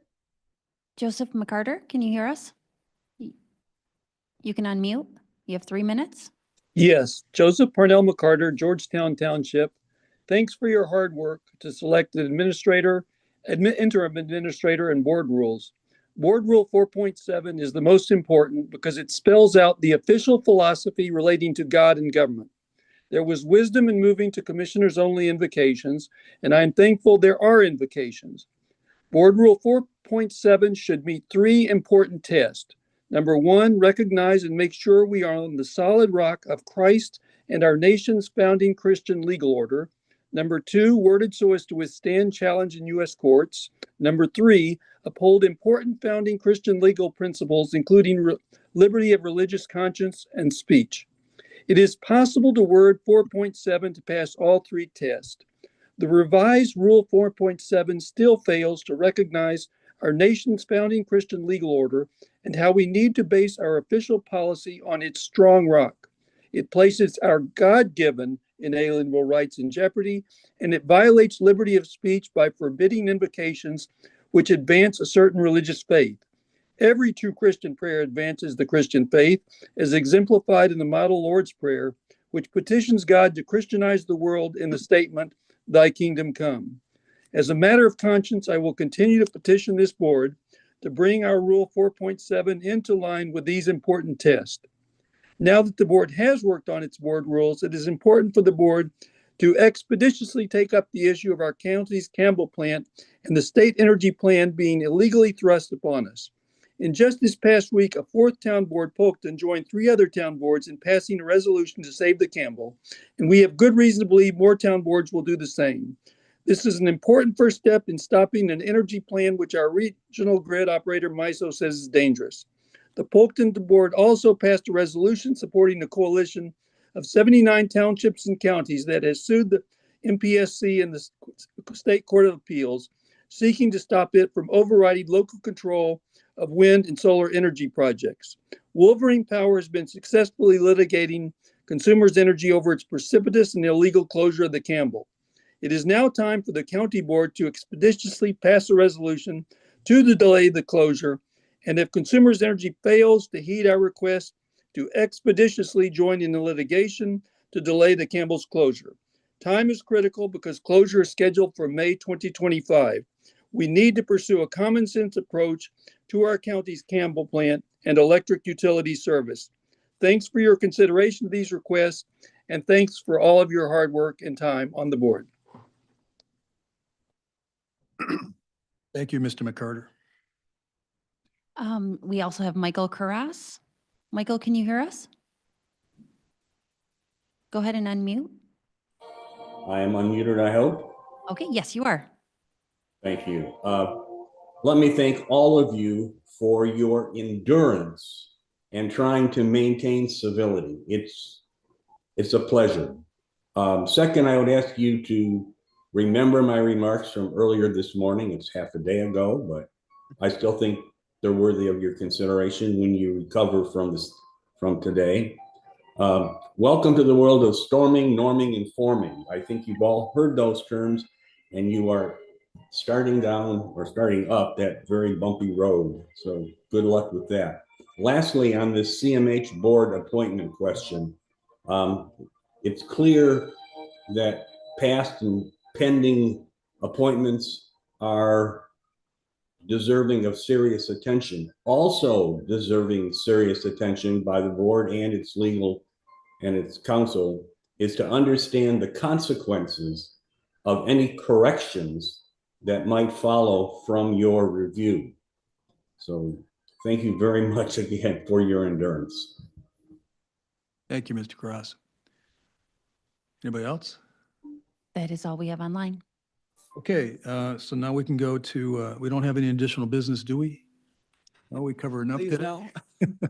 Okay, commissioner comments. You want to start, Joe? I have no comments. No? Pass. No? Allison?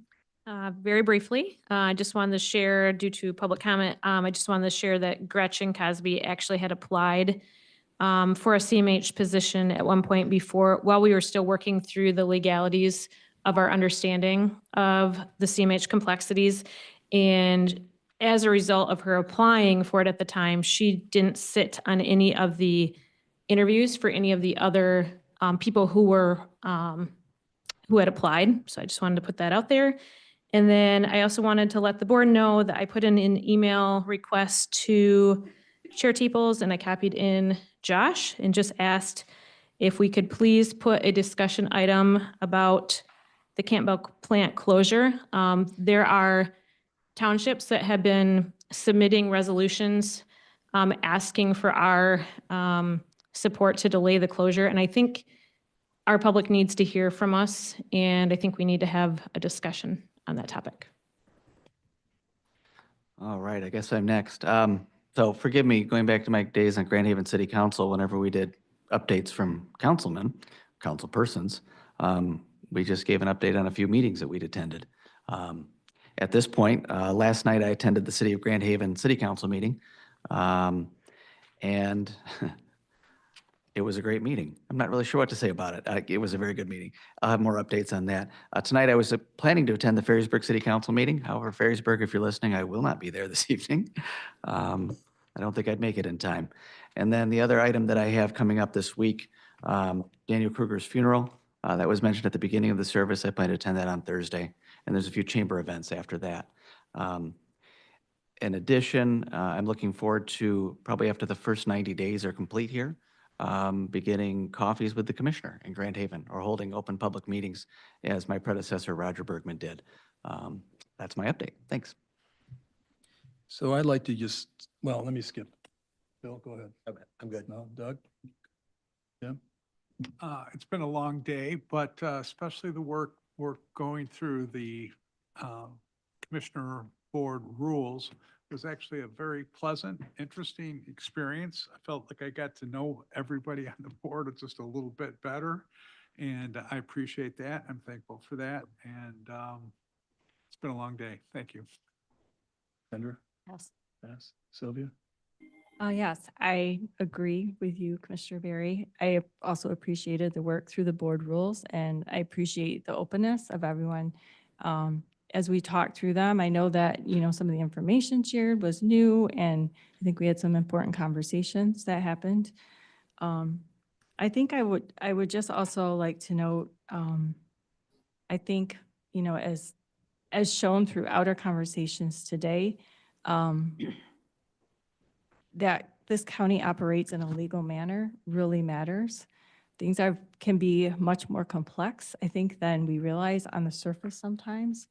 And it really matters that we slow down, that we look at details, and that we make sure that we get things right. Just sharing, you know, our experience over the past couple of years, that is just very critical. I know you guys coming in don't want to have a lot of legal messes. You want to do things right and get things right. And it's just really important that we make sure we do get things right. These boards are very complicated. The governing rules are very complex, and they're all over the map. And so I think as you know, as we work through those in the coming year, number one, there's work that this board in this county needs to do to make sure that that whole area is analyzed correctly, because it's been a very long-standing problem. And I think we probably, are just scratching the surface of it. So we need to make sure that we're making those appointments correctly and following everything that we need to be, as I think we all are aware. Thank you again. It was an enjoyable experience working through stuff with all of you today. So I also would like to thank everybody on the board. I thought it was great. It showed that we can do this. And we did it really well together. And I think, like I agree with Sylvia, that the process of how we manage and how we govern is sometimes more important than the decisions we make, that we show that we're strategic and methodical in what we do. And so it may require us to slow down, but the process and everything we do is important. And we're setting the groundwork here for the next 4 years. So I appreciate your efforts. I appreciate your candor, and I appreciate the camaraderie that I think was expressed today. And I'm really optimistic about the future of our work together. And again, I just can't thank you enough. So this meeting's adjourned.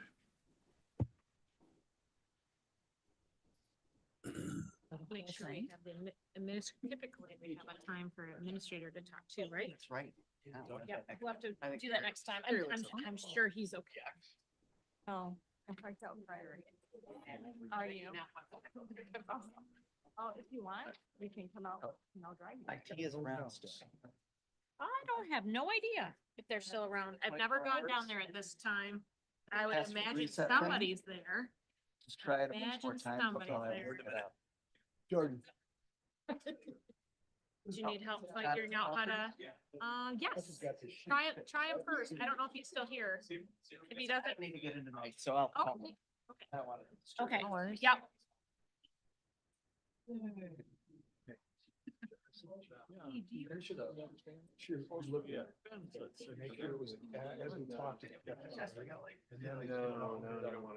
So I'm assuming that that's going to show you. Get a county email. I don't think we're in there. Huh. Josh? Huh. Housing.